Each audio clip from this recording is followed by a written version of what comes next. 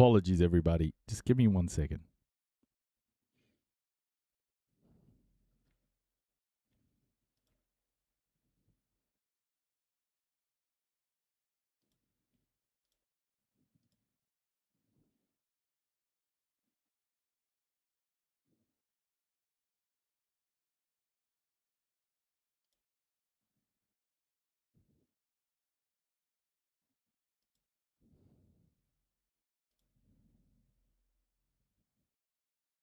Okay, we're back.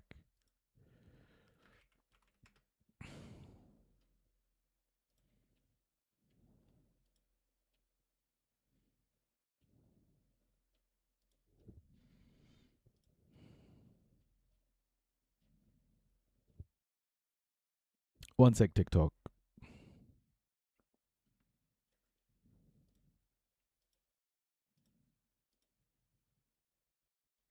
Well, let's. Okay. I just need to open the live stream. 1 sec.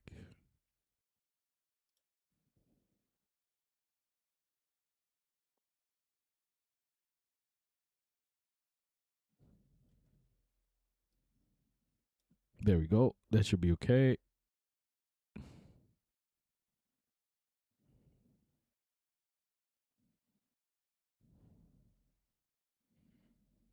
Oh man, I'm getting this warning.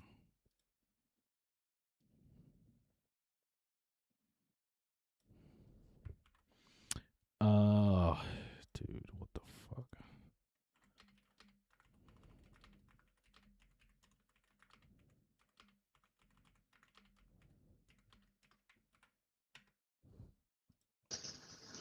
Well, I think the greatest impact is the ability to defend ourselves and our friends and allies in the region from Iranian retaliation. So I think we've got most of what we need and lots of it to strike targets. Once you destroy the radars and you take out their anti-aircraft missiles, you get your aircraft in. Now you still have risk, but you can get over the target or close enough to it. You can use joint direct attack munitions and many other things that are basically iron bombs with guidance on them. We've got a lot of that. But when it comes down to the Patriot system or the THAAD, well, that's a significant consideration. If we were able to take out all of the Iranians' missile capacities, then it wouldn't be as big a factor. But right now, we haven't quite figured out how to get all those missile cities. Iran is negotiating directly, but only with Oman. The Vice President, J.D. Vance, you just heard him, said that peace talks with Iran would be messy and take time. What leverage do you think the United States has, the Trump administration, right now? Has the U.S. lost its military ability to force Iran into some sort of peace agreement? I don't think we've lost the ability to force Iran militarily. But I think what the Iranians see is they see the politics in the United States. And they see this a president who's worried about congressional elections, and the country's split, and the public doesn't like this. And, you know, the Iranians, they're students of history, just like the Russians and Chinese. They've seen this movie before, especially in Vietnam, and they know what can happen. So that's the big constraint on the military. We do have a lot of economic opportunities. Look, American firms would love to go in there. But here the problem is our friends in the Gulf wouldn't like to see Iran become the largest and most powerful economic factor in the region. Hey, Kev. So there's some constraints in our ability to effectively use this. So it is going to be messy, as the vice president said. Maybe we can work our way through it. I think first we've got to sort of go through this 60-day period, get the Strait open if we can, and get the ticking clock removed from us while we do this. All right. I've got one more. Sorry, everybody. Like it's been kind of like moving around a little bit, but I'm just trying to get this new setup working. I've got it humming now. I think we should be all good, ready to go. So hopefully we won't have any more dropouts on Twitch. It looked like my bitrate that I was sending through was wrong, so I've updated it, and now we're cooking with gas. Okay. So let's see. Bitrate seems to be fine now. Let's see how it goes. But we're back in the news. We're back in it. We're back in it, guys. We're back in the game. All right. Here's one that I wanted to show you guys. This one as well. Hold on. We'll do this one first from ABC News. I think ABC News, this report is pretty damning. U.S. on the verge of significant strategic defeat against Iran. Former negotiator. Woo! Reopening the Strait of Hormuz. Significant strategic defeat, everybody! Let's go! Viva Palestina! Can I get Palestine flags in the freaking chat? Free Palestine. Let's go!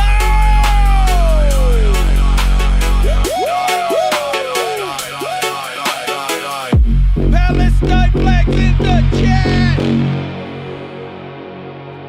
Significant strategic defeat, everybody. Significant strategic defeat. Yes! Okay. They're gonna claim that it's not. They're gonna claim that it's not. But it totally is. They haven't been able to reopen Hormuz. Free Palestine. They have not been able to reopen Hormuz. The Hormuz is closed!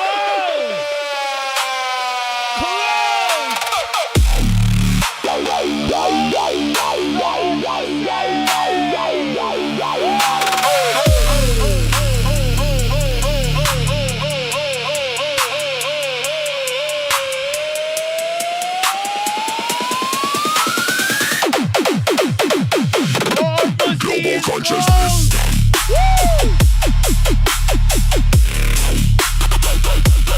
Free Palestine.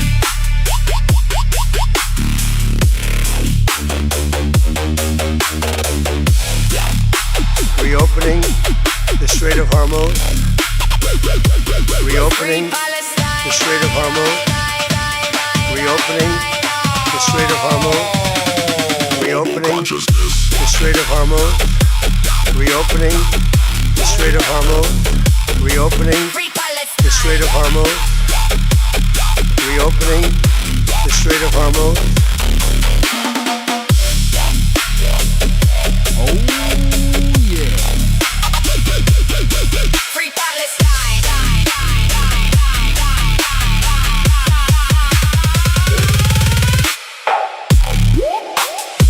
Reopening the Strait of Hormuz. Oh, shit! Reopening the Strait of Hormuz. Reopening the Strait of Hormuz.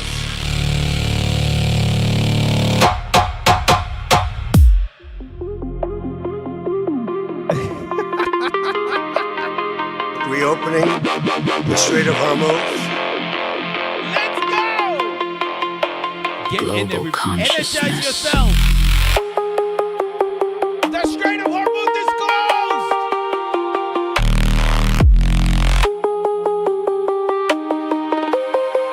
Free Palestine. Reopening the Strait of Hormuz.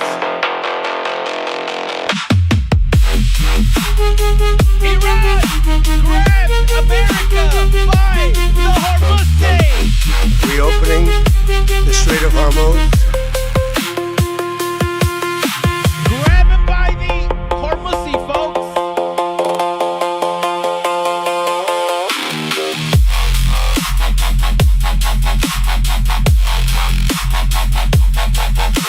Reopening the Strait of Hormuz.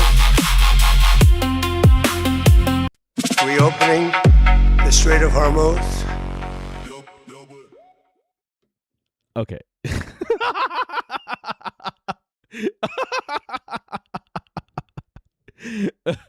Woo! Grab him by the Hormuz. Okay. U.S. on the verge of significant strategic defeat against Iran. Oh, let's listen. Well, let's get more now on Iran's warning to the Gulf states that any new US strikes will trigger retaliation attacks across the region. Aaron David Miller is a former Middle East negotiator for the US and he joins us now from Maine. Aaron, thank you very much for your time. Glad to be here. Just how close do you think this Oman-Iran deal is? You know, I've been around Welcome, negotiations most of my Hey, professional Sasika. life, and until we see a text, Hey, Sophia. I think it's really very Hey, difficult choose to peace. say. Clearly, there are three stages here. The Iran and the Omanis need Charlie. to come to some sort of agreement. The Gulf Mauchi, states need to welcome. decide whether or Juliana. not they can acquiesce or even support such an accord. And then, Welcome, everybody. once the text is made public, the administration is going to have to weigh in to see whether or not they're able to accept it. But again, my confidence level here is not entirely high these days. I mean, look at the memorandum of understanding signed on June 17th. Within 6 weeks, it had cratered precisely because it was put together in a hurry with radically different interpretations by Iran and the administration as to what each side's requirements and obligations. As a hairstylist, I want to grab him with love. Oh, dear. Were. So whatever document is produced, and again, I've worked and voted for Republicans and Democrats, so you can consider this a partisan comment if you'd like. The United States is on the verge of really suffering a significant, would I call it a strategic defeat, maybe, that we may actually Silva. have to acquiesce in Iran's leverage and control, if not its sovereignty. Oh, my gosh. The Cope. This guy's a lib, by the way. He's a lib. Yeah, Bill Clinton's administration. A strategic ass whooping. Yeah. He's got Carl Sagan hair. That 70s Carl Sagan hair. Beautiful. By the way, if you haven't watched Carl Sagan's series, what is it called again?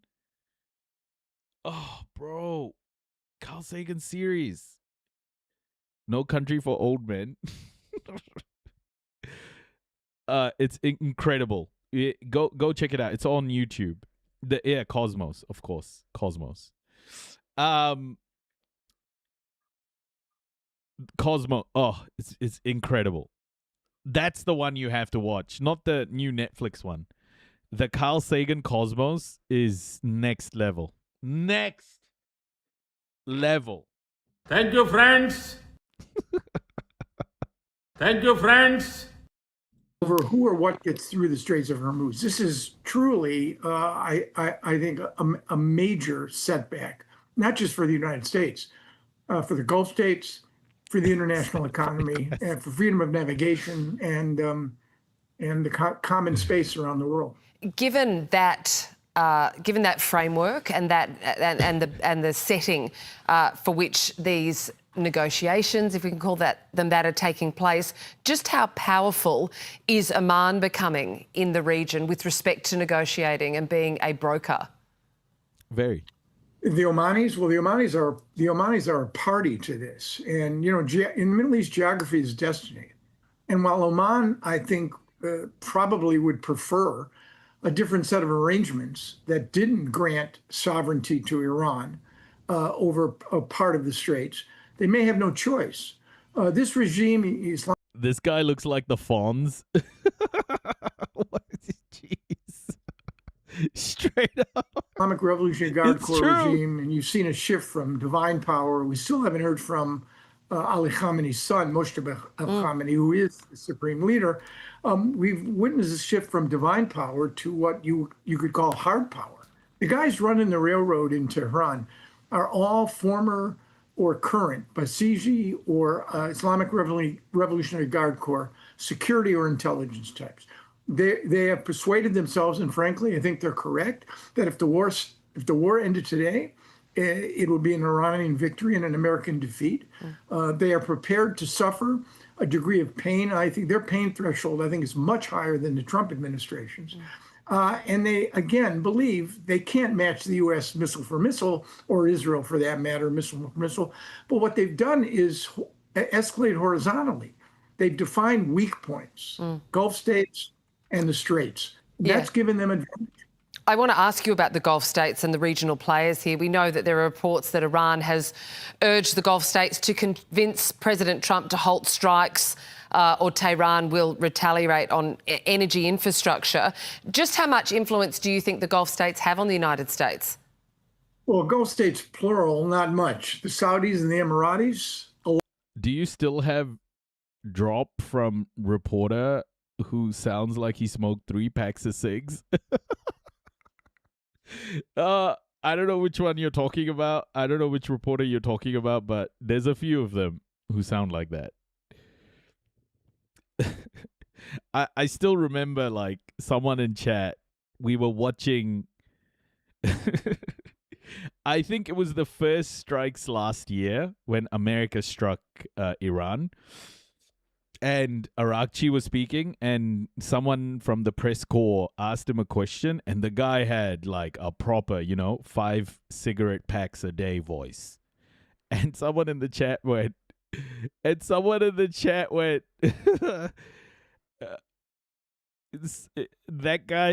guy is, that guy's refining uranium in his throat.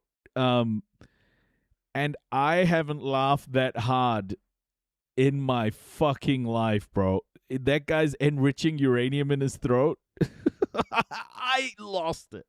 That was so good. Oh my, the timing of it.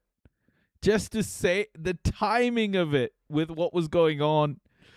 Oh my gosh. I haven't laughed that hard in a long time. A lot. Not just because they are the two most powerful and richest of those countries, but in large part, and again, I'll remind everyone that I've worked and voted for Republicans and Democrats. The Trump administration and the family, the son-in-law, Steve Witkoff, have made hundreds of millions of dollars, and so has the president, in investing in ventures. The Affinity Partners, which is Jared Kushner's $2 billion hedge fund, was bankrolled by Mohammed bin Salman, the next king of Saudi Arabia, the Emirates as well. So I think there's a huge, huge audience in Washington, in this administration, for Gulf state treaties. But there's also a pragmatic reality.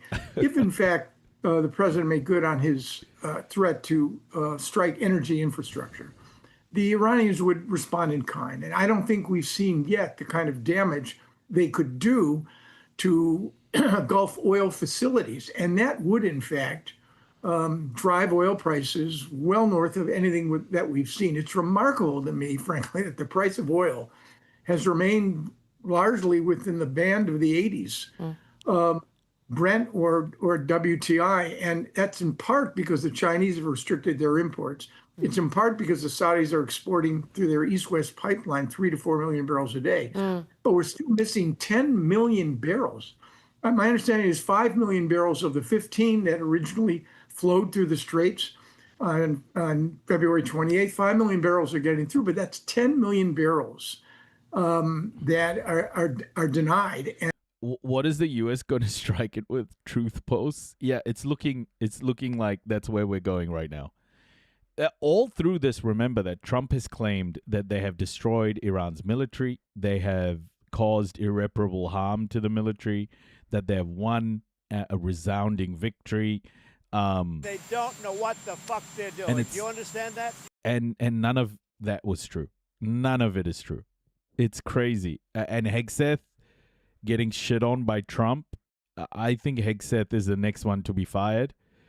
All through this, Kash Patel is like just sitting there going, oh, fuck, the attention's not on me anymore. Thank goodness. Kash Patel's like, this is good. This is good. No one's looking at the bullshit I'm doing.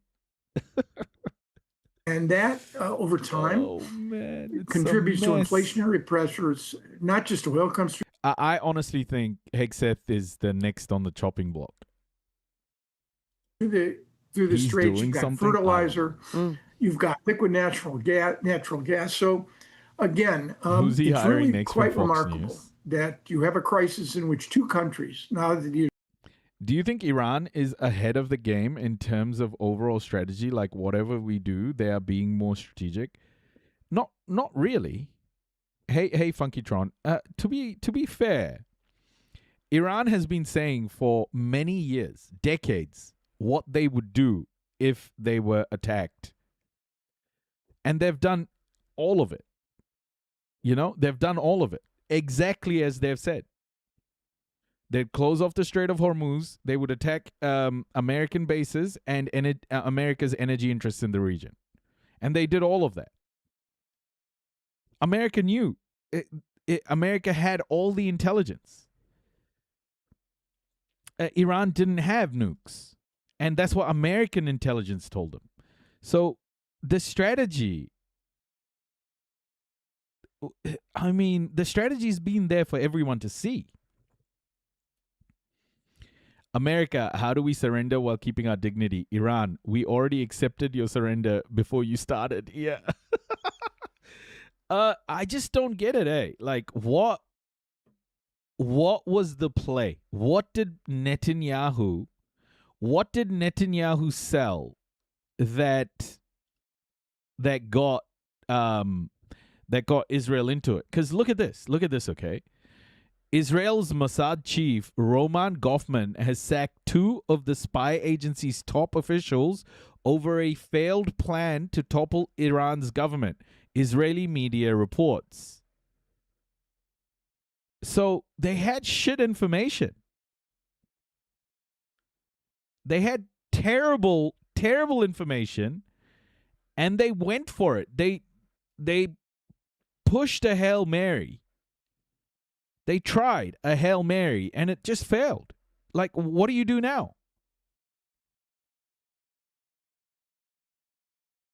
What do you do now if you're Israel? That's it. Like, it's done. They pushed America into this. Trump wanted to do this. Well, Trump didn't want to be left out. Oh no! Of course, Funkytron. I'm not like I'm just spitballing here, but to me,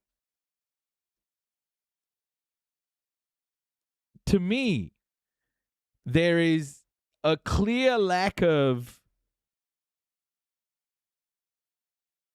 listening to the Iranian people.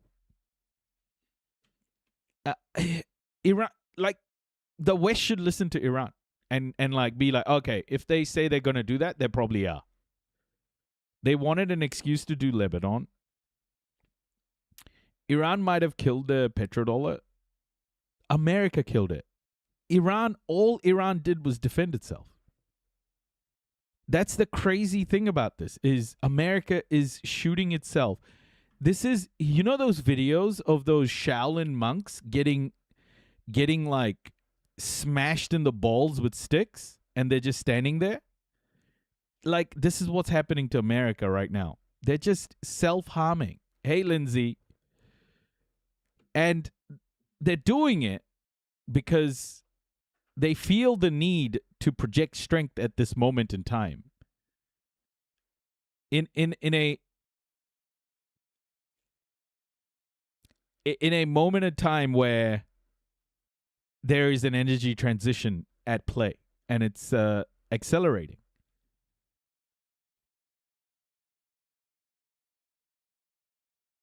Like, you don't like a little ball smashing once in a while? I used to play cricket, Chris. And in cricket, like, I've been hit on the nuts a few times with a cricket ball. Even with my ball protectors on, it hurts like hell. So no, I do not want to get smashed in the balls ever. Israelis have stood down. Iran and the United States. It's an abusive relationship here in America, if you ask me. Impacted global oil supply and the international economy. I don't think there's a crisis I could think of in the last 50 years where only 2 countries participate. Noisy, how did you have a child after that? It didn't stop working. I still had my ball guard on. It's just, the pain is severe. Like, I don't know how to describe it to you guys, but when you get like hit in the balls, like your body just stops working, like your knees stop working. like your brain forgets to breathe. Nothing works. It's just like immediate, just pain.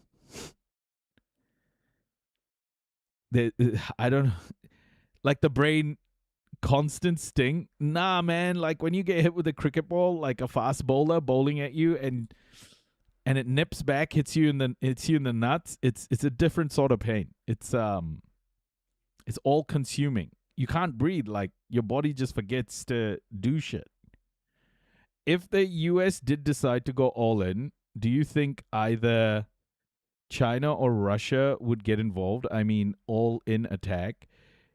Is that why also US is afraid, since they know Iran is being supported?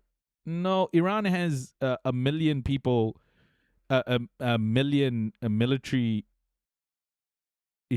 armed military people, an armed military with a million soldiers, and another million ready to be conscripted at any moment. It would be a massive disaster for America if they put boots on the ground.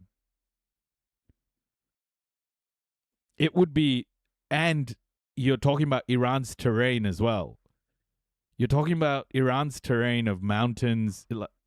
Like, Iran is tough, man. Iran has natural barriers all around its borders. It's not an easy place to invade. Like, think about Afghanistan or Iraq, and just like times it by infinity in terms of difficulty. Iran would be. Hey, Rory, welcome. Iran would be so much harder. The difficulty level is. America has nothing to fight for while Iran is fighting for their existence. Yeah, it would be a forever war of epic proportions. And no, China and Russia wouldn't join. They'd just keep arming Iran. Because what does China and Russia have to gain by putting boots on the ground? They'll just keep arming Iran, and Iran will just keep fighting. Just like Europe is arming Ukraine, and Ukraine is continuing to fight. And you have to wonder, where are the Chinese, where are the Russians, where are the Europeans in all of this? They're nowhere to be seen. You speak of two countries, in this situation, but I did want to conclude on your assessment of the overall regional stability, given what Tehran is asking of the Gulf states, given we've seen the Houthi rebels attack in Yemen, etc. Yeah, I mean, the Houthis have an internal dimension to their priorities. They've been at war now with the internationally recognized government of Yemen, backed by the.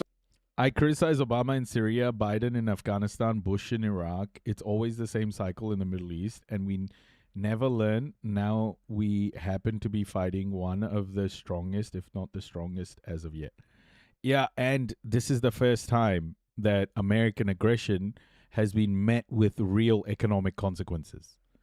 Whereas in previous wars, the states under attack have not been able to really impose too much economic damage.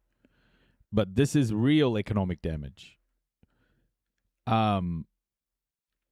This is real economic damage because this is like America being sanctioned. When has America has never been economically sanctioned? This is an economic sanction.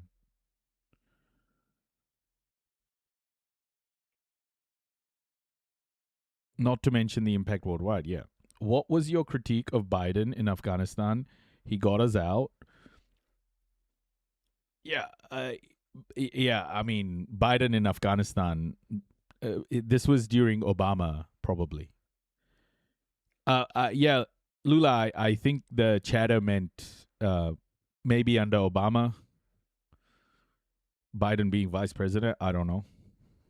Saudis and the UN and others, and they want to demonstrate that they essentially can not only block the Bab el-Mandeb, which is the second point, but they can also flex their muscles at home. So I'm not surprised, and it does suggest that Yemeni politics are far from anything but roiled now.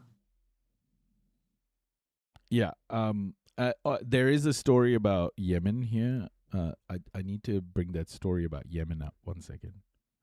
Yeah, the Yemen story is here. The Saudi-led military coalition that backs Yemen's internationally recognized government says 11 civilians have been wounded in an attack. It said Ansarullah Houthis were behind the attack on the southern Saudi border region of Najran. The coalition spokesperson said 7 Saudi nationals were among those injured, including a woman and a child. Now, in a separate incident, the Houthis say they killed 45 people during attacks on Saudi forces and military positions of the UN-recognized government in the east. The Houthis say they used ballistic missiles and drones to target the Al Thaniya camp and other areas. Emergency forces that work for the internationally recognized government say the attacks have caused casualties there.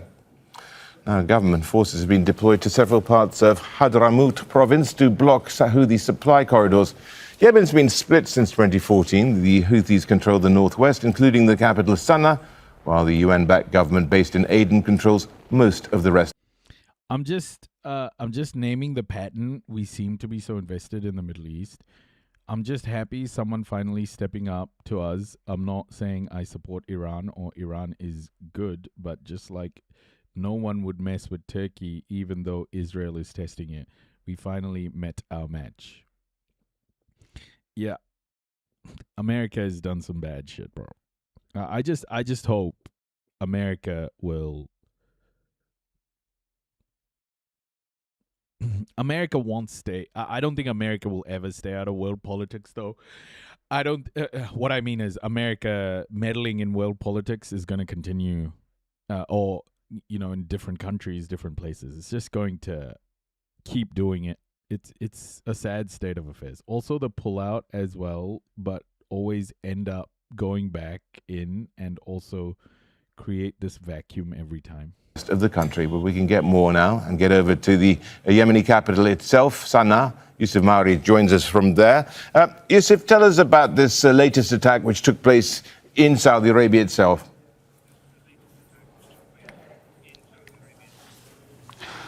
Well, according to Ansarullah Houthi officials, what was targeted is the Najran airport.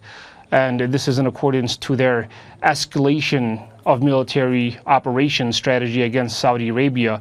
They've already imposed a naval blockade, and they said that they were going to target also, in addition, Saudi oil transport infrastructure, Saudi Aramco oil facilities, and Saudi airports. And this is, according to the Ansarullah Houthis, as a result or a payback to Saudi Arabia's attack on Sana'a International Airport, which occurred a little over a month ago, where Saudi Arabia, 2 fighter jets attacked Sana'a airport in order to try to prevent an Iranian flight from landing at Sana'a International Airport. And the Ansarullah Houthis said that they would target Saudi airports, and they seem to be following on that promise. Earlier today, the Ansarullah Houthis also coordinated perhaps one of their biggest military operations against Yemeni government forces, which of course killed 45 people and led to the injury of hundreds of others in an attack that targeted 3 military bases in eastern Hadramaut and also in the province of Marib. 2 of the Yemeni government main stronghold, a Yemeni government that the Houthis and Ansarullah believe is coordinating with Saudi Arabia to wage a military offensive against the territories that are under the control of the Ansarullah Houthis. So can you just give us a sense also, what happened earlier with the Houthis saying that they killed... Do you have laws don't apply to me money? Oh, shit. 45 people during attacks on Saudi forces and military positions in, or shall I say, of the UN-recognized government in the east? Well, this is a change in military strategy for the Ansarullah Houthis. When they began this military campaign, it was first to impose a naval blockade on all Israeli shipping. Then they gradually started attacking Saudi Aramco oil infrastructure, and now they seem to be moving towards opening fronts against the Saudi-backed and internationally recognized Yemeni government. According to the Ansar Allah Houthis, the Yemeni government is being backed by Saudi Arabia, and they view the Yemeni government as not as a separate entity from that of Saudi Arabia, which is why they believe they are justified in carrying out the attacks today against their military positions. They believe that these are also military positions that are being leveraged by Saudi Arabia against their control of the Yemeni capital and the areas that are currently under their control and have been since 2015, which is the majority of Yemeni provinces. Yusuf, thank you very much indeed. Yusuf Mauri there joining us there from the Yemeni capital, Sana'a. Incredible. Like, it's all flaring up so badly. I don't think America has a choice, man. Like, but I don't think America will give up. I don't think America will give up. Do you guys want to watch a bit of Fox News cope on this? Because I think Fox News and Republicans, how they are feeling about this is going to be very important to track as well. So this is Fox Business, and yeah, they are struggling to understand this situation. They are struggling to understand that America is being challenged in a way where they don't actually have a real response.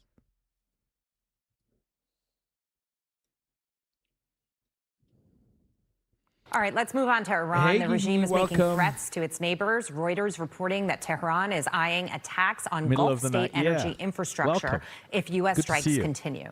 The threat comes as negotiators push closer to a potential deal brokered by Oman to reopen the vital Strait of Hormuz. Under the reported draft, the deal would give Tehran oversight of inbound tankers in the strait, but would be barred from placing shipping tolls on commercial ships. The president saying that the U.S. controls the strait.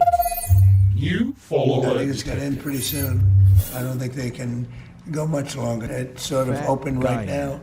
You know, we have a thing called the blockade headed up by the U.S. Navy, and we control it. And now we control it, but they can always shoot something. They always have something or drop a mine. And if you have one mine sitting out there, you sort of mess things up because people don't want to take their billion-dollar boats and Oh, there's the golden retriever. accidentally get hit by a mine. But I think we're doing very well. I just, you know, I'm involved in the negotiation. I think we're doing fine. For more, let's bring in former Deputy National Security Advisor KT McFarland. KT, thanks for being here. If Iran becomes a recognized stakeholder of what's happening in Hormuz, have we actually given credence to their ability to leverage things, and are we validating that type of behavior? What type of behavior? Behavior like America, you mean? I can't imagine that we're going to say it's fine for Iran to control the Strait of Hormuz on the mere promise that, well, they're not going to charge anybody tolls. So give us control, but we're not going to charge a toll. Well, if you give them control, they're going to start charging a toll, maybe not tomorrow, maybe not next week, but eventually. So I think it's a non-starter. And as the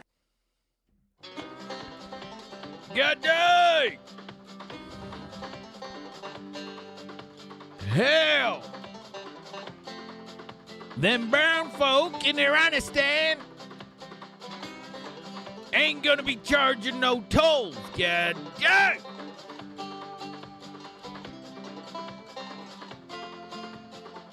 We ain't gonna let them Arabs take our dollar. Hell no. We about to shoot some of them Arabs. Cause goddamn it, I'd much rather shoot them than them taking the Hormuz. You hear me? Cletus, get off your goddamn cousin. I ain't gonna tell you that no more, boy. Get me my goddamn moonshine, will ya? All right.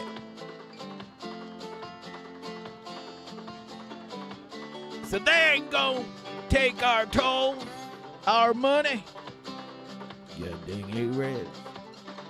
I tell you what. The land of the free, the home of the brave. We're bringing democracy. God dang. You gonna love democracy. You goddamn Arabs.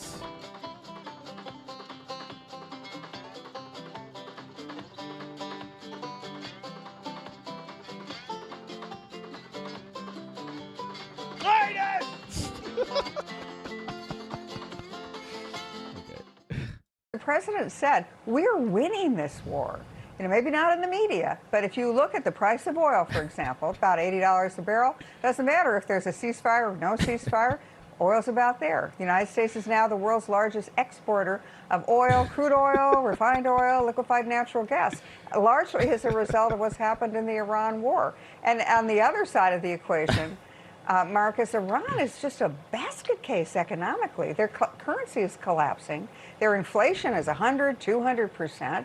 They're getting no income in. And while we're having all these negotiations, it's either on or off or on or off. The one thing that's remained is the blockade. Iran is getting no ships in or out of Iran. They're not exporting any oil, and the sanctions remain. So they're bleeding out. Okay.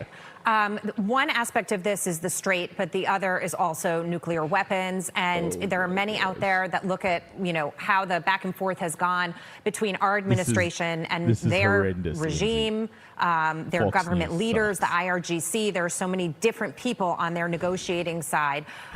What would you consider to be a win with respect to a deal on that side? Because they've shown us in the past that they say things and then they don't follow through with them, and enforcement becomes very difficult. You know, there's a school of thought on this that there really is one way only to end all of this.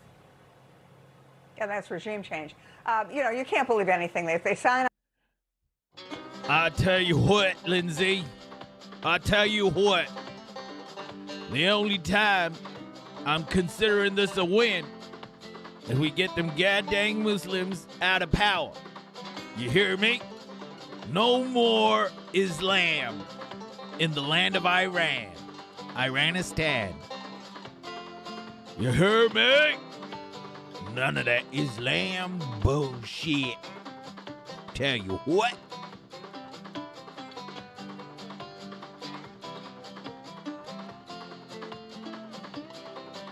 We don't want no Islamistan.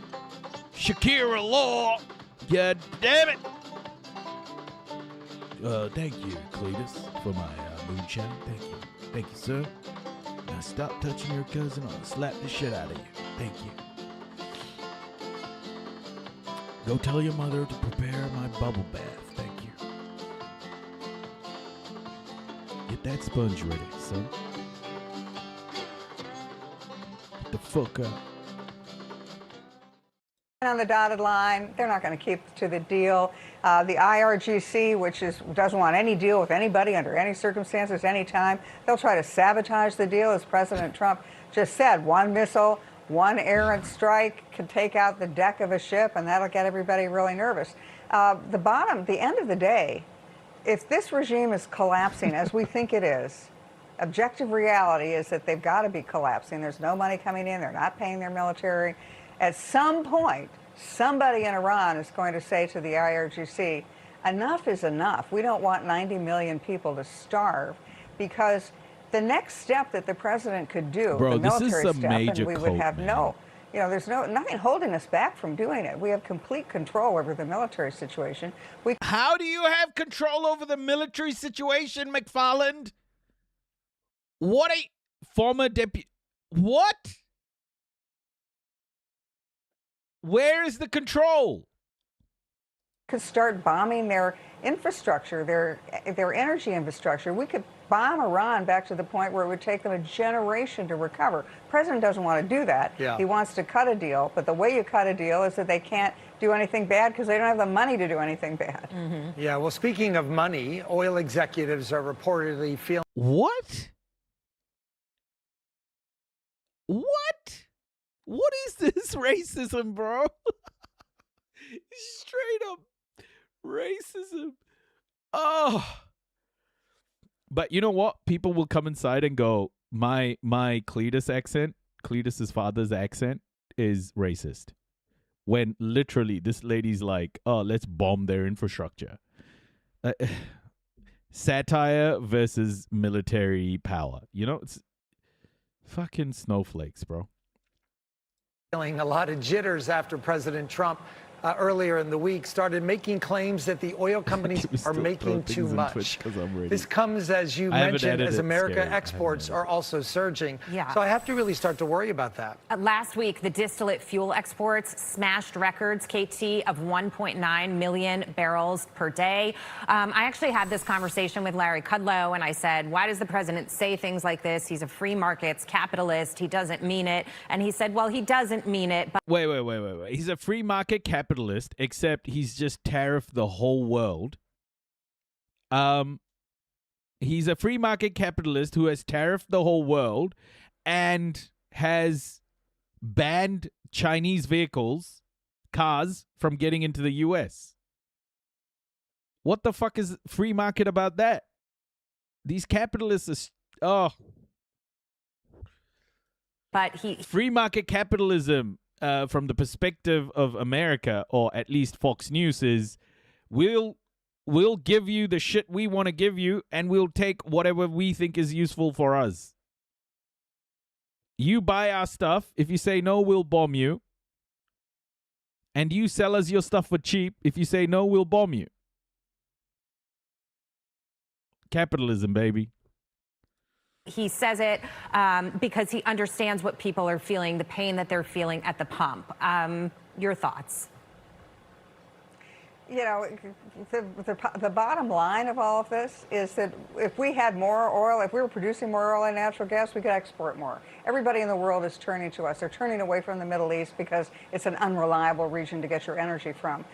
When the president says that, you know, I think it's the idea that he is feeling. The thing this lady isn't saying, because, you know, like she's trying to make it seem like nothing's wrong, is America's own reserves, oil reserves, are at historic lows. It's fucking, they're draining their own supplies in order to like make as much money as possible during this time and make it seem like nothing's wrong. And this is what's happening around the world. It's like China stayed out of the market during the first chapter of this. Reserves have been drained globally. Saudi Arabia has had to redirect a lot of its supply to the Red Sea. The UAE is trying to redirect from the Persian Gulf, redirect across its land so that it doesn't get blocked in the Hormuz Sea. It's just crazy, man. And it's still, there are shortages, and still they're getting through all of their reserves. It's not, America's not in a good place. The Dow does not represent any of the problems happening in America right now. The same pain. But, you know, oil is stubbornly, whether we're having negotiations or not, oil is around $80 a barrel. That's not a bad place to be compared to where it was when the war started. And gasoline is now around $4 a gallon. Some places it's under $4 a gallon. The minute the oil starts flowing again, that price of gasoline is going to plummet. In the meantime, we do all we can to drill, baby, drill. Yeah, I think the only challenge... Drill, baby, drill. Yeah, I think the only challenge, KT, is that we know we want American independence in oil. Does that ultimately translate into American independence financially around oil as well? And obviously, that's the goal. So, KT, thank you. Thank you.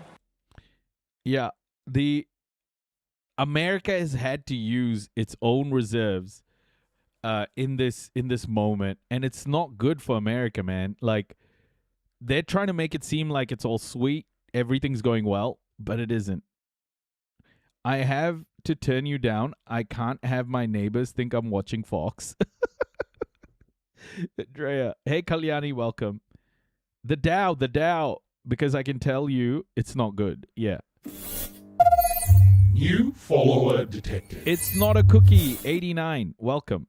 Welcome. Great to have you here. Okay, so now we're going to cover a little bit of the genocide, Israel and Palestine, just stories from there. Some really good reporting. let's get it done.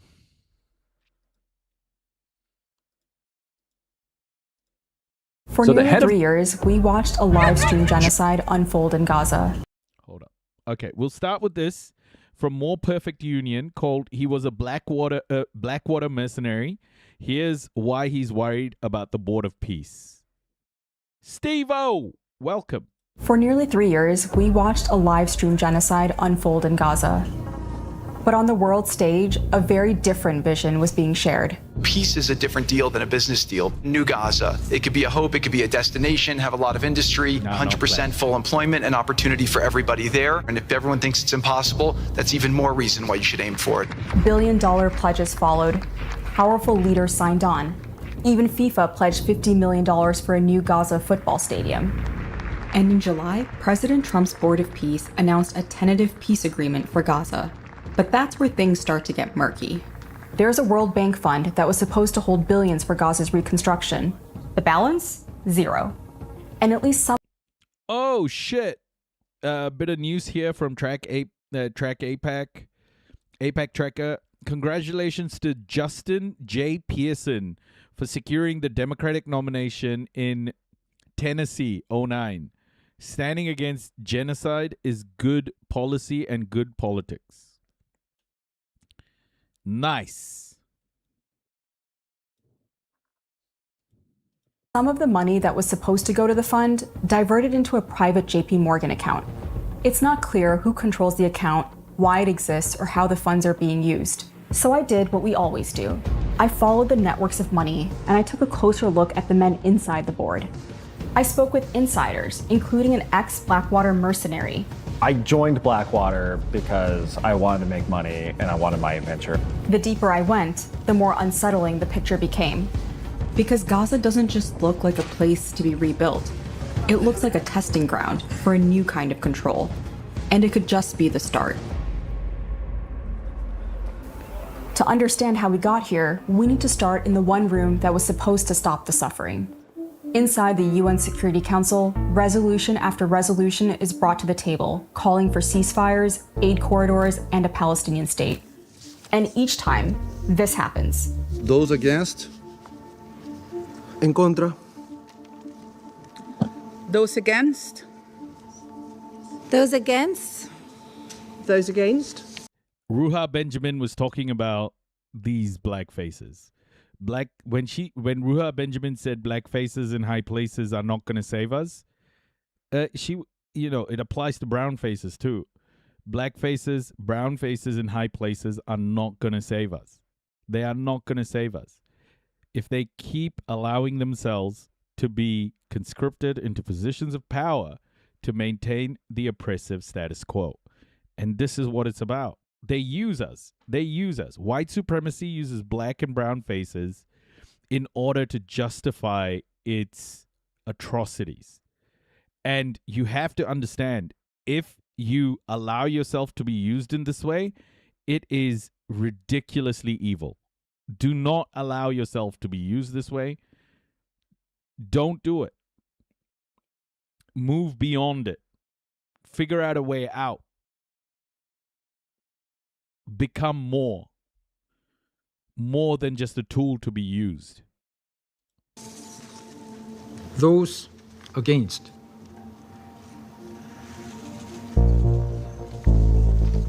So when the US offers a new way to bring peace to Gaza through the Board of Peace, the Council immediately approves it.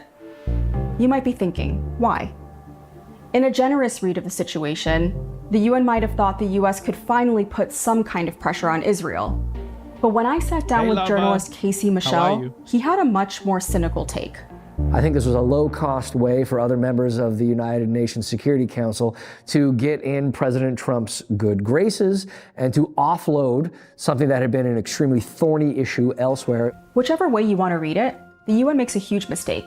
It greenlights the board without seeing its most important document, the Board of Peace Charter, which is revealed 2 months later. First, membership is invite-only for countries and individuals. For countries, $1 billion is the price tag for a long-term seat. Palestinians have no real decision-making power, but Israel and Prime Minister Benjamin Netanyahu are invited to join as a member state. Second, Trump is made lifetime chairman of the board unless he resigns and names a successor, which means even after he's no longer president, Trump keeps that role as a private citizen. Third, the board can open private bank accounts that are harder to track or scrutinize, like the JP Morgan account I mentioned earlier. And finally, Gaza, the original purpose of this whole initiative, is never mentioned in the charter. Instead, the board's mandate is expanded to any place threatened by conflict, so meaning anywhere.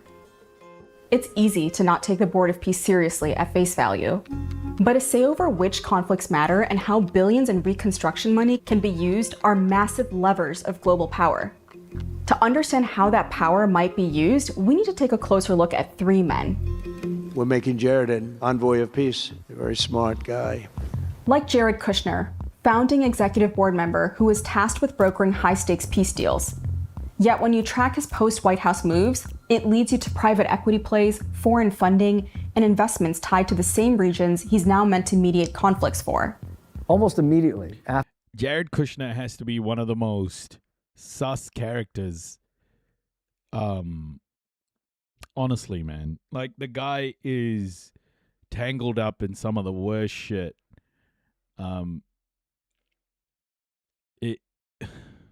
think people really need to be aware of language, literally word for word.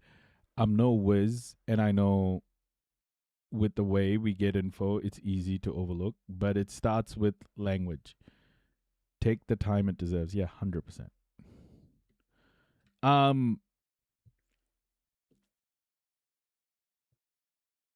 It's so, like, Jared Kushner is becoming, or has become, one of the most evil oligarchs in the world. Like, the shit he's involved in, he does not give a fuck how many people die. Like, he is one of the, I think international law, if it doesn't put a guy like Jared Kushner in jail, like, what are we even doing, you know? Hey, Calais, welcome. Jared Kushner should be imprisoned. Minimum. After Donald Trump leaves the White House in early 2021, Jared Kushner is looking for new ways to monetize his relationships that he developed in the White House. He and a number of others start something called Affinity Partners, which is a brand new private investment fund that also immediately opens itself up to foreign financing from around the world. They go to Saudi Arabia, they go to Qatar, they go to the United Arab Emirates, and the next thing they know, they have billions of dollars flowing in for this fund. With that foreign money behind it, Affinity goes on to buy the largest stake in a firm called Phoenix Financial. Phoenix is an Israeli insurance firm known for investing in companies with links to illegal settlement activity and expansion.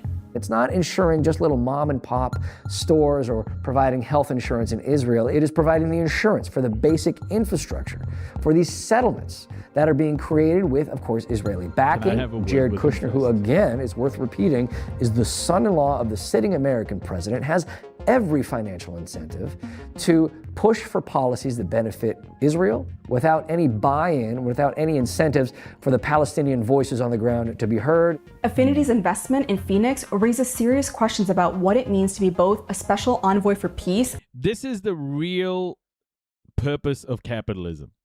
This right here is the real purpose of capitalism. It is the ability to create third-party organizations and to create convoluted relationships with organizations that that completely distance you from the harm that you're causing. This is the real role of capitalism. It's to take away any sort of responsibility or accountability.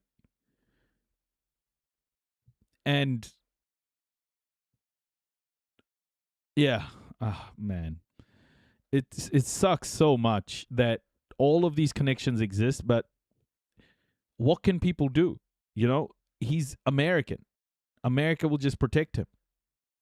And also hold investments in the Middle East, namely Israel. But beyond Kushner, there are two other Board of Peace members to know. First, Mark Rowan, whose Apollo Global Management is also connected to Phoenix Financial. Phoenix and Apollo have a standing deal where Phoenix can join Apollo's investments in Israel up to a total of $2 billion. The potential here is tremendous. The coastline alone, $50 billion of value on a conservative basis. The housing stock, more than $30 billion as rebuilt. The infrastructure, more than $30 billion.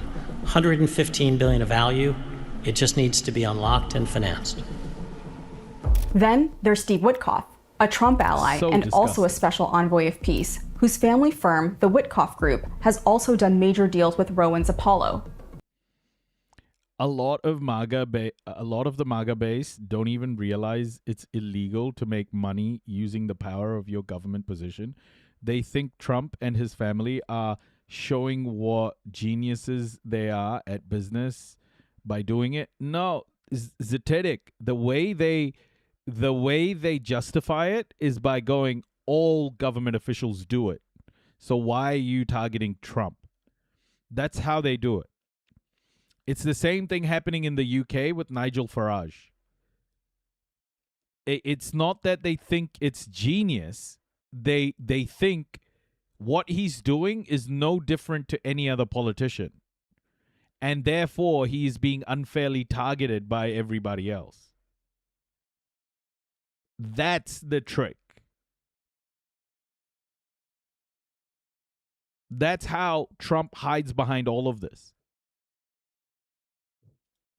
Through the Witkoff Group and a crypto venture co-founded with the Trump family, the Witkoff's family's finances are deeply entangled with the same Gulf states he's negotiating. How would I describe my views? Stick around. Maybe you'll find out. Peace deals with. Witkoff claims he's divested from both, but he hasn't fully separated from the family firm, and his sons still run the companies. Show me the incentives and I'll show you the outcome. If you see where the incentive structures lie, almost every single time, you can see what the outcomes are going to be. There's no evidence that Kushner, Rowan, or Witkoff have formalized any deals through the Board of Peace, but the incentives here are striking. On top of that, the glossy, private equity-style vision set out by Kushner, Witkoff, Rowan, and the other Board of Peace power brokers has another obvious problem. It looked like something that was plucked out of a sci-fi novel that has absolutely... Didn't leave. One of the Safa white boys I went to high school with works for Apollo Global Management. I see. Apollo is the company that has Leon Black is the owner of Apollo, and Leon Black is one of the guys who gave $120 million, $120 billion to Jeffrey Epstein between 2011 and 2017. Insane amounts of money. Leon Black is very, very deeply embedded in Epstein's world. And Apollo, the new guy who's running Apollo, reports to Leon Black, basically. Jared Kushner, Leon Black, all of these fucking people work together. Like, it's insane. The Trump administration, they're all tied together. Interestingly, in 1995, Leon Black, 1996, 1995-96, Leon Black and Donald Trump went to Russia together to make business deals.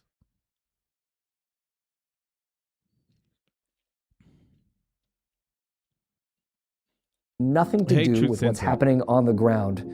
So how do you go from... And that's not like a speculation. There's like a YouTube video with these two in the same room with Russian officials. Like there's news, there's reporting on it, heavy reporting on it. But yeah, it's all so fucking connected, bro. Like all of this, all like Jeffrey Epstein's pedo ring and all of this, what Trump is doing, it's all connected. It's all linked. This to that? Well, you don't. At least not yet. Because just a few weeks ago, the Board of Peace cut back their sweeping Gaza plan. And instead, it's narrowed that blueprint to a pilot camp near Rafah. Portable cabins for tens of thousands of vetted civilians run by a police force and an international stabilization unit. it looks less like a reconstruction transformation and more like a controlled experiment. And whether the promise is a grand sci-fi vision of New Gaza or a single contained pilot project, there's a whole second layer of players who stand to win big from carrying out these plans on the ground. So I traveled to Arizona to speak with an insider who gave me a rare look into the secretive world of private military contractors. My name is Morgan Lorette. I was enlisted in the Air Force, and then I worked for Blackwater in Iraq for 18 months in 2004, 2005. The former contractors aren't big fans of me, I'll tell you that. But at the end of the day, Blackwater really gave me the opportunity to, one, make a crap ton of money. That was always number one for me. And two, go and get that war adventure that I had been training for and been wanting, as a military member for so long. Blackwater was a private corporate army hired by the US to fight and provide security during the Iraq and Afghanistan wars.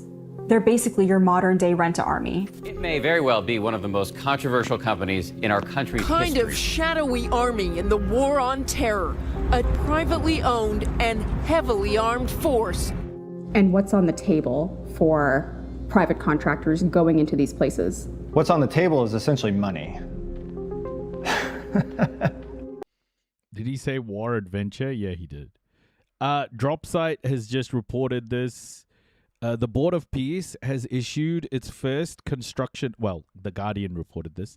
The Board of Peace has issued its first construction contract in Gaza to build a rudimentary 150-person military outpost to house Moroccan troops, according to The Guardian. The contract, which has not yet been finalized, was awarded to Arkel International, a Louisiana-based company that has previously carried out work with the U.S. government in countries such as Iraq. The base is 100 meters by 120 meters and is intended to house a contingent of Moroccan troops who would rotate from a base in Israel, The Guardian said, citing a source familiar with the matter. Oh, Morocco. Crazy. Who would have thought it? Who would have thought it? You're going to make more money for the same amount of risk that you had already done before in the military. But private security contractors don't operate under standard military laws and regulations. It was one of the worst killings of innocent civilians by U.S. contractors in Iraq. The accusation. Whoa! Asmongold got banned on Twitch? Asmongold got banned on Twitch?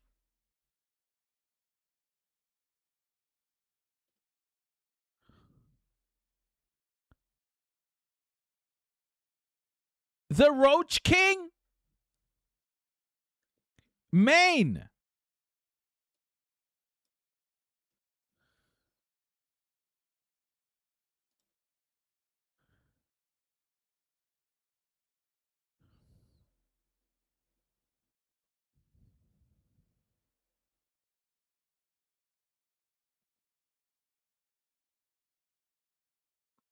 I don't know if it's permanent.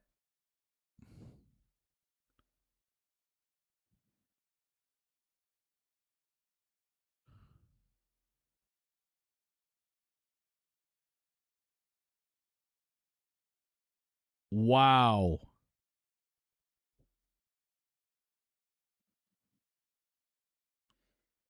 Crab rave? Okay. Let's do it.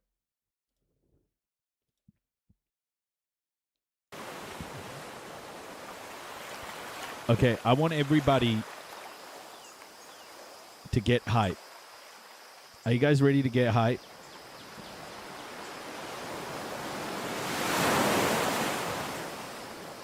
Prepare yourselves for hype.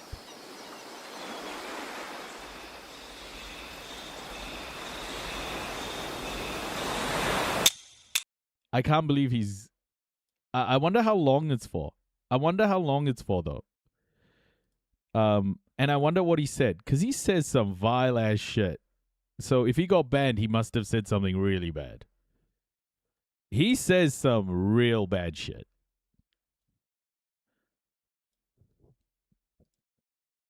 Accusations of indiscriminate shootings by Blackwater guards. Of more than 30 unarmed Iraqis in Baghdad, 17 of them died, including a 9-year-old boy.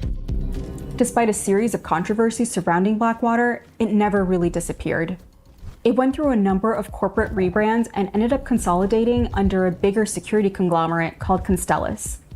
The logos changed, but the basic business model didn't. In 2024, ex-CIA officer Phil Riley, who previously worked for Constellus, started a company called SafeReach Solutions. As Palestinians in Gaza starved, the Israeli government refused to lift its blockade on aid and instead created a new organization backed by the US called the Gaza Humanitarian Foundation that outsourced aid logistics and armed security to SafeReach Solutions. You know what the most fucked up thing about this Gaza, well, not one of the most, but a fucked up thing that came out on social media when this Gaza Humanitarian Foundation was happening, they would make videos. The Israeli forces or people in the Gaza, in the GHF sites, would make videos, drone videos of people running into the sites to collect food. And I saw one with the, was pretty vile, the Asman thing. Oh, was it? What did he say? Oh, yeah, actually, I did see that.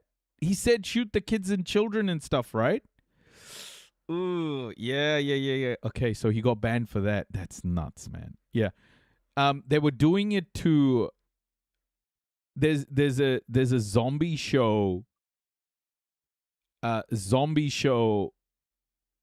It's like there's seasons of it. I can't remember what the name of the show is, but they were using the intro song to that zombie apocalypse show. And with all of these Palestinians running, trying to get food, it was such a sick thing, man. It was such a sick thing, honestly. They dehumanized the Palestinians so much.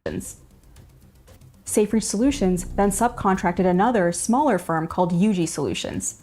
Here's what happened. Desperately seeking food, starving Palestinians instead are met with live ammunition and stun grenades. Witnesses say Palestinians were shot while trying to collect aid from the U.S. and Israeli-backed Gaza Humanitarian Foundation. Hundreds of Palestinians have been killed while queuing for the food they thought would keep them alive. A UG Solutions contractor alleges that it was the company's contractors who fired on civilians. UG Solutions denies his testimony. You're taking people that are military veterans and you're putting them into a combat zone. It is going to be an absolute fiasco. This is the problem with holding private military contractors accountable, is how do you define the jurisdiction that actually governs them? It's not the Uniform Code of Military Justice. It's not the local laws. It really is this legal gray area that continues to be exploited. And the only people that end up getting screwed by it are usually the guys on the ground. It's not the companies, it's not the politicians, it's literally the guy that was standing there and thought he was making the right decision. And the civilians on the ground, right? I mean, from a contracting point of view, I don't care about that. Like, not to be a jerk, but at the end of the day, the rules of engagement are not the same as the military. Gaza Humanitarian Foundation shut down in November of 2025. Man. But just like Blackwater, the contractor networks behind the foundation didn't disappear. They adapted.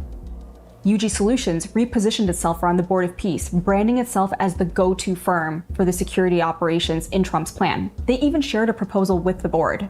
And the company is now advertising jobs like this one in Gaza to guard crossings in Rafah and protect infrastructure. Essentially, the contractor doesn't matter, because you could go in there and you could do a horrible job, and all it's going to take is creating a new LLC over the course of 2 or 3 days, getting a couple of new people in leadership and saying, well, now I'm going to bid on that. It's always going to be the exact same people on the background. Just weeks ago, the Board of Peace planned to grant itself sweeping legal immunity in Gaza according to a draft resolution, hoping to shield its members from arrest and prosecution. It's unclear whether this immunity is meant to extend to international courts or cover potential claims within Gaza itself.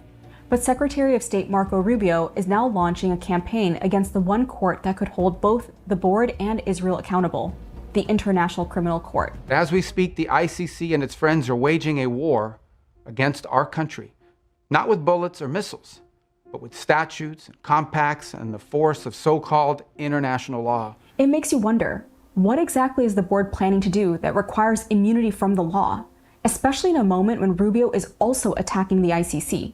I really don't think we've been able to wrap our minds around the fact that this doesn't have to remain relegated only to Gaza. It can, of course, be extended to the West Bank, but it could also be extended even further beyond. Maybe it's Lebanon and Syria, maybe it's Iran, maybe it's Ukraine. The deeper I followed the Board of Peace's networks of influence, the more I kept landing in the same unsettling place. A system that normalizes a market for endless conflict. One where every phase of war becomes a financial opportunity. Weapons sales to Israel, raze and destroy homes and infrastructure, making a place completely unlivable. Stabilization through private security contractors. Channel global capital into redevelopment. War will always be a moneymaker. It's amazing. I think history is going to repeat itself. It hasn't yet, but it sure as heck rhymes. It's not going to be any different than what we saw in Iraq and Afghanistan. So what then is the alternative? You cannot have peace without addressing historic wrongs, without addressing justice on the ground. So maybe you start with the most obvious problem. There are plenty of other options to pursue moving forward in terms of American policy regarding Israel, regarding Palestine, ranging from cutting off arms sales to Israel to launching new programs of sanctions, targeted sanctions against those violent settler communities in the West Bank and presumably in Gaza. You just took money from Bezos. Welcome to the Noisy Crew. Kellez! Hi. Thank you for the prime sub, Kellez. Welcome to Twitch. Thank you so much. I'm assuming this is the Kellez from TikTok. Maybe it is, maybe it's not. But thank you for the prime sub. That's massive. Thank you. The Board of Peace is one vision for Gaza's future. The question isn't whether this plan will bring peace to Gaza. It's who gets to control Calais, sorry. Calais. what happens next and who pays the price for it. Because the more things change, the more it stays the same. Thanks for watching. Don't forget to like this video and subscribe to our channel. Yeah, the Board of Peace, man. I think it's really the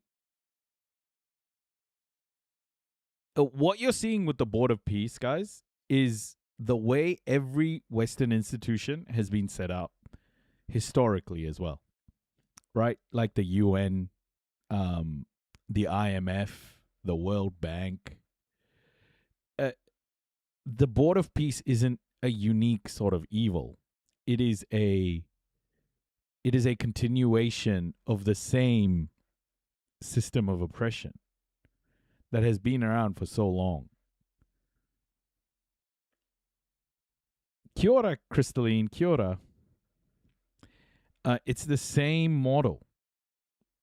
It's built for the advantage, in this case, of American imperialism. Where the UN was built for the for the advantage of the West, Western imperialism, white supremacy as a whole. So these systems are benefiting less and less people, sure. But they are the same at the core of it. They are the same at the core of it. It's horrible to see in real time. But this is what it would have been like, you know, for people witnessing the UN being set up or fewer, sorry. Good call. Fewer. This is what it would have been like if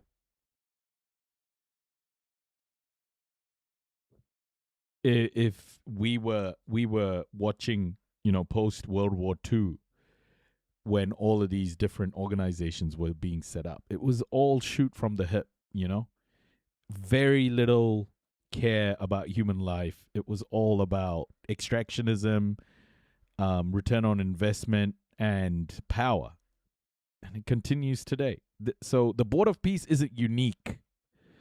Don't confuse yourself. This has happened before. It isn't a unique sort of evil. This is what imperialism looks like, and particularly over the last 600 years. This is what European colonization has always been like. We are just witnessing a piece of it, a moment of it. I think a lot of people are like surprised at how evil it is because it's happening right now in real time. But this is, when you look back, this is how it's always been. Jewish Americans are at the center of the country's shifting views on Israel. I'm a Jew and a Zionist. The Jewish people and the Zionists are not the same. The state of Israel is here for a political movement to build, support their nationalism. Benjamin Netanyahu is not welcome in New York City. I'm a Jew! I'm a Jew! So it's important to have like Jewish voices out there because unfortunately we live in a very racist world where people will listen to me as a white Jewish man more than they will listen to a Palestinian who's actually lost family. I'm a Jew! I'm a Jew! You know, what always happens is you have the change in public opinion and then the policy follows it. And it can be discouraging to see the shift in public opinion that's not immediately accompanied by the changes, but it is necessary but insufficient. So you can't have the policy changes without the shift on the ground in people's consciousness. And we are seeing that catch up, not quickly enough, but it is starting to.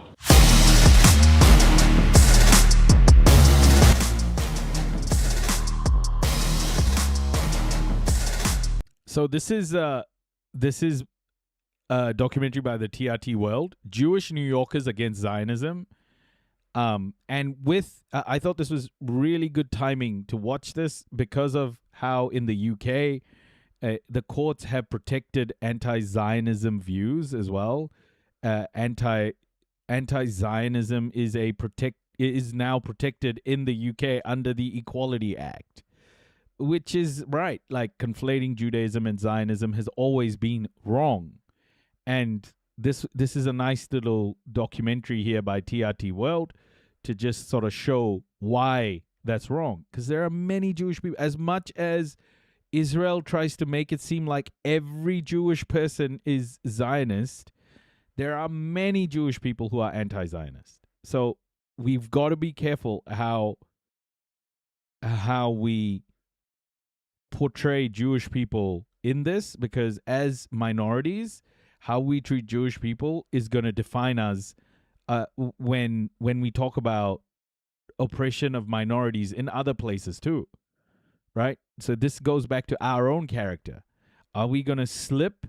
Are we going to slip up and say Jewish people aren't worth it? Then which other minority group are we going to slip up about? So you either see the world equitably or you don't, right? And always remember, guys, like America, everyone who is fighting to keep this imperialist machine alive wants you to conflate Judaism with Zionism. They want you to conflate it. It benefits the empire.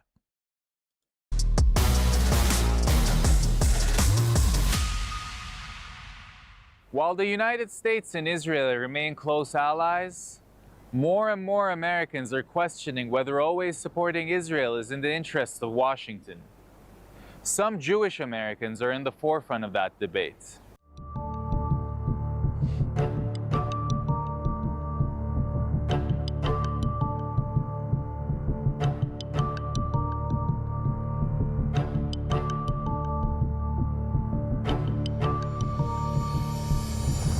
I'm here in Muncie, a town outside of New York City, to understand. Yeah, again, Big Philly, like even just that statement is conflating Judaism with Zionism. Like, why are you scared of talking about Palestine?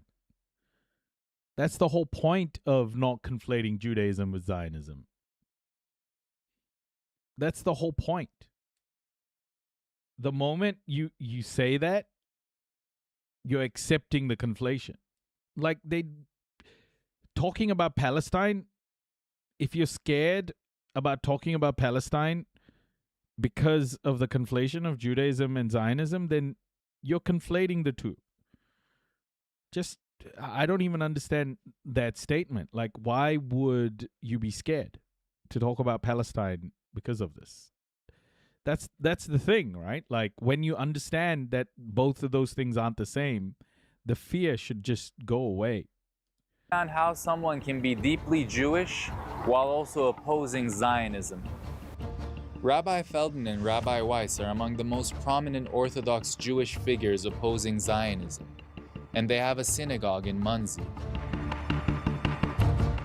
Hey, Cass. Oh, Cass, I didn't say hi to you, I think. Hello, Cass.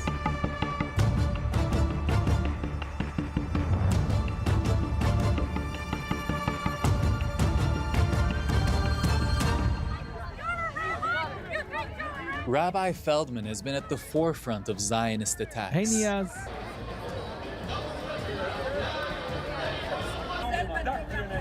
Despite facing constant pressure,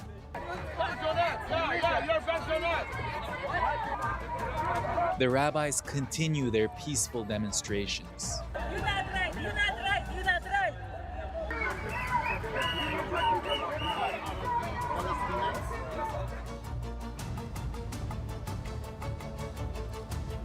The Jewish people and the Zionists are not you. the same. The state of Israel is here for a political movement to build, support their nationalism. They would attack whoever stands in their way, regardless whether they're Palestinians, Muslims, or Jewish. This happens with our people in today's Israel. If they stand up, as long as they are silent, then they're okay. But if they stand up in opposition, if they refuse to serve in the Israeli army, if they say that they would never carry out all these crimes or this violation of Judaism, this rebellion against God, they would never carry this out with their bare hands, then they're being tortured and attacked, harassed in every way possible. This is in today's Israel. But it's not only there. This happens in the United States, in New York, as you say. We can be harassed and intimidated on the streets of New York City. If you close your eyes and you don't know exactly what's happening, then you would think it's some kind of anti-Semite attacking a Jew. But this is supposedly the Zionists who claim to be here for the self-defense of the Jewish people. But this is not the defense of the Jewish people. This is maybe a defense for a political movement, not in interest of the Jewish people. On the contrary, exacerbating anti-Semitism. And if you could have a message to the politicians, maybe to President Trump, if you could have one message, what would you say to him? I would encourage them to overcome propaganda and realize that when Zionist propaganda is manipulating the minds of everyone, including the politicians, to think and believe that Judaism and Zionism is one and the same, opposing Israel as anti-Semitic, or supporting Israel as the interest of the Jewish people. We do everything we can to educate them and to help them overcome this propaganda that all of this is not so. One should stand up for righteousness, for justice, and this is not anti-Semitic in any way. So many more people are not only changing their opinions, which is one change which is happening, but so many people take it to a level where they come out in public and they express their opposition in public. And when you see Jewish opposition to Israel in public, you always take in consideration, everybody is aware of this massive Zionist intimidation to anyone standing up against them. So you can always imagine how intimidated people are to stand up. And I always say, if you see people out there in public, despite all intimidations, you can only imagine how many more people are behind them. Rabbi David Weiss, thank you so much for being with us here today and hosting us in your synagogue. What's contributed to the changing perception of Americans to Israel? Now, in the last 3 years, now since October 7th, being that the world changed, where you have alternative media, people have smartphones, they're able to see a news different than the mainstream news that's fed to them in America. So they're seeing clearly the Zionist immorality, the issue, what's happening, the occupation of Palestine has absolutely nothing to do with the difference of religion. Jews lived with Muslims. I always carry around at least one picture to show how Jews always lived together. We lived in the courtyards of Al-Quds of Jerusalem, and around the world. I mean, Iraq, Was that Iran. during the Ottoman days?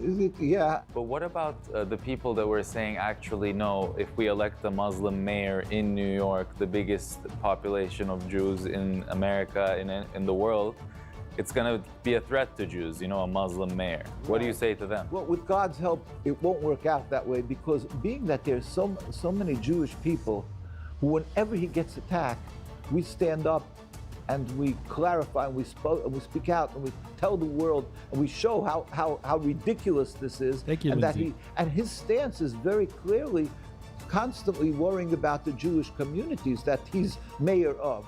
So it's clear his actions and his stance is only against the evils of Zionism, the evils of the occupation. And many people were saying that if New York, the city with over 2 million Jews, has a Muslim mayor, this will be a threat to the Jews of the city.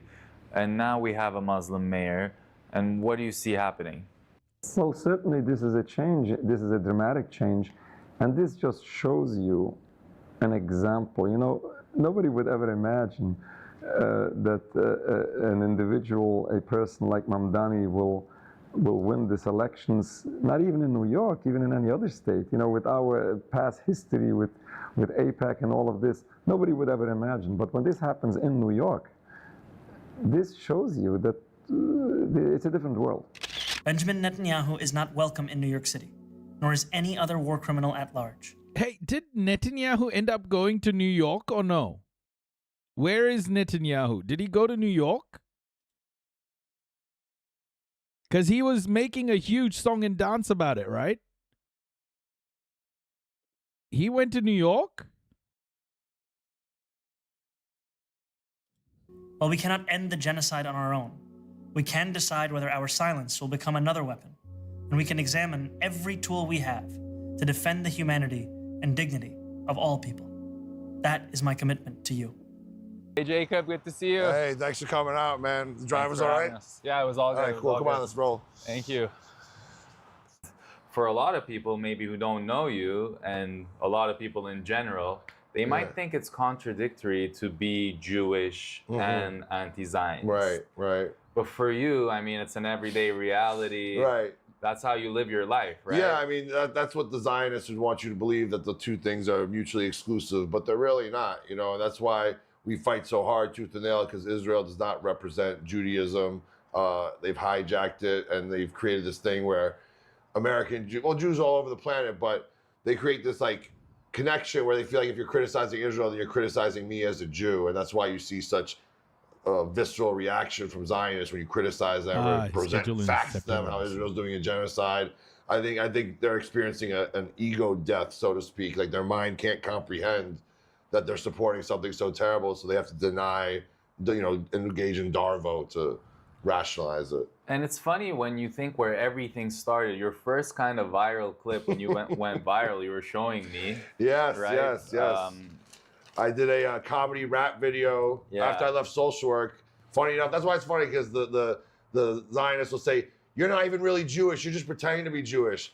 I literally made a music video called I'm a Jew. I rap about being a New York City Jew in 2011. Yeah. It was my first little viral video. Seinfeld style, I'm that Jew for the ages. Looking at my pages, reading on my book, cause you know I keep it kosher from the way that I cook. And you better take a look while we eating on some bagels. Kill your whole team like Cain did to Abel. And we always stable, monetary funds. Just remember that God said my people are the ones. I'm a Jew, I'm a Jew. And I was, you know, beloved in the town. This is my local newspaper. They did a whole piece on me. You know, I shot some of the video in the synagogue I went to growing up, the bagel store that I go to all the time. See the bagels. You know, there. I got the little dog with the yarmulke on there and everything. Make sure you get that camera. So it's kind of ironic, you know, that fast forward 15 years now, you know, the neighborhood don't love me as much as they used to here when it came to this time. You know? Yeah, and not only that, but fast forward 15 years. And yeah, so now I have my permanent ban from occupied Palestine. This is after I got back from the flotilla. It was basically just saying, as long as the order stands, that I'll be not welcome into whether it's occupied Palestine, West Bank, Gaza, for as long as the order stands, which I assume is for as long as Israel My stands. But goodness. inshallah, they won't be around in the time to come, and I'll make it into Palestine one of these days. But just thinking of how like your journey started from this song, I'm a Jew, to like now being banned from entering Israel. Yeah. And it goes beyond that too, right? How does it affect like your anti-Zionist it's stance? Jacob How Berger, does it yeah. affect your personal relationships, for example? Well, you know, I mean, being Jewish has always been like a part of like who I am. Like growing up, especially in New York, it's obviously one of like the big centers of American Jews, and you know, it sucks because you know before, like when Guys, I meet someone who's a fellow Jew, I would get I'll come back. Yeah. TikTok, I'm gonna pause you. 2 minutes. 2 minutes. I want to get myself a coffee as well. I'm gonna take a leak as well. TMI. But I'll be back in a second, okay? I'm just gonna grab a small feed as well. Couple of minutes. We're gonna pause. I'll be right back, everybody.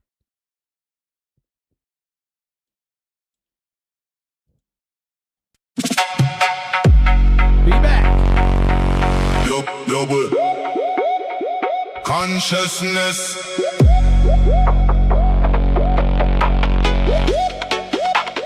Free Palestine. Free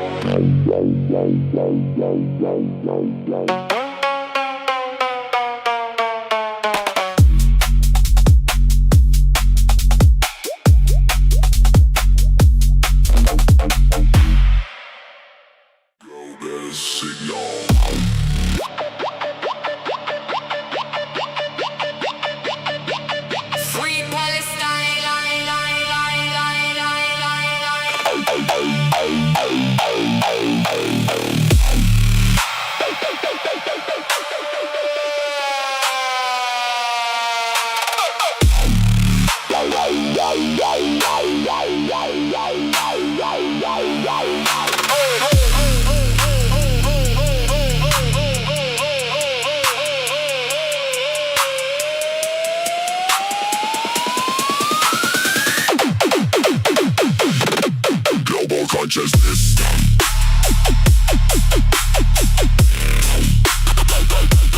Free Palestine.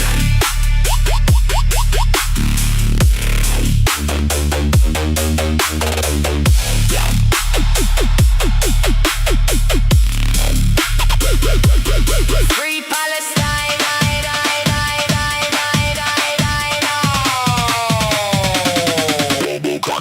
Global consciousness.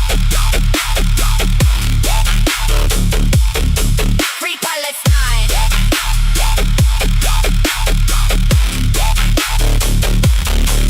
Free Palestine.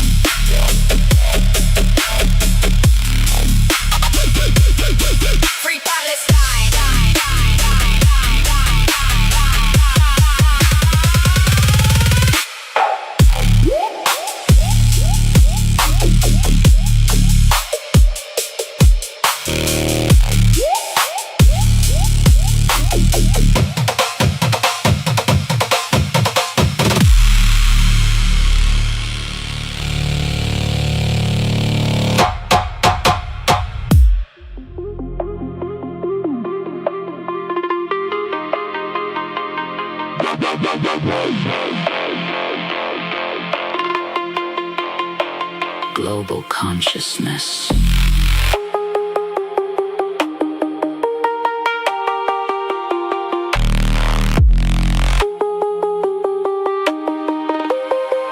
Free Palestine.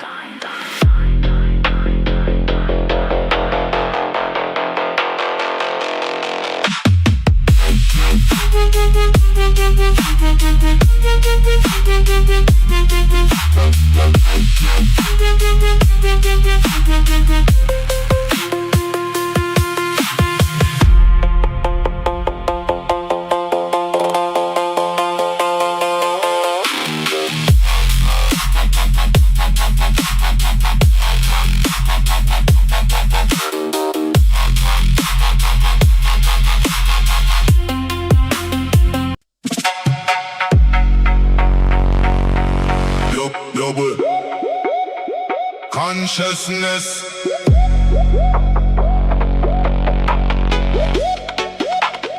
Free Palestine.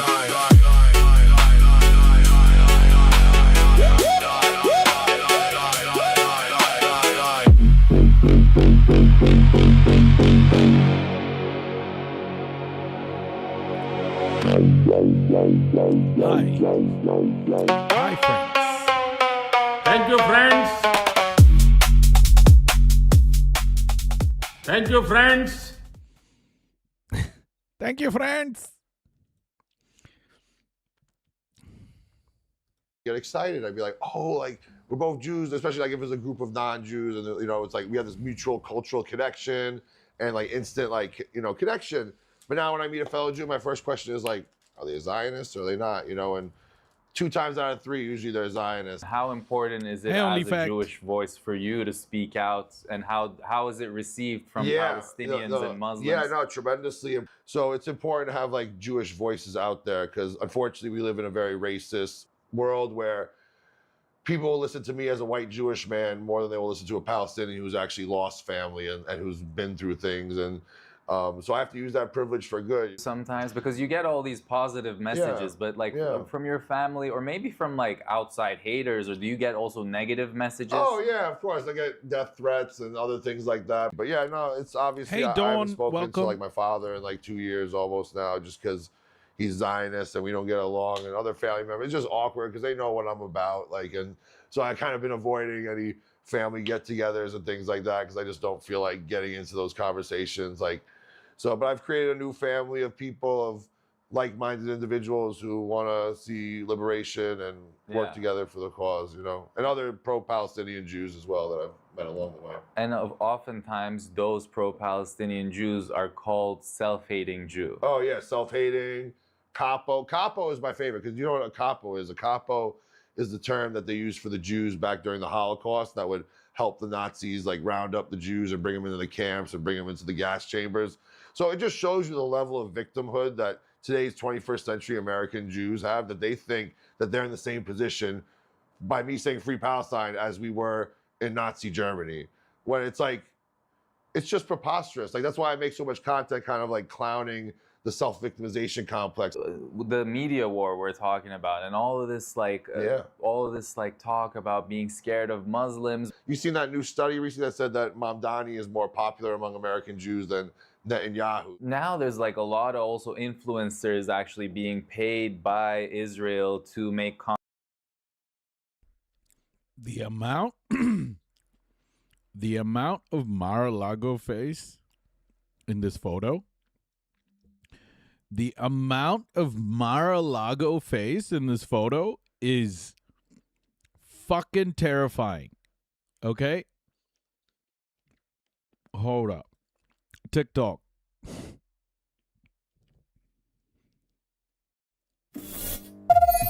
New follower detected. Thank you for the follow. Lucy Rossi. Thank you. Lucy Rossi or Rossi? Thank you. Psoriatic arthritis is attacking my left foot and jaw, so I can't walk or talk well. Oh my gosh, Dawn. I was reading something about the Mar-a-Lago face plastic surgery being some kind of humiliation ritual. Dawn, that sucks.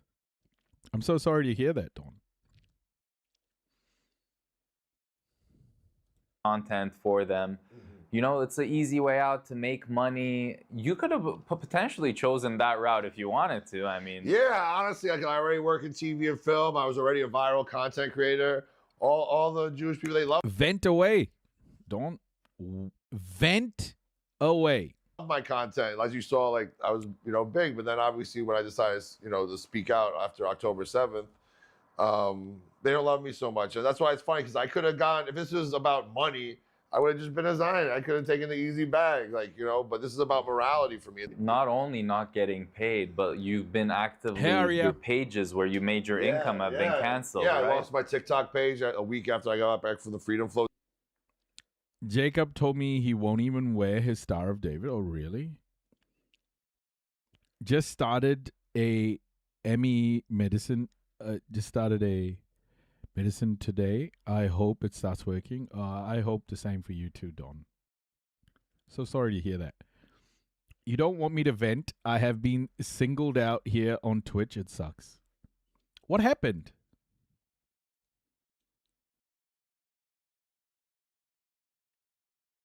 What happened? Hey, by the way, you guys have Gust emotes, eh? Gust has some good emotes, man.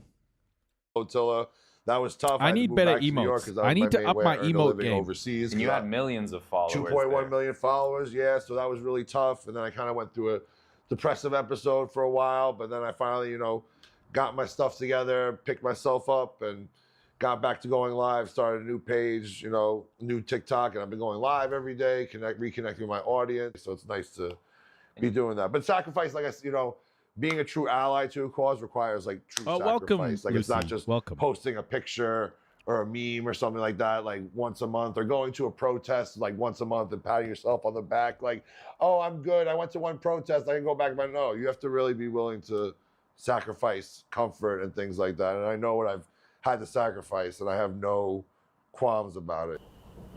Yeah, that's the thing, man. Like, this truly does require some level of sacrifice. I mean, everyone can do different amounts, right? Like, and that's absolutely fine. Whether it's just about using your privilege for good.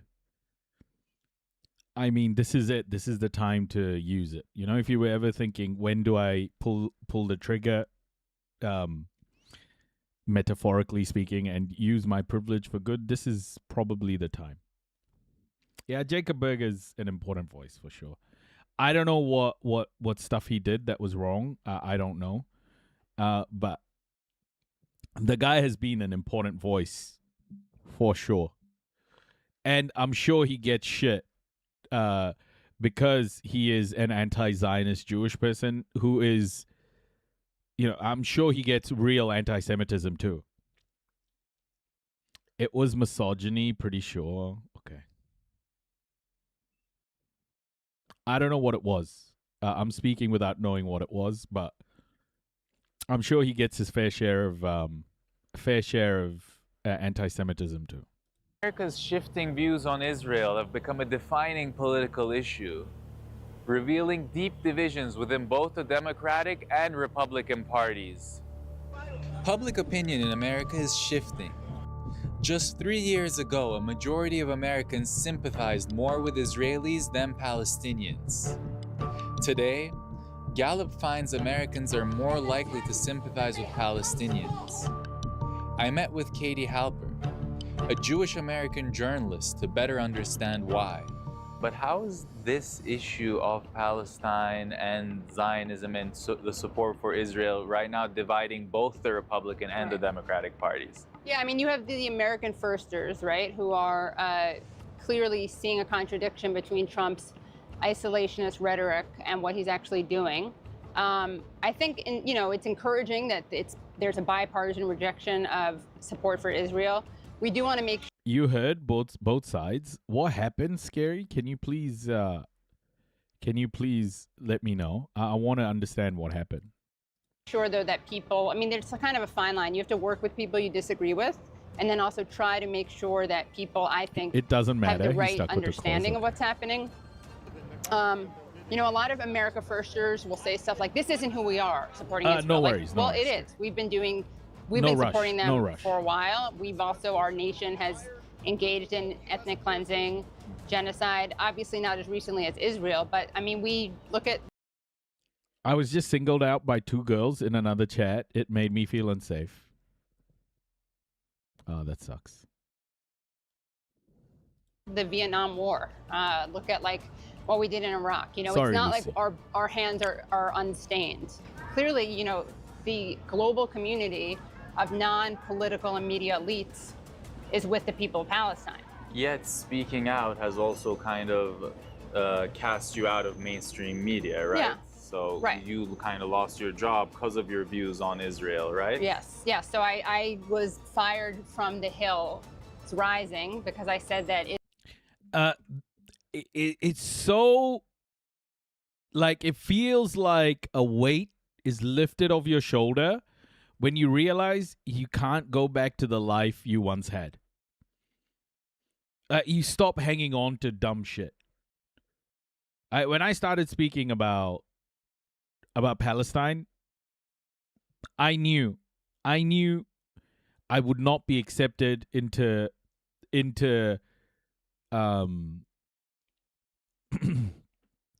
into exec roles or whatever, right? Like, if you want to be an exec, especially a brown exec, you got to be submissive. You got to be submissive. You got to be you got to be obedient. You got to take instructions. And once you move away from that, honestly, for me, it felt liberating in so many ways. Like, I've never felt liberated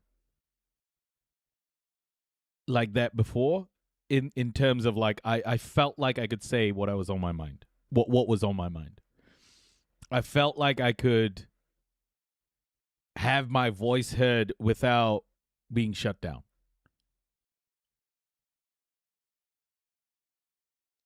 Yeah, Lucy, I got my account back. They unbanned me after 2 years. I've got it back, and I'm still talking about Palestine on LinkedIn.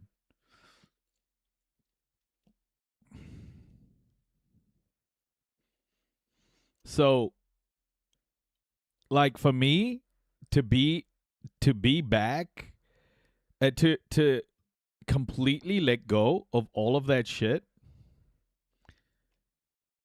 and just do whatever needed to be done in that moment, and to take all of that criticism, like, I'm very proud of myself. And because I would have never done that, before October the 7th, before even like a year before that, when I started talking about the racism that I experienced in my work life.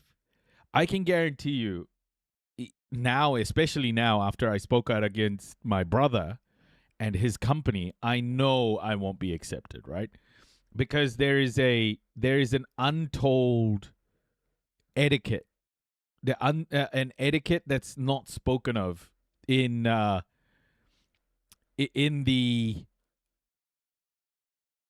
I guess, exec world. Is you go after one exec and you're going after all, is how they will assume or how they'll take it.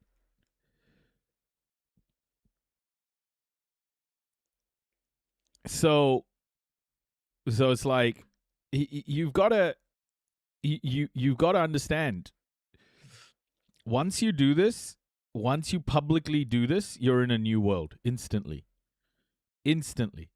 People will see you differently, good or bad.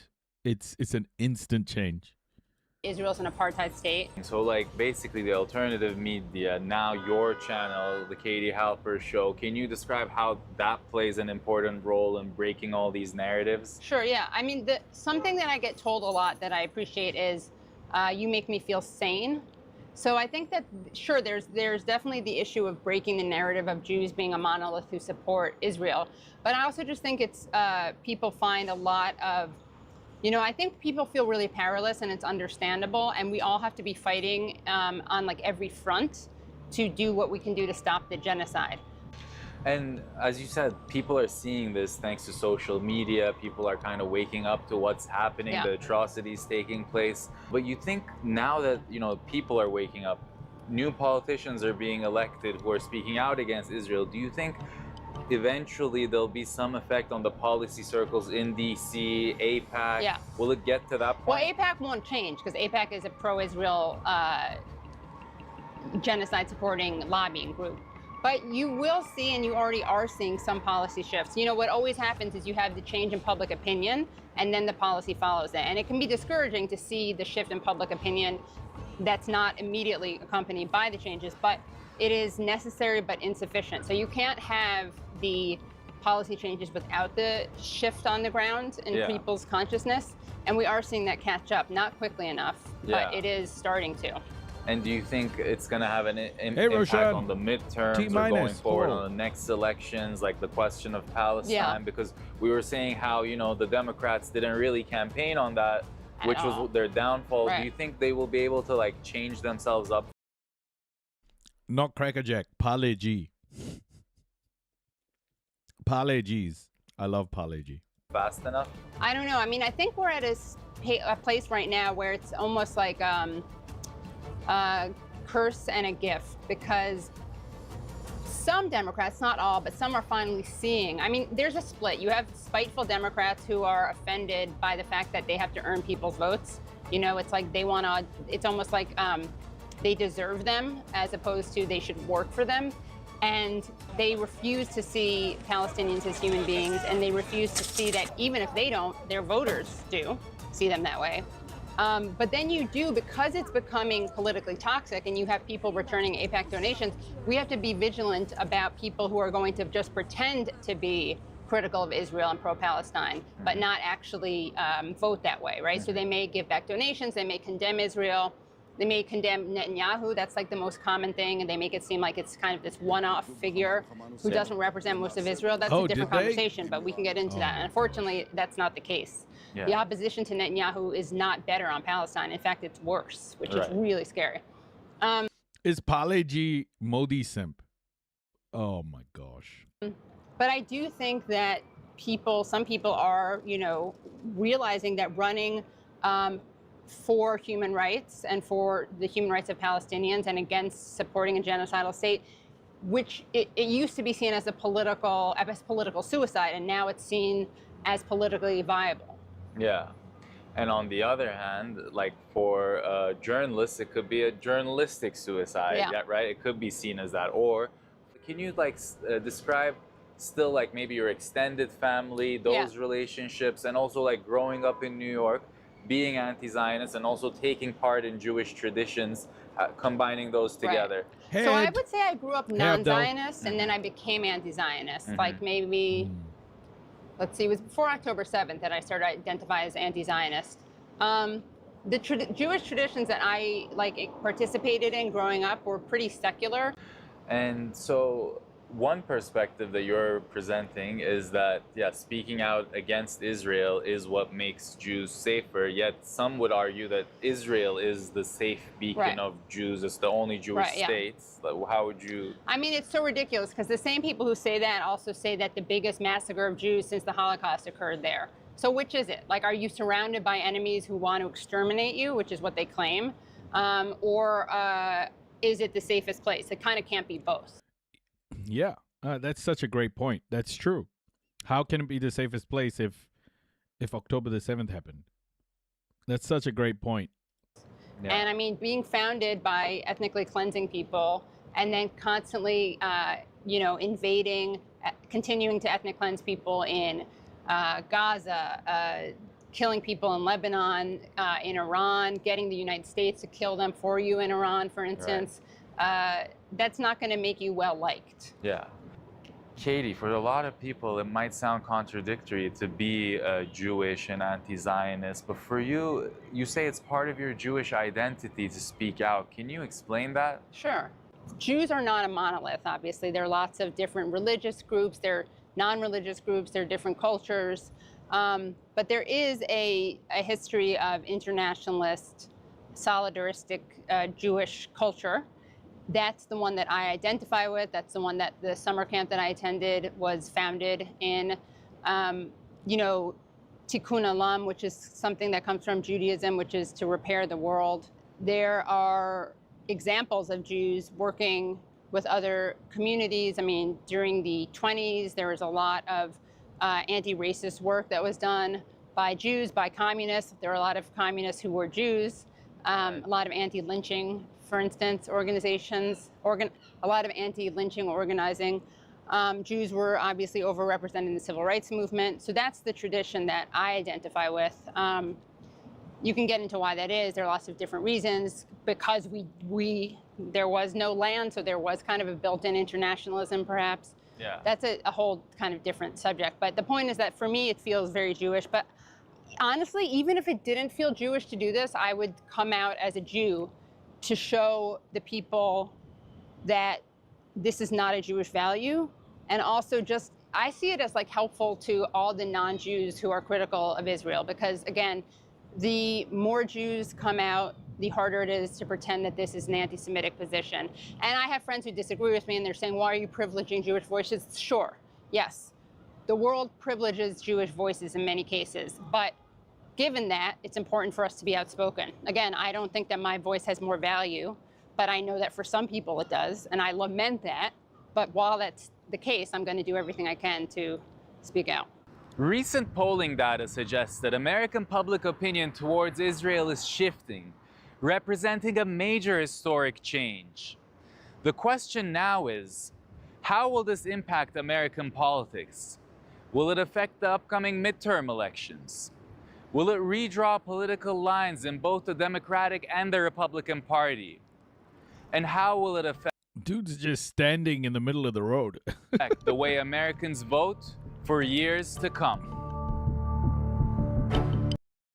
There was also Jewish Bundes in Europe who opposed Zionism. The best sort of anti-Zionist example that I know personally, from just learning about just Zionism in general, is in World War II when hey Pluto, welcome. In World War II, and the Havara Agreement is such a great example because the Havara Agreement, the transfer agreement, went against what the Jewish diaspora was trying to do. The Jewish diaspora at that time was trying to boycott Nazi Germany, whereas the Zionists were collaborating with Nazi Germany in order to move Jewish people to Palestine, and only the rich Jewish people, because they wanted rich Jewish people in Palestine to sustain the occupation. Right? That's what Zionism was doing and that helped the Nazi economy, because a lot of money out of the 66,000 or so people, Jewish people who were moved to Palestine, a lot of money was transferred to Nazi Germany, and it nullified the boycotts of the Jewish diaspora. And to me, that's a great example. To me, that's a great example of how Zionism works against Judaism. And an important one. Okay, there's a really good piece of reporting from Breaking Points on this. Israeli mole at UN Children's Agency exposed. He's wearing white. He's fine. He's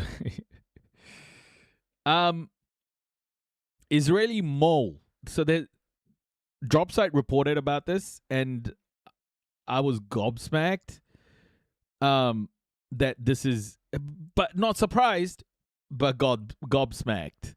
Listen to this, because I think it tells you how Israel works and how embedded it is in these organizations to get information as quickly as possible. So the head of the Washington office of UNICEF, which is the UN agency responsible for the welfare of children, is a man named Yahav Lishner. This is an Israeli official who in the 2010s was working at the United Nations. Dropsite News has some new reporting revealing that while Lishner was at the United Nations, he was acting effectively as a mole for the state of Israel.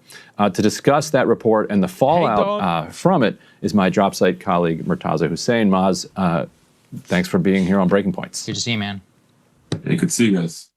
Yeah, so really kind of, it's one of those stories that is shocking and not surprising, but the details of it are quite incredible, particularly given the fact that Lishner remains as the the head of the Washington office of UNICEF. So walk us through a little bit of how he wound up, and later I want to hear if you can tell us as much as you can about like the reporting behind this, because that's also really interesting. But how does Yoav Lishner wind up at the United Nations at all? Sure. So this story is based on a set of emails from 2014 and 2015. So a little while ago that were posted on this website that we've used for other stories, Distributed Denial of Secrets. It's a cache of leaked emails from the then UN ambassador, then Israeli ambassador to the UN, Ron Prosor. And Lishner, before he worked for the UN itself, he worked for Prosor. He was working with the mission, the Israeli mission, and so forth. And Prosor worked really hard to get Lishner into the UN, as we can see in these emails. And one individual people probably know who was very integral in getting him in that role was Samantha Power. Samantha Power seemed to work very closely with Prosor in many ways when she was at the UN. And Prosor was very keen on Lishner getting into the UN system itself, and he asked her to make recommendations, make a few phone calls, apply pressure, and other incentives to UN officials to get him in there.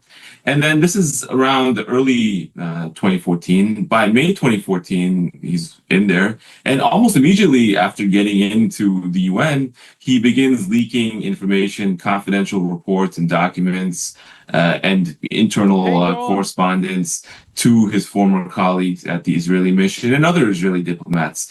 So, it's very interesting. A U.S. official at the behest of an Israeli official got a certain individual into a role within the UN.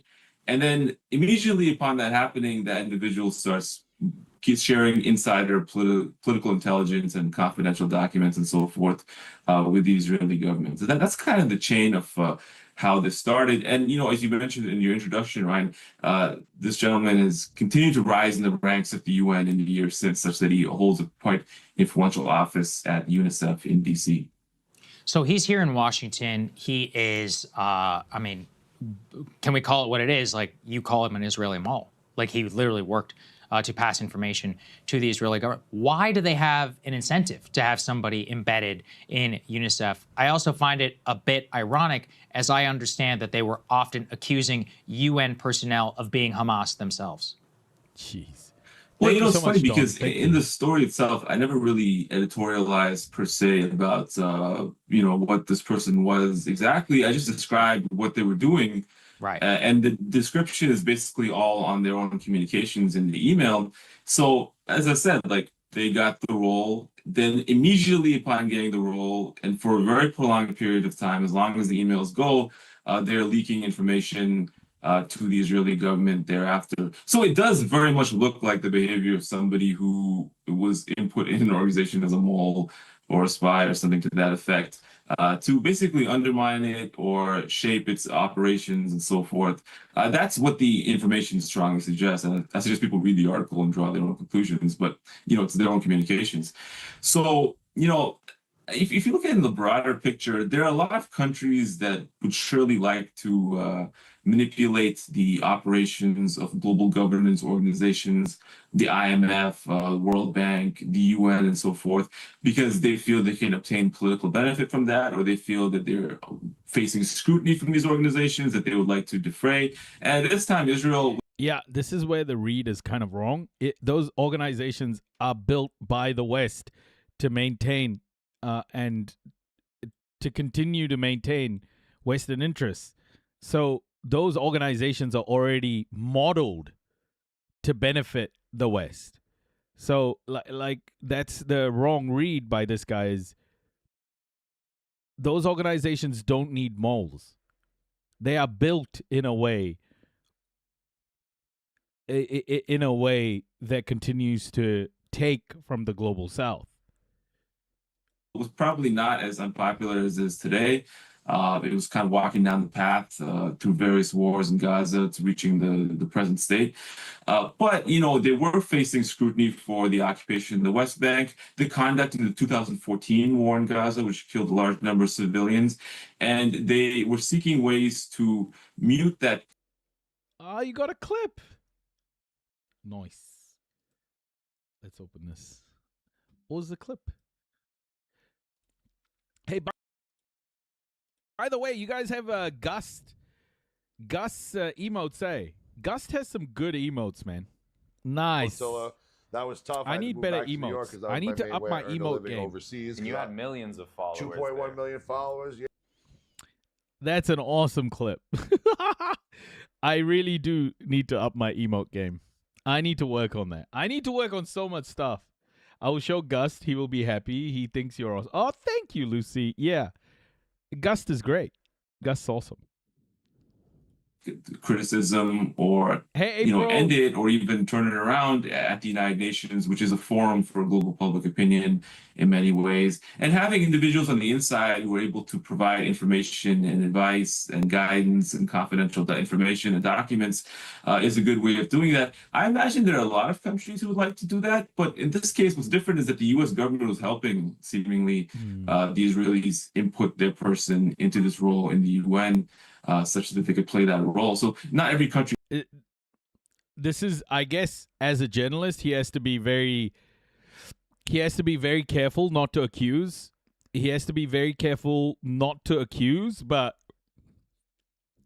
it's impartial reporting in some way. That's what I'm getting from this is he's trying to remain impartial.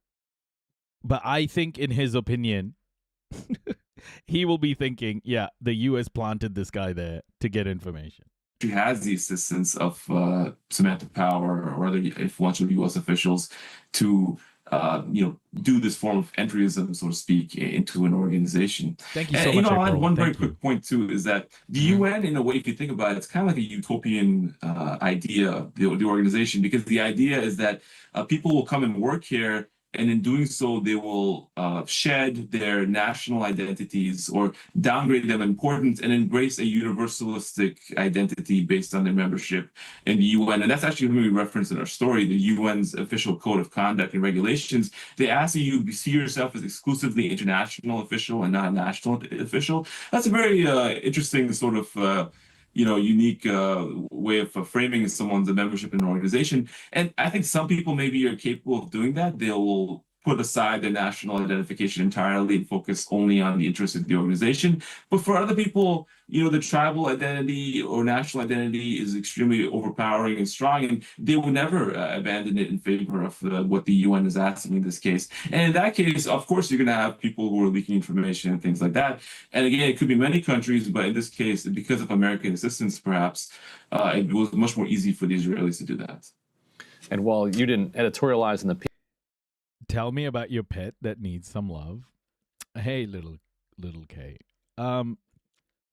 He swallowed this piece of plastic. This piece of plastic a couple of weeks ago, a week and a half ago. Help? What's up? What happened? Why are you saying help?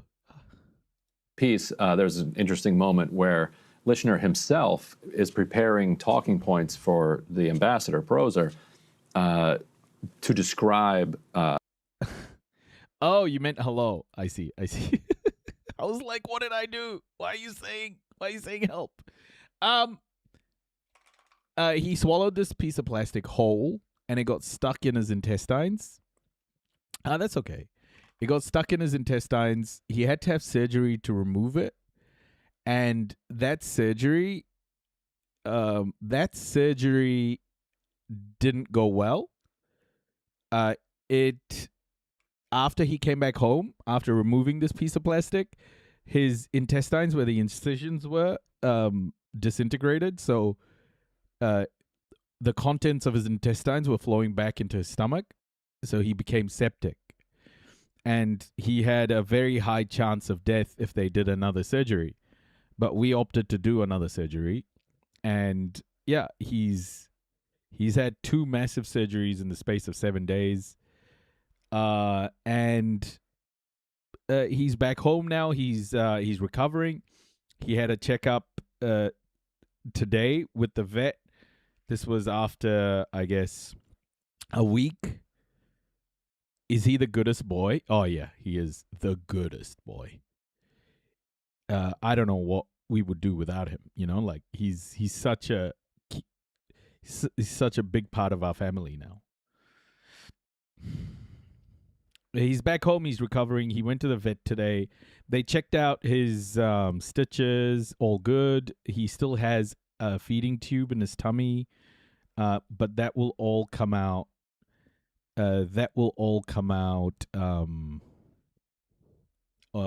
This next Friday. Pics and you'll donate. Sure. I'll show you guys some pictures. Mm-hmm. So this is him. Just wait before, because he's got. This is him right after his big operation. Pulling you along. So this was right after his big operation. Oh, look at that tail wagging. Good boy. And this is his first meal after the big operation, the second operation. Ivy and chicken. Oh boy. You want to have some more? Okay. Wait. You have some more? Eat it. Yeah. Don't be camera shy. Good boy. Good lad. Yeah, he's this is him. Baba Lish. Say hi to Mama. Oh, my love. Oh, my lovely boy. And then this is the stomach tube that we've got that's going into his stomach. Yes. And coming out. So just because he's not eating in hospital, we're going to give him food through here just so that he still has that nutrients that he needs in hospital. But otherwise, he's doing very well. Papa? Hold on. I'll put the video on TikTok as well. Sorry, I just looked over at TikTok. Hold on. Let me just do it.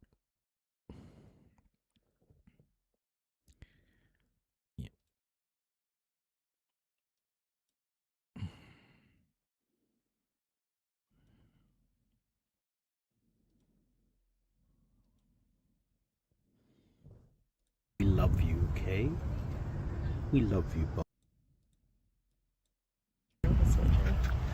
Baba Lish. Say hi to Mama. Oh, my love. Oh, my lovely boy. And then this is the stomach tube that we've got that's going into his stomach. Yes. And coming out. So just because he's not eating in hospital, we're going to give him food through here just so that he still has that nutrients that he needs in hospital. But otherwise, he's doing very well. Baba, we love you, okay? We love you, Baba. This was his first meal. This was his first meal after his big surgery. Good Ivy and chicken. Oh boy. You want to have some more?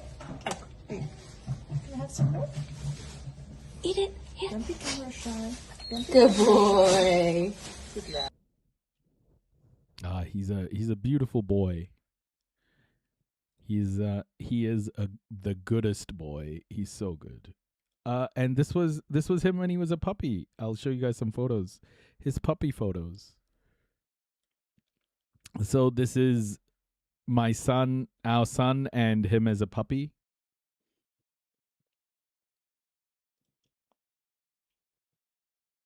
Oh, what? These are my photos.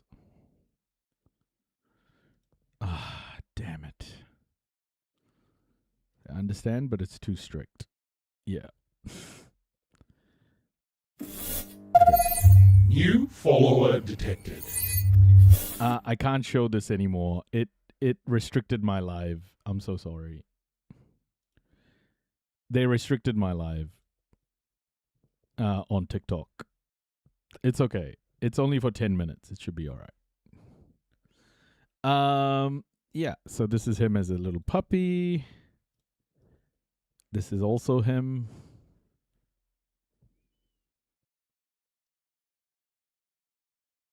A little good boy.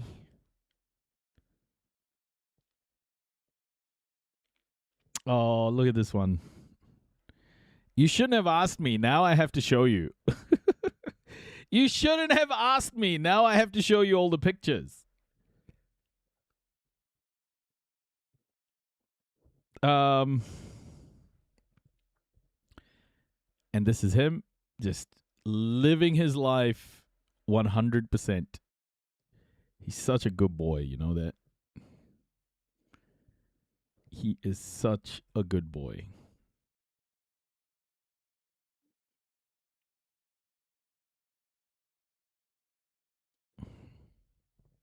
Some more puppy pics. Look at him posing. Look at him looking at the camera. What the heck? He loves the camera.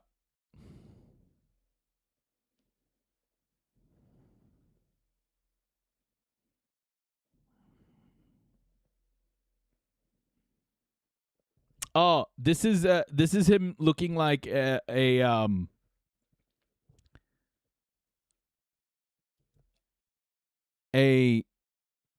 gentleman. Here he is. Oh, look at that. Look at him in his little cardigan. Oh my goodness.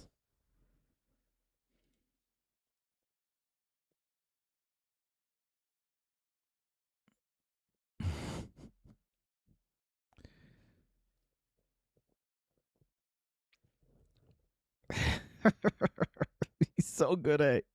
He's just so good, man.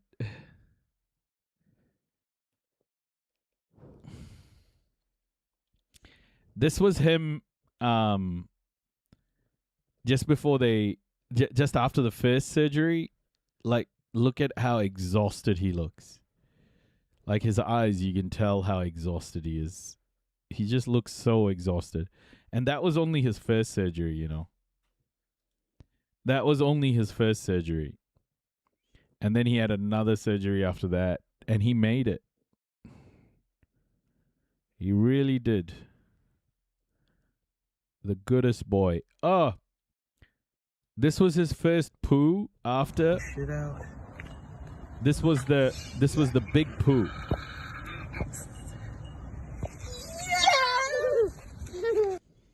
That was the critical poo. I'm sorry, but the best boy lives at my house. Oh, nice, Pinky. That was his first poo after the second operation. So, yeah, that one was the big one. By the way, I went to type in hormones and Hormusi popped in the autocorrect. Nice, curves. Yeah, that was his first poo after the second operation.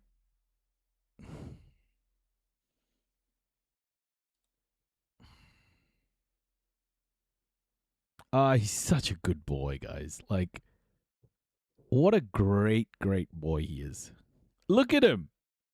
This was after the second operation, I think.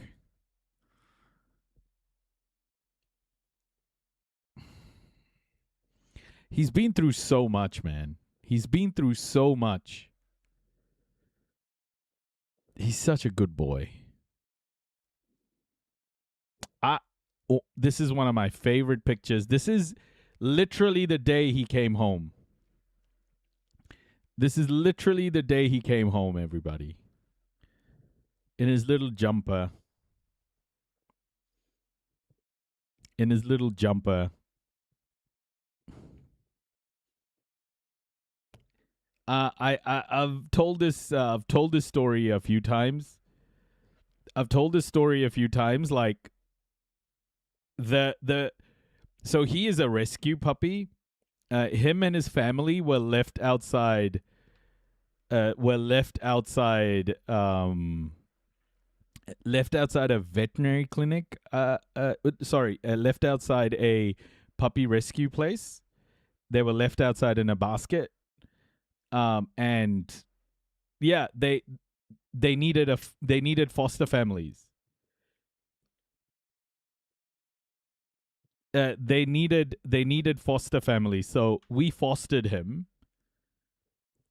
He came home on the first day of him coming home. So they told us, the foster people told us, they were like, oh, they need time to adjust to the house, so he might be, a bit scared. He might sit in the corner and wait to get adjusted, so it may take a few days for him to adjust. Literally bought him in his little crate, opened the door, straight away, just like marching around the house like he owned it.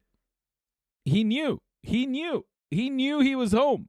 I opened that damn door and he was just sniffing away, walking around into all the rooms. It's like he literally owned the place. He wasn't scared for 1 second. He was straight in, ready to go. We couldn't let go of him. Impossible. Foster fails. My ex-boyfriend didn't like dogs at all. I broke up with him. Fair enough.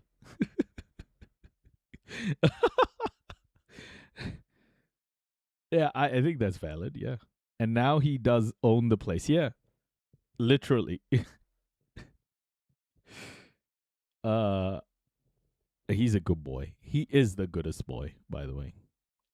Also, if you don't want to give anything, it's okay as well. Like, don't feel obligated now that I showed you photos. But yeah, thank you for bringing it up, because went down the memory lane there.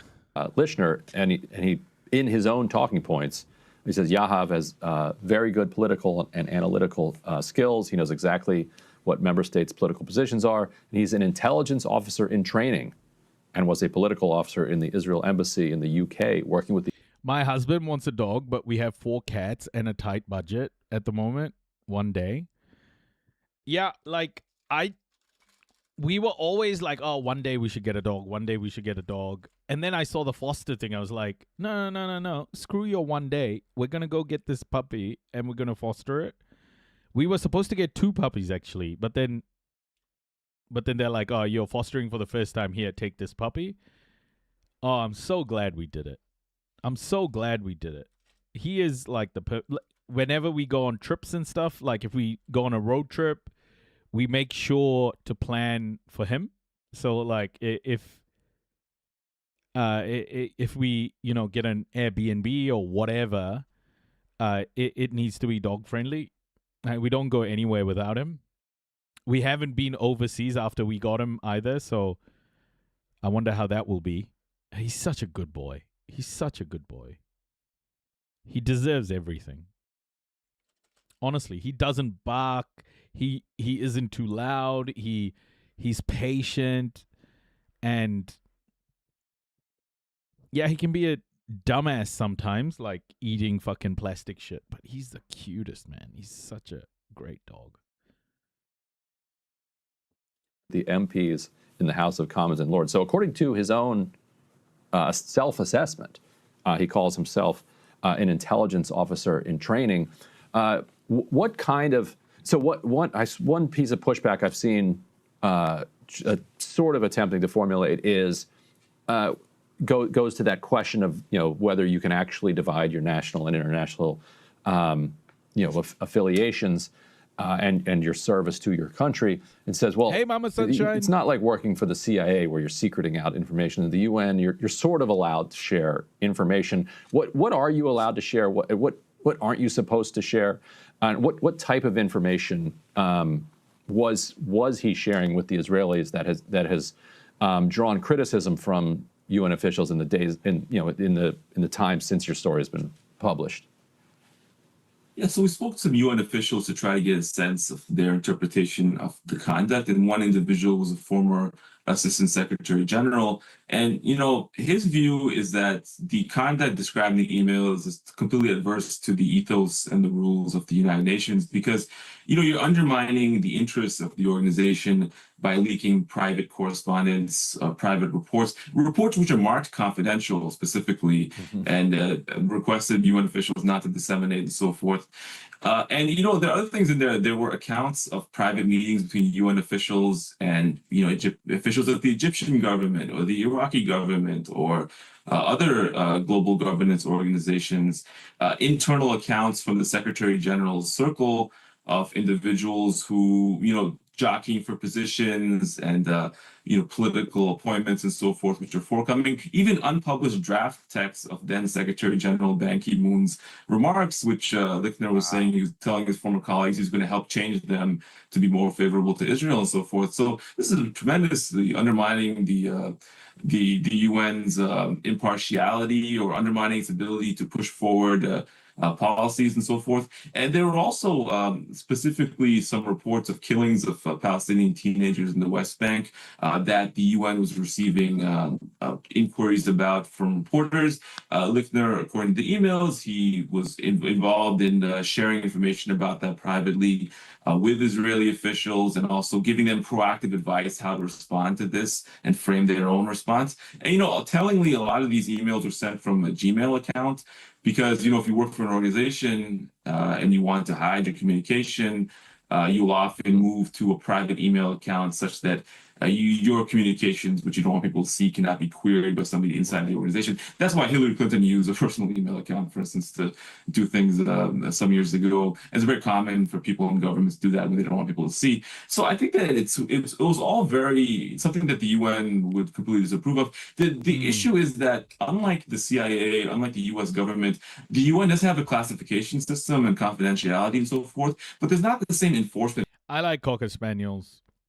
When I was growing up, I was born in India, and when I was really young, so we moved to New Zealand when I was 10 years old.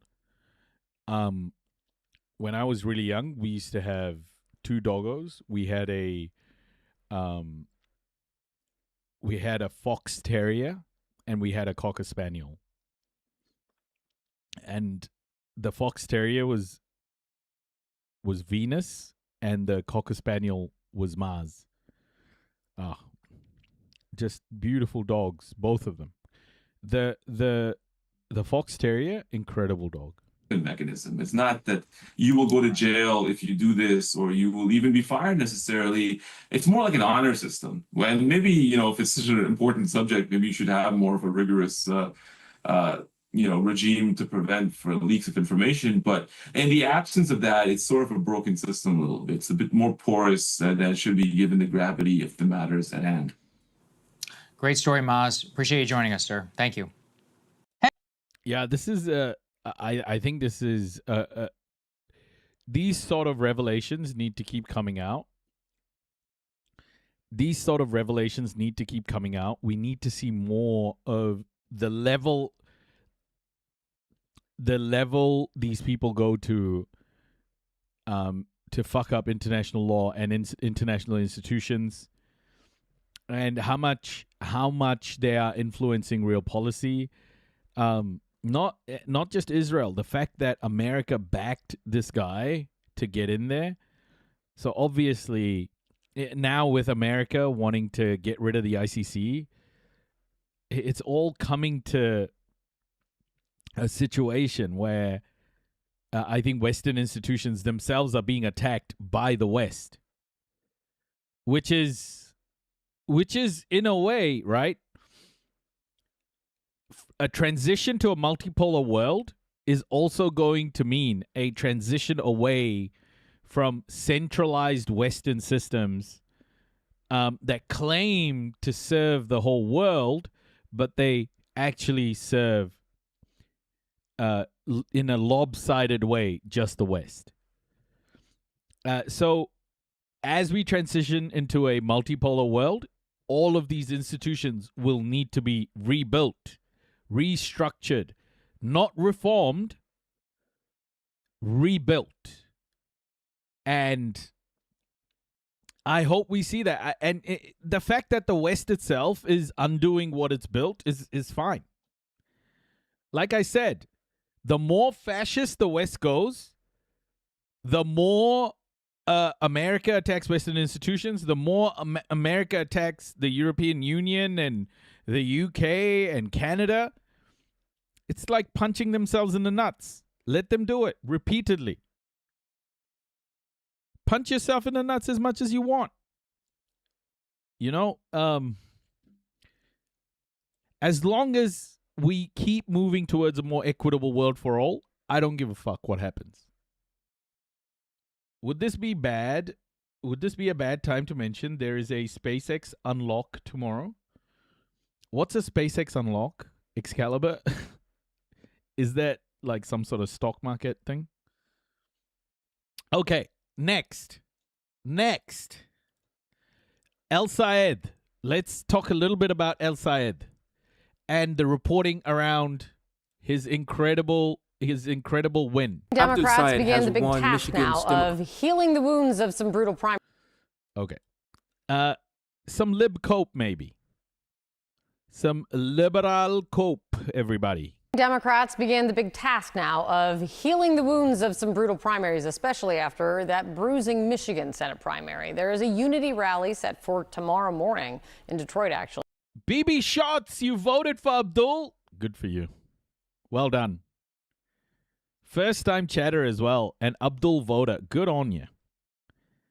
You did good. But behind the scenes, many Democrats still remain, for now, not entirely convinced that Abdul El Sayed will be able to unite the party and pull off a win in 13 weeks. CNN's Harry Enton is running the numbers on this one. Set, as I always say, Harry, set the stage. How do Democratic chances look now in Michigan now that we know that El Sayed is the nominee? You know, once El Sayed became the favorite for that nomination, and now that he's actually become the nominee, Democratic chances have fallen dramatically. You can see it right here. Cast your prediction odds. Take a look here. Chance to win the Michigan Senate race. You go back to April at this point in the month. Dems had a 79% chance. Look how that number has fallen dramatically. Down we go into Lake Michigan. Now we're talking about just a 59% chance, while Mike Rogers, the Republican... Uh-oh, the Dem establishment is going after El Sayed. Oh, shit. Republican nominee, look at this, 21% chance, basically doubling, now up to a 41% chance. So the people who are putting their money where their mouths are quite skeptical at this point, or at least significantly more skeptical, that Democrats will be able to hold on to the Michigan Senate seat with El Sayed as the nominee, though I still should note he is the slight favorite here, but given Michigan being a purple state and given where Trump's approval rating is, I think it's quite surprising that his numbers are not significantly higher. Let's talk about where things broke down. And someone stole my Abdul for Senate bumper sticker, and I was like, well, I guess I just have to give him more money to get another. Nice. I love him. Dems are addicted to losing. Yeah. Dems are definitely addicted to losing. And what that means for the future. El Sayed talks about, being the candidate for the... Democrats, especially the liberals in the Democratic Party, are addicted to being fascist. Working family, the working class. How did they vote for him in the primary? Yeah, this I think is the big problem, right? Democrats have been hemorrhaging working class voters, voters without a college education. El Sayed comes in, the great promise of him, some populist message, I can connect with those voters. Well, in the primary, it didn't happen. Take a look here. Okay, counties El Sayed won in the primary. 0 of 15. 0 of 15 with the lowest share of college degrees. Ergo, he did not win in those working class areas. Where he did win, he won 13 of the 15 counties with the highest share of college degrees. So you're thinking about Democrats having real trouble amongst the working class. El Sayed's support came dramatically from those areas, in fact, not where there is working class folks, but where there are highly educated folks, more from elite circles than from the working class circles. And I think there's real worries among Democrats. Will that transfer over to the general election and El Sayed continue to have the problems that prior Democrats have had with the working class? This is cope because Haley Stevens' campaign spent $70 million US. $70 million US. Of course, if you are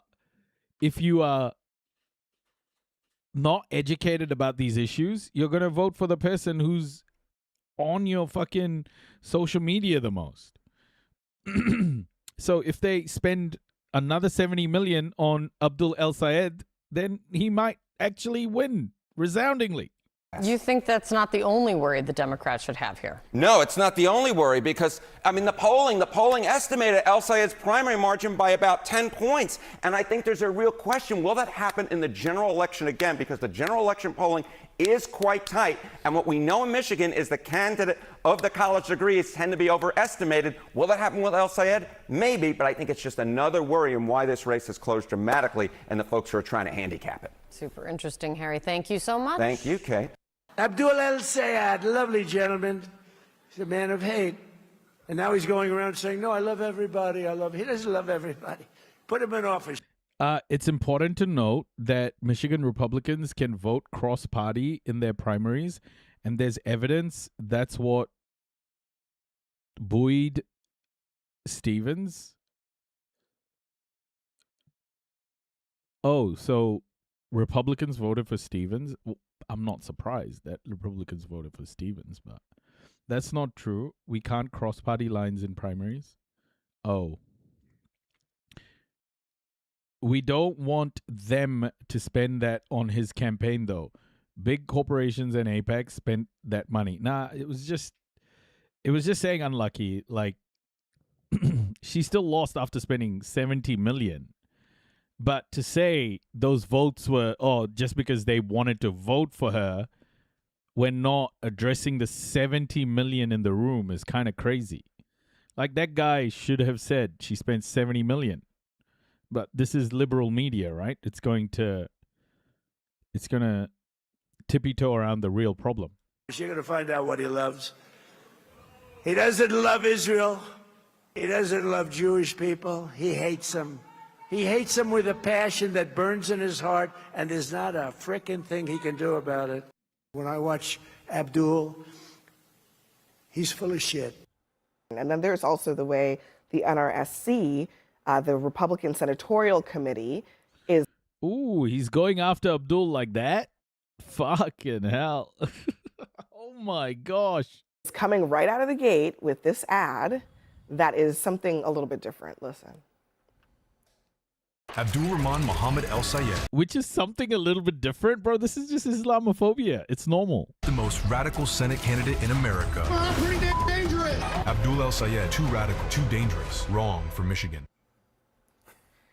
It's very reminiscent of the Barack Hussein Obama line that Trump goes to often. Yeah. So they're going there. Yeah, it's, to me, two words for this general election.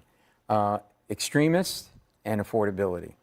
And by that I mean that's going to get that's the label for El Sayed, right? And he's got to push back on that. And the problem is when you're accused of being a communist now, you've got to deal with social media, AI, things being faked, unlike Joe McCarthy's era in the 50s when it was just TV, radio, and journalism, and journalists, print journalists. And Rogers is about affordability. And I'd rather be El Sayed than Rogers because Rogers has to live in a fantasy where he tells his constituents that the economy is fine, otherwise he's going to get tanked by Trump. So I wouldn't want to be him for $1 million. So it's like a waiter comes out with a burned steak and go, oh no, the chef calls it caramelized. You know, it's like, so I don't know how he gets out of that box if he does. Republicans didn't make this race about U.S.-Israeli relations or the tension between Muslims and Jews. He did. He personally did. I mean, there was a report in the Free Beacon about how many keffiyeh-wearing people were at his victory party. He's attacked AIPAC at every chance. He's attacked the state of Israel at every chance. He's, really undermined Democratic support from Jews. And now, unfortunately, Democrats have to live with this person who has... This is the line.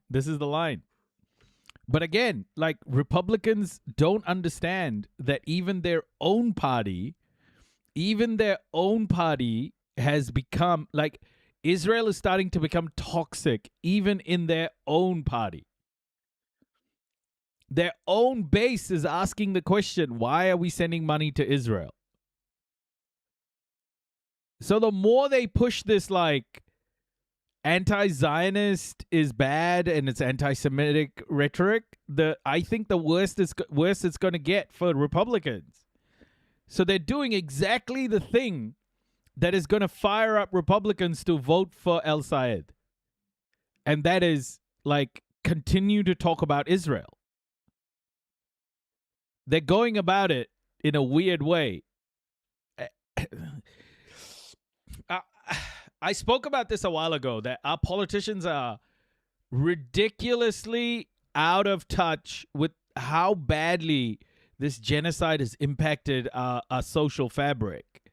And they don't understand it. They're still pushing this line about Israel. And there are Republicans, Democrats, whoever you want to look at, they are human beings have seen a live stream genocide. And these people are like, oh, don't look over there. That's nothing. Has palled around with Hassan Piker, who himself has become the scarlet letter of the Democratic Party, and now he's going to have to own all of the crazy statements that not only he has said, but that Hassan Piker has said. You know, if we had this conversation, 3 months ago, and we were talking about Republicans possibly winning a seat in the Senate, I don't think anyone at this table would have had that at their bingo card. This is the potential opportunity that someone as radical as El Sayed gives the Republican Party right now. We're talking about picking up a seat. By the way, all of these same talking points were the same talking points they used for Mamdani. Or as they call him, Mamdamami, or whatever the fuck they pronounced his name as. Same talking points. Did that work? No, it didn't. Stop, bro. Like, what the fuck are you guys doing? In fact, do it harder, because it's only going to make El Sayed's support bigger. When before we were only talking about losing. Yeah, but I think it's a challenging situation for the Republicans, right? Because Rogers underperformed Donald Trump just a few years ago. The environment is way worse for the Republicans right now, and all Abdul really has to do is focus on the economy. And you're saying that he's the reason that this race became about AIPAC, but really it was about AIPAC spending $60 million to attack him. They've been meddling in Democratic primaries and Republican primaries for a while. They beat and kicked out Thomas Massie because he didn't stand up for the war in Iran the way that they wanted him to, or he was standing up to Trump on the Epstein files. It's a real problem. So I think there is a problem in our politics right now that Abdul has done a really good job of building a coalition on. Yo, it's happening! It's happening, everybody! AIPAC is becoming so toxic that Israel is losing support. Is this guy a Republican? Is he a Republican? People are really sick about how much money there is in politics. I mean, what's the tagline of his campaign right now? It's really simple. Just give me 1 second to finish. It's really simple. We're going to get money out of politics. We're going to put money back in your pocket. If he just keeps saying that over and over again, and Donald Trump keeps creating a fantasy land where everything is a golden age of America, where everybody has enough money to survive, I think it's going to be hard for Rogers to pull this off. To your point about Rogers, he lost by a very small margin, and we've seen the delta between the Republican and Democratic votes in Michigan Senate races shrink over time. Now, it's going to be hard to tell me that, when you had previously moderate Democrats running in Michigan, how El Sayed is going to make up some of those voters. He didn't win a majority of Democrats. He only got 48% of the vote. He's not really a Democrat who's coming in with this large coalition. He did poorly amongst blacks. He did poorly amongst white rural voters. Those are the people that he does need. He did poorly amongst the racists. That's what I hear every time they say he did poorly amongst the white rural voters. What do you mean, bro? Of course he did poorly amongst the white rural voters. To convince to vote for him, and those are the people that we've seen in polling that are willing to entertain voting for Republican. And we don't need many. Like I said, Rogers only lost by half a point or so. We only need a few tens of thousands of voters. Sure, to but flip, Republicans are just bleeding independent voters right now. I mean, Donald Trump is more unpopular than Richard Nixon was with independents at the height of the Watergate scandal. And there are way more independent voters right now. I think the Democratic Party. By the way, Donald Trump has done far worse shit than whatever Reagan did in the Watergate scandal. So, I mean, it shouldn't be surprising that he is less, his approval rating is less But Nixon, sorry. Nixon. He shouldn't be surprised that people shouldn't be surprised that his approval rating is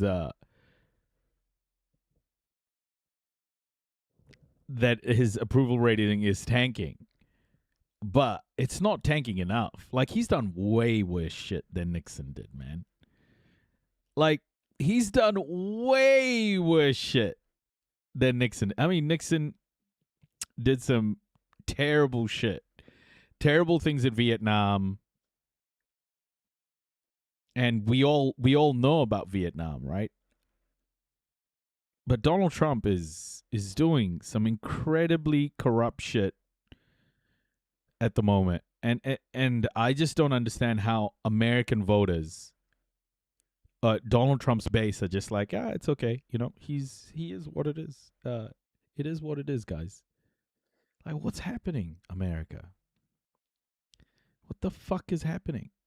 In Michigan will be united. They're having this rally on Friday. Mallory McMorrow is going to be there. I imagine Haley Stevens will be there. Pete Buttigieg is going to be there. I think the party's going to rally. Abdul has work to do. Go meet with Jewish voters. Go meet with black voters. The Groypers are going to surface all while you were live. Asman got banned on Twitch. For how long, Excalibur?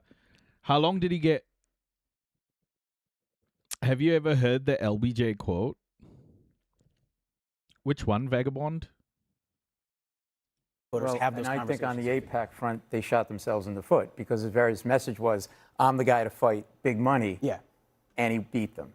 And so, you know, I think that the problem is you hear the word progressive and everybody wants to jam this guy into this crazy progressive, the sky is falling. He's not one of those guys. So you have to be careful with that. I would challenge in separating from Hassan. Well, it's not really. It's John Fetterman. It's people in his own party. John Fetterman's attacking. But by talking about Hassan this much, by talking about Hassan this much, they're literally making Hassan stronger. They're making Hassan's voice stronger. Why do they do this, man? They keep bringing up fucking Hassan.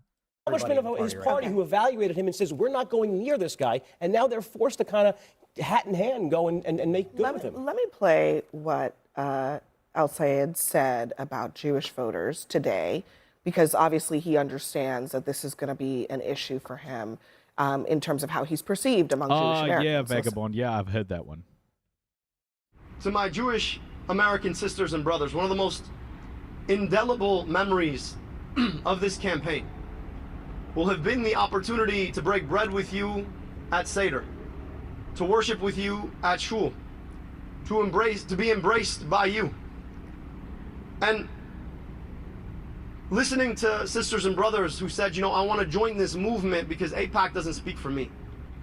And to all of my sisters and brothers of the Jewish faith, or any faith at all, or no faith at all, I want you to know that my commitment to your safety, my commitment to Jewish safety, is the same commitment that I have to the safety of my own daughters. Okay, so there's that. And I think the question I have is he's not backing away from, just tonight he was asked about, do you support withdrawing U.S. support for military support for Israel? And he said yes, basically. He was like, yeah, defensive, offensive, all of it. Is there a difference between that and saying, as some conservatives have claimed, that he hates all Jews? Well, I don't think this race is going to come down to Jewish voters. I think it's going to come down to the same voters that Michigan came down to in 2024, which is Muslim Americans in Michigan. And I think El-Sayed is going to be a challenge for Republicans, and I wish that he wasn't, because in 2024, Trump flipped Michigan to go Republican by a very small margin because he won Muslim Americans. You might remember the mayor of Hamtramck, Michigan was the most coveted endorsement of that cycle, and everyone thought he was going to endorse Kamala Harris, and he flipped as a Democrat Muslim American for President Trump, America Leap. He was then nominated by Trump to be ambassador to Kuwait. Ted Cruz sunk that nomination because he's... Guys, the reason why they're so, all hot about capitalism and anyone who speaks against it, because capitalism literally is about maintaining Western hegemony. And they know this. Capitalism is embedded white supremacy, right? So the fact that these powerful people, or at least these pundits, white pundits, are talking about capitalism like it's the last bastion of human progress is not surprising at all, because it represents a system of oppression that has been built by the West to extract from the global South, and they just want to keep doing that. And obviously there are brown and black faces who get pulled into the same team as this system, or this system of oppression. But that's essentially the core of it. It's because capitalism has become, in a lot of ways, the beacon of Western domination. It's not enough we're up against the final evolution of Reaganomics, Red Scare McCarthyism. Let's just sprinkle a little post 9/11 Sharia law here. Yeah, I think these people are really hoping for another 9/11 to change people's minds, because El-Sayed is winning this. I think she's right. In Michigan, it's the Muslim voters, but also this idiot here doesn't realize the more he plays the Israel card, the more he plays the Israel card, and the more he amplifies it, the Republican base themselves aren't happy with talking about Israel at the moment. A lot more Republicans are against Israel now. So whatever this guy thinks he's doing the opposite. And stop talking about Hassan so much, you idiots. You're just making him more powerful. I mean, I don't mind it. Hassan's voice being more powerful is great. It's going to change politics in America. But they just keep punching themselves in the nuts. He's not good at politics or anything generally, and it's going to be very genuinely. It's going to be very costly. I think. Where I think this race in Michigan is going to come down to a tight margin, where it's going to be the Muslim Americans again that swing it. But by the way, but I mean, also I would say, just to add to what you're saying, I mean, the uncommitted movement, it was not just, oh, who's voting for Donald Trump. It was also who sat at home, did not vote for Kamala Harris, did not vote for the Democratic nominee. And it's also about, with El-Sayed, it's about not just can he win, but it's about, are his ideas good for the country? And this is where Republicans need to come out swinging. And I have not seen that level of offense. This guy wants to defund the police. Really? You're for working families? Low-income areas are where most crimes occur. So you might as well just rebrand that policy, mass murder for low-income women on their way to work, because that's exactly what that is. He wants to do free public tuition, free college education. Really? For degrees that are worthless in a 21st century economy? Most people's anxiety right now about economics comes from the fact that they have degrees that they paid for that are worthless. So we're just going to, give those worthless degrees away for free? Don't tell my son that. I just paid all this money for him. But that's where all the anxiety is coming from, and those are not say that, solutions. and I know that is the argument against El-Sayed, but it doesn't feel. Why don't you talk about the genocide in Gaza, bro? Like, why don't you ever address the genocide? Fuck CNN, man. Resonant in an economic environment that's really about what the groceries are costing. Right. Could I jump in? Like, it's a basic thing, like the groceries, the gas. Like, that's what people really care about. Well, the Republicans fall into this trap all the time, and they're running everything to its most ridiculous extreme. They're like, Abdul El-Sayed is a terrorist, he's a communist. Then what? You know what they're not doing? They're not articulating any vision to deal with the economy right now. This race is going to be decided on affordability. Period. End of story. Just like every other race. They're falling into the trap of what Biden and Harris did in 2024. I agree. I mean, and that could lead to 2028 and being a debacle. And with all due respect, some of the words you just used is what I was referring to earlier, sort of murder and this and that. It's you start boxing. And I will say, El-Sayed it does not support defunding the police. Right. He absolutely has, and he's walking away from it because it's not a popular position. What the Democrats should do is they should show Trump as an extremist. I think the question that I'm fundamentally asking is, by dredging up. What do you mean they should show Trump as an extremist? He is an extremist, man. They should show Trump as he is trying to he's got Stephen Miller, who is basically reading out of Goebbels' fucking playbook. What do you mean he's Nazi, bro? He's in the Epstein files also. A Nazi pedophile. So many Americans hear terms like democratic socialism and think, oh my God, that's another name for communism, and that's bad. That's like Vietnam and Cuba, and they are miserable. Yet they fail to acknowledge the thriving Nordic countries. Yeah, it's always been socialism for the privileged and capitalism for the rest. Socialism in the Europe, socialist policies in Europe work because they are allowed to work. Because it's a privilege. It's a privilege. It's like that socialism for the rich and capitalism for the poor.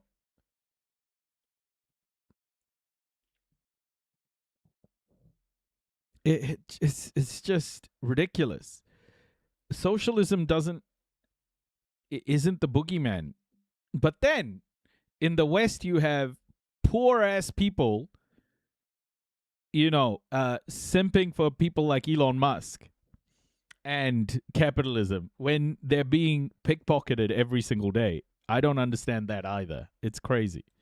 The sort of wedge issues of 2020, are you missing the point? Yeah. Are Republicans missing the real issue that is animating voters today by focusing on things that they don't care as much about because it's not as salient to them? Well, democratic socialism has given Democratic voters a structural path for economic recovery, let's say it. Most people just happen to disagree with that socialist view of how to accomplish those goals. And I think if the race is about whether you want the democratic socialist path or the Mike Rogers moderate conservative pro-growth path, I think more voters are going to vote for that. But he's a career politician. Moderate conservative pro-growth. Moderate conservative pro-growth. Oh. He just says shit. Moderate conservative pro-growth. I mean, look at the Dow, everybody. Fuck's sakes. It's over 54,000. Says the person who is living paycheck to paycheck, What the fuck are they talking about?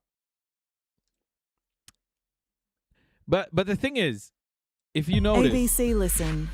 If you notice, right? What these people don't do is talk about Gaza, the genocide in Gaza, which has been a massive issue that has impacted politics in America. Why aren't they talking about Gaza? I have a hard time with that. Why don't they talk about the genocide? Noisy, thank you so much. You have been with me for this morning at 8 to right now, midnight, driving from Nashville to New York.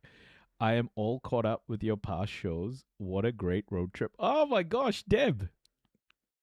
That's awesome. That's amazing. I hope you had a good drive.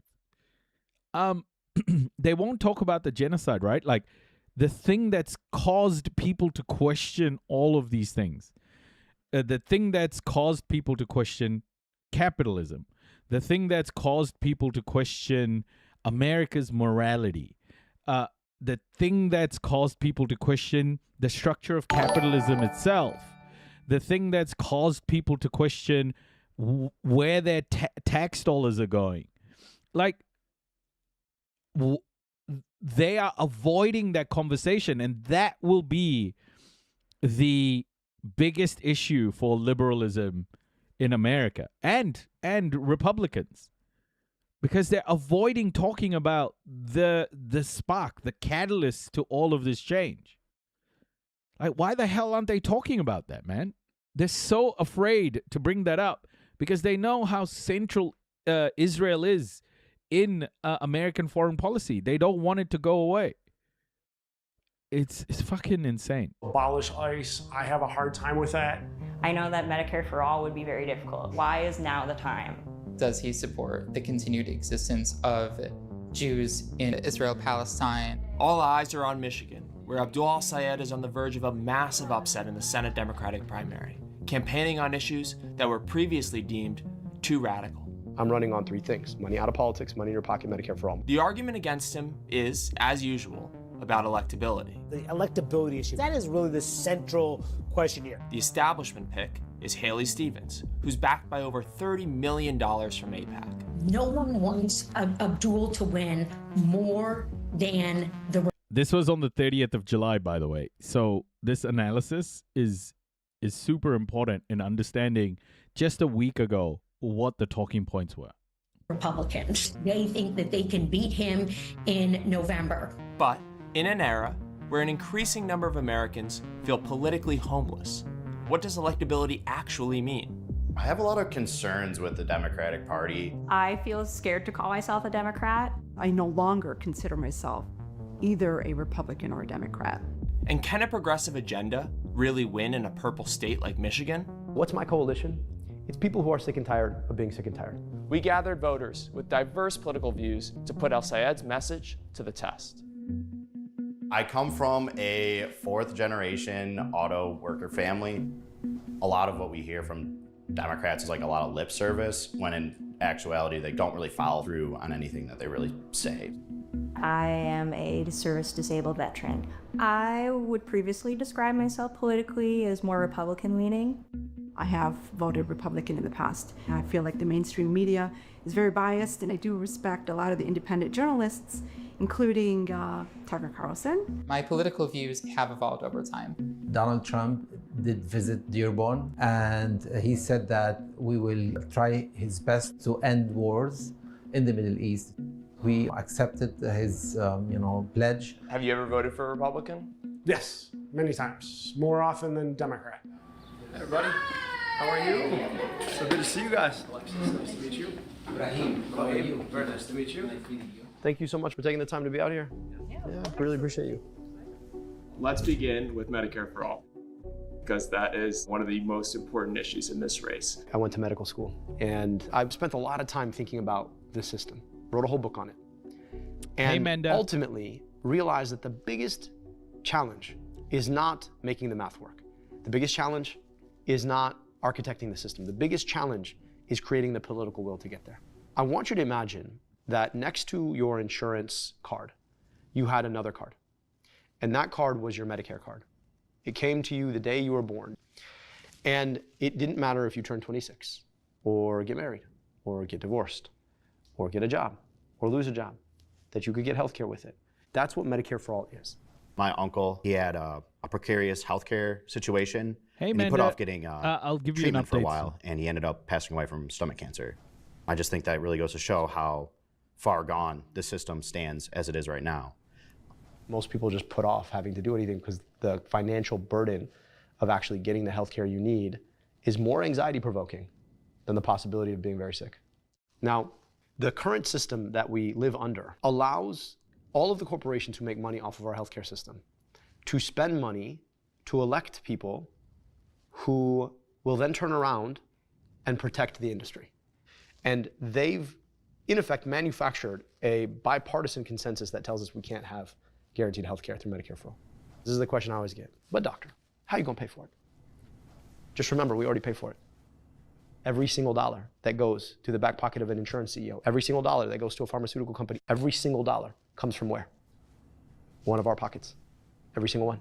And because you don't have to worry about that health insurance CEO's exorbitant salary, now all of a sudden the overhead off that system goes down. That's the vision of Medicare for all. We could have it if we actually were willing to fight for it. My name is Lena Saad. I'm a clinical pharmacist. There's one patient that was not able to afford her oral therapy at the time, and we relied on giving her samples that we would get from drug companies, and I would literally take it and drive it to her on my way home. So how can we incorporate the pharmaceutical aspect into Medicare for all as well? So one of the most important things we could do is negotiate prescription drug prices. Medicare becomes the buyer of all prescription drugs on behalf of all of us. And so it can use its power purchasing on behalf of the 350 million people in this country to start bringing those rates down. Here's the other crazy thing about pharma. That's such a great question. I wonder what Mitch McConnell's health bill is. Imagine if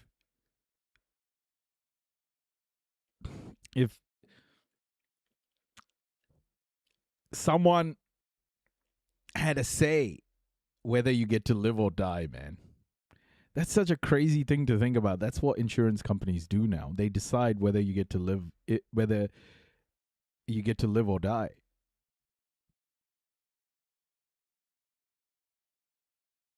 It's so insane. What sort of system is that? I don't understand how Americans do this. Aotearoa, New Zealand has a goodish healthcare system, but our neoliberal government wants to, privatize it. Obviously, they do. But healthcare here is very good. It's very good. I don't understand how Americans are happy with what they have. Like, I don't get how Americans aren't on the streets just fighting for healthcare minimum. I mean, 60, 70,000 people die with every year because they don't have access to healthcare. Maybe it's more than that. How are you guys so tolerant, man? Almost every pharmaceutical that has come to market in the last decade has had its roots in NIH-funded research. You know who paid for that? We did. Then some private company comes and buys the rights to this thing. Then they get to sell it back to the taxpayer at a ridiculous rate. I mean, that's insane to me.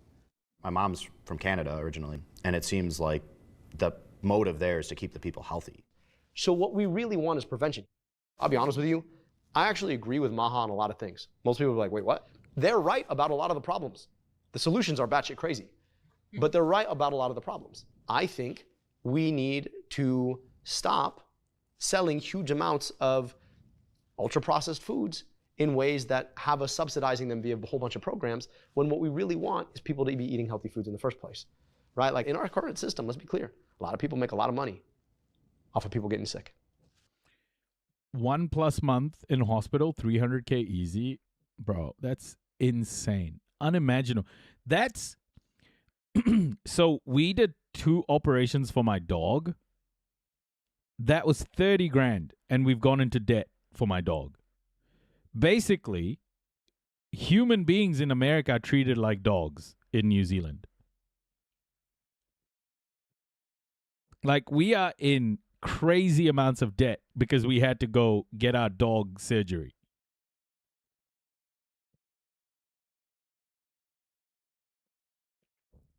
Think about that for a second. You Americans are treated like dogs in New Zealand. That's your healthcare system.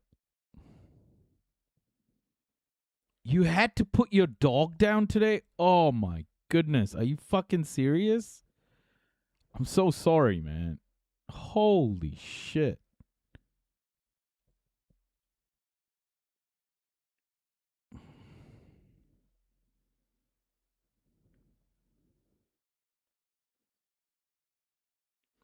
We're constantly fed the impression that to get stitches in Canada would put you on a month-long wait list and other nonsense, and that the service would be subpar at that. Oh my gosh. 13 years? Oh my goodness, BB shots. I'm so sorry. So sorry for your loss. Oh, dude. Oh my gosh. I know how it we are very lucky we didn't lose him, but I know how it feels to think about losing him. Our boy. And it wasn't nice. So I'm so sorry for your loss. Hey, Noisy, just wanted to put myself in here. I got into a motorcycle accident last year, was in the hospital for 7 months, coma for 1 full month, and that costed me and my wife 2.3 million?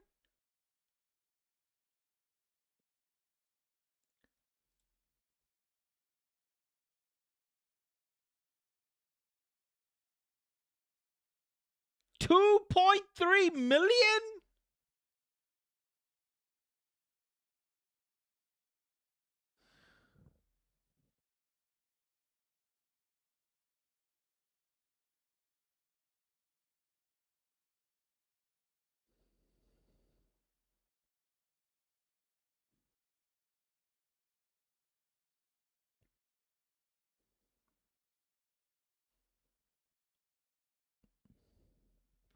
Came home for lunch and she couldn't stand up and I knew it was time. Oh my gosh, BB shots.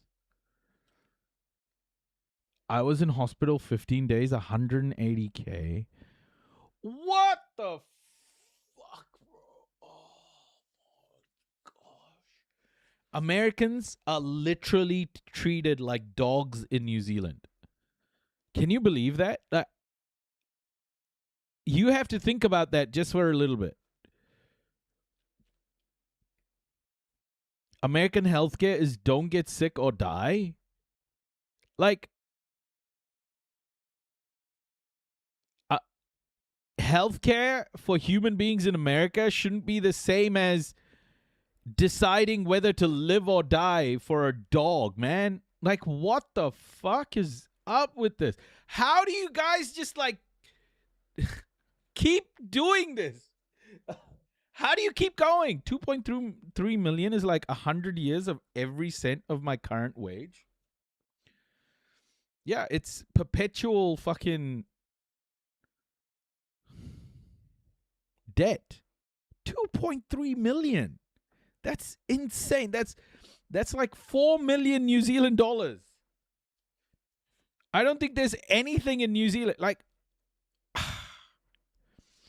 sorry guys, but this Americans, if you're feeling like, oh, that's just normal, like nobody thinks what happens in America is normal. When we looked at the bills, it's crazy what they charge you for too. The craziest thing was charged for linen, which we were charged, I think, 70K for linen, bro. Wow.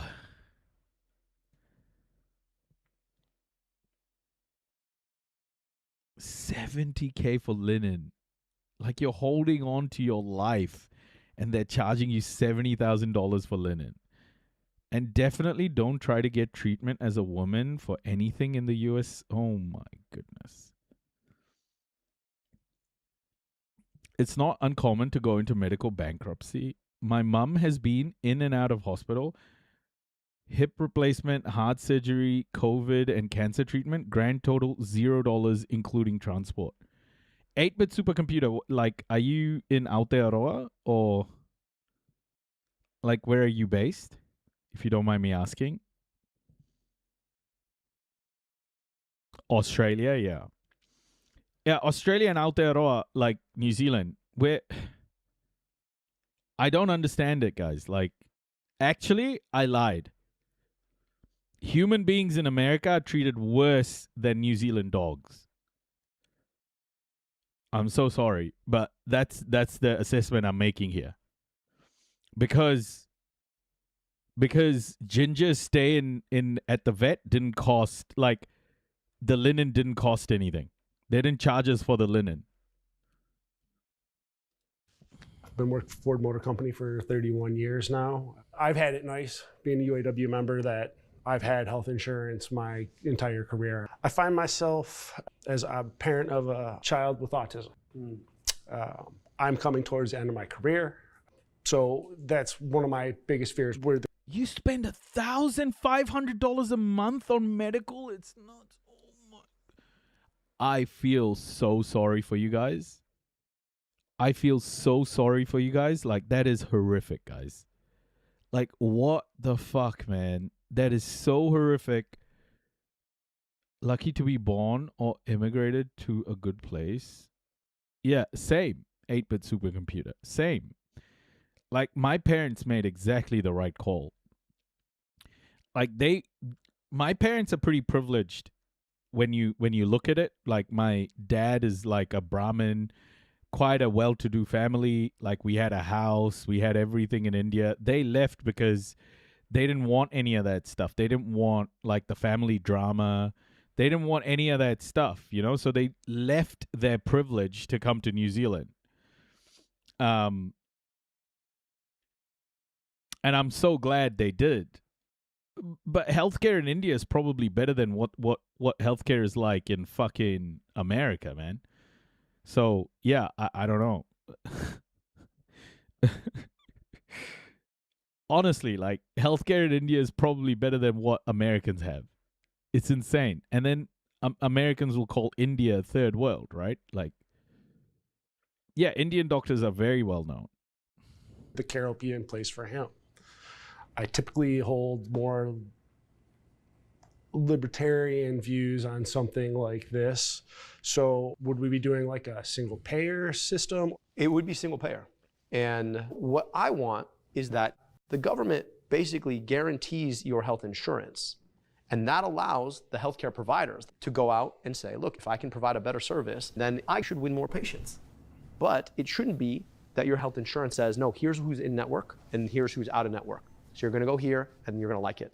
And I think there's a couple of pieces that we need to institutionalize. Number one, the governance of this system can't just change on a dime because you have a new president, right? And so the governance would have to live somewhere similar to the kind that we offer in the Fed, right? So the governance would have to... Spiderhoof, kia ora. Kia ora, kia ora. How are you, Spiderhoof? Good to see you. How are things going? Leading up to the elections now. Spiderhoof, how have you been going with convincing voters? I am good, thank you, Spiderhoof. I'm doing well. It's so good to see you. Guys, Spiderhoof on TikTok. Spiderhoof is an incredible... I guess journalist, investigative journalist slash, just a media person who is extremely knowledgeable about New Zealand politics, but also hugely influential in terms of like just educating people about policy and just a tireless worker. And someone you should follow if you want to understand New Zealand politics. Spiderhoof is incredible. And they are just relentless. Follow them. They are, just an incredible human being. Hey, Carol. I met Spiderhoof early on in my TikTok life, actually. Early on in my TikTok life. And yeah, I have been following Spiderhoof for a long time. Incredible servant to the people, I would say.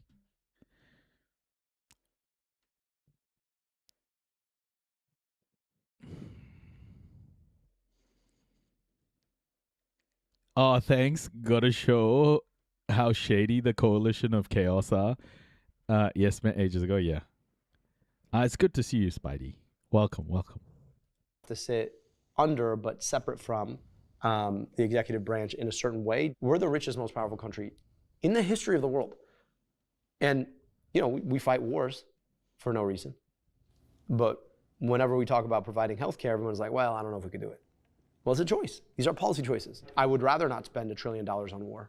I'd rather spend that money on healthcare and schools and infrastructure. The U.S. relationship with Israel has become a flashpoint in this race. The question about Israel isn't about the theoretical right to exist of a country that exists. The question about Israel is, do they have a right to our tax dollars? AIPAC is spending $30 million to defeat El Sayed, its largest single race investment ever. So this was on the 30th. So this video was released on the 30th of July. And they were spending 30 million at that point, but that was increased to 60. I think closer to 70. Insane. Radical for Michigan, too radical for the U.S. Senate. And his opponent, Haley Stevens, has made her commitment to Israel very clear. Hello from Israel! I will continue to fight for Israel's existence. Israel comes to me in my dreams. But most voters... Oh! Yo, I really need that. I really need that soundbite. Head of Mossad. Haley Stevens. Head of Mossad. Reopening the Strait of Hormuz. Head of Mossad. Believe the U.S. is too supportive of Israel, according to a recent AP poll. So will al-Sayed's message actually get him more votes in Michigan? As a U.S. Senator, how would you seek to reorient U.S. foreign policy? I don't believe in unconditional foreign military aid to anyone. I don't pay my taxes every year to be like, man, I can't wait for Israel to get a new tank. And then when it comes to Israel's own behavior, I think we need to engage them consistent with what they have done. They have perpetrated genocide. And before that, they were perpetrating apartheid, right? They lobbied to move us into a war. Now they're trying to annex southern Lebanon. Like, I just think that any other country that behaved that way would be treated as a rogue nation because they're violating international law. A fear that a lot of American Jews have when they hear messaging against the state of Israel is that that is a slippery slope towards Jews don't belong in Israel-Palestine at all. I recognize that that land is a land that a lot of people have lived on, right? The most recent inhabitants before 1948 were the Palestinian people, but also historically the Jewish people. The problem, though, is that the implicit public policy of our government has been to aid, arm, and abet Israel's current government to the exclusion of the right to peace, dignity, and self-determination for Palestinian people, right? What would you say to people who are worried that withdrawing defense funding to Israel would make American Jews less safe here at home?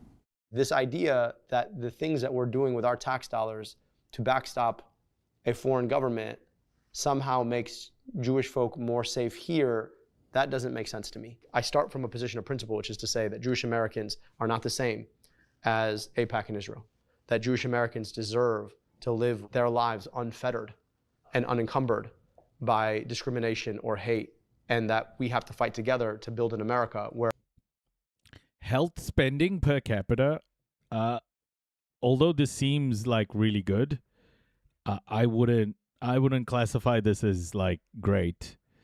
Health, it'll be because there's a lot of people who are very poor, and the government will subsidize for them.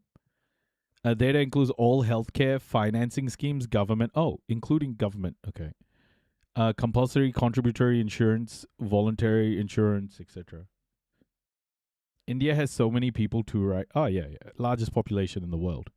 The data is measured in international dollars at 2020 prices. Yeah, it's just the scale is just so different, guys. Like China is low. China is pretty low here, but China has incredible healthcare as well.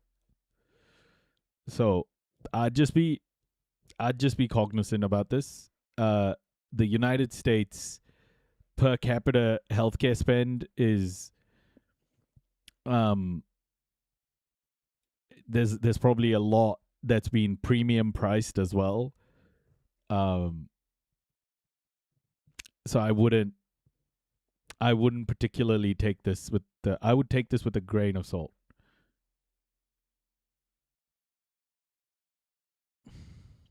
Daily Wire released a new racist movie trailer. There has always been a divide between the predominantly black community and the growing Arab community in Metro Detroit over the past 50 years. Abdul didn't win Detroit, which is crazy. Yeah, it's crazy to me that he didn't win Detroit. It's insane.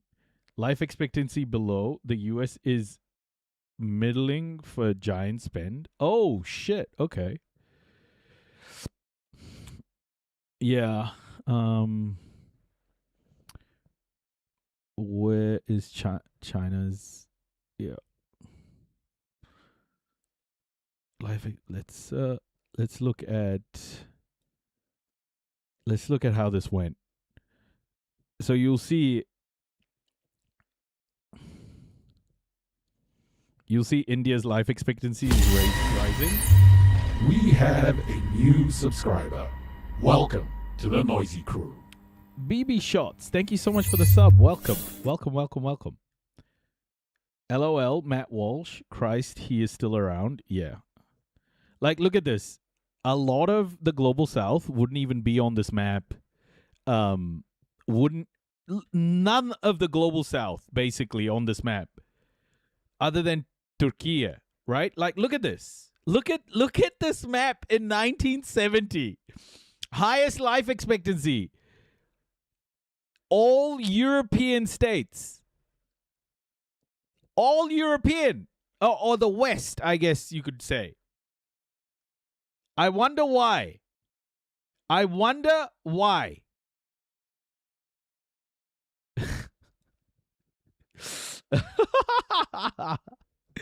And then you play it. You see the life expectancy, and you'll see the global south states start to come in.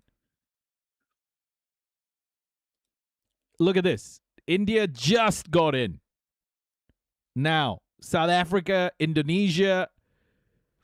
Guys, there's a word to describe all of this. Why do you think... Oh, you can't see? Hold up. Let me just see if I can show you guys. So this is what it looks like, guys.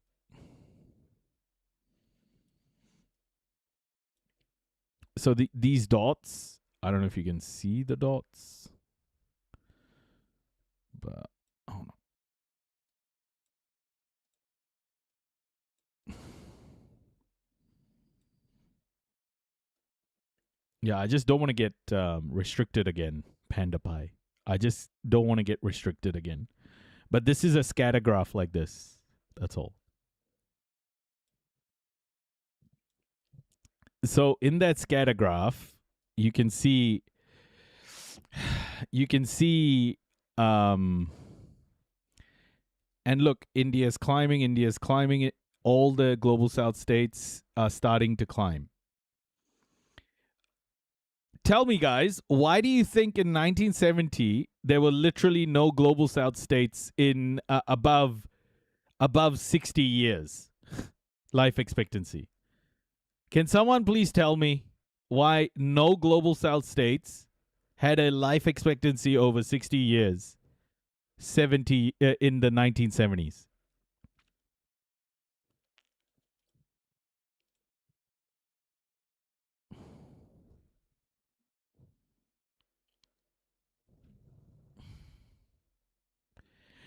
I mean, come on, folks.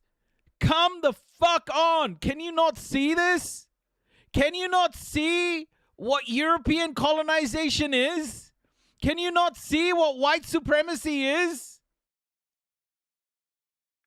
Like, do I need to keep showing you fucking data? Do you think people in these countries were dying young because, you know, they were the third world?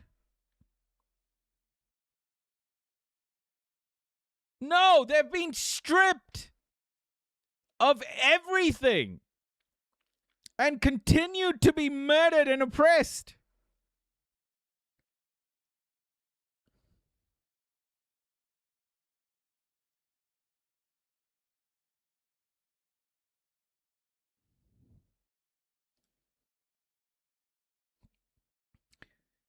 This is white privilege. This right here, okay? This right here. In 1970, the reason why, oh my gosh, I don't want these fucking lines, bro. I don't want these lines. Yeah, here we go. White privilege, right here, white privilege. Were you born in the 70s? Oh, let's take a look at the 80s. Were you born in the 80s? 1986 was the year I was born. 1986.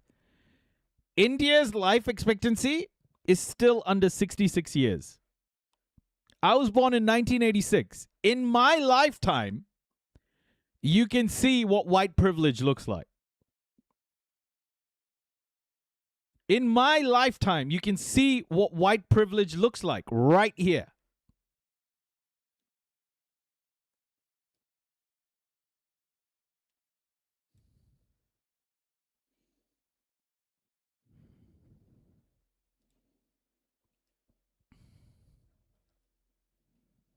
if you were part of the West or were an ally of the West, or I should say a military outpost for the West, as Japan has been, as South Korea has been, as Israel has been. All these countries were fine.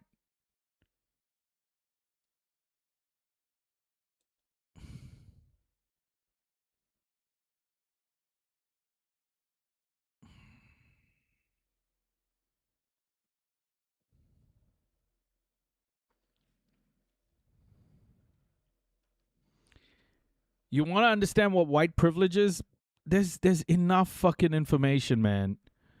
Honestly, 50 years ago, the life expectancy of Maori was 22 years less than non-Maori. 50 years ago. Today, the life expectancy of Maori is 7 years less than non-Maori. Today.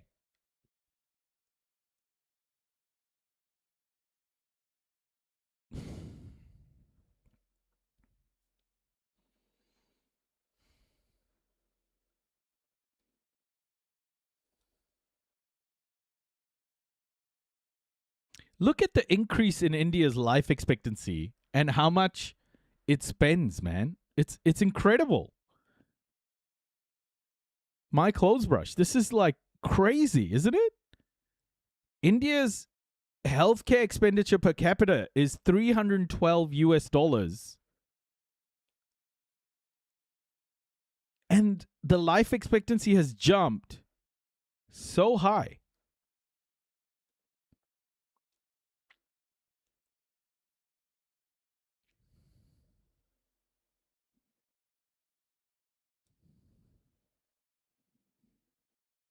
Wow. Hey, Calamity. I guess this is what you... I guess if you have so many people, right? Like, it is a bigger scale. But still, that's impressive. That is impressive. That anti-Semitism is stamped out. There is the largest Arab American community here in Michigan, and mostly are from the southern Lebanon. My dad is building this dream home for all of us as brothers or sisters, and Good it night. vanished in like Good night, a Lucy. couple Take seconds, care. and the soldiers I were hope you feel laughing better. about demolishing the whole Take care, village. Lucy. As an American citizen, I'm paying taxes for this government to bomb and kill us for what? I appreciate you lifting your voice, and I'm sorry about your family's experience.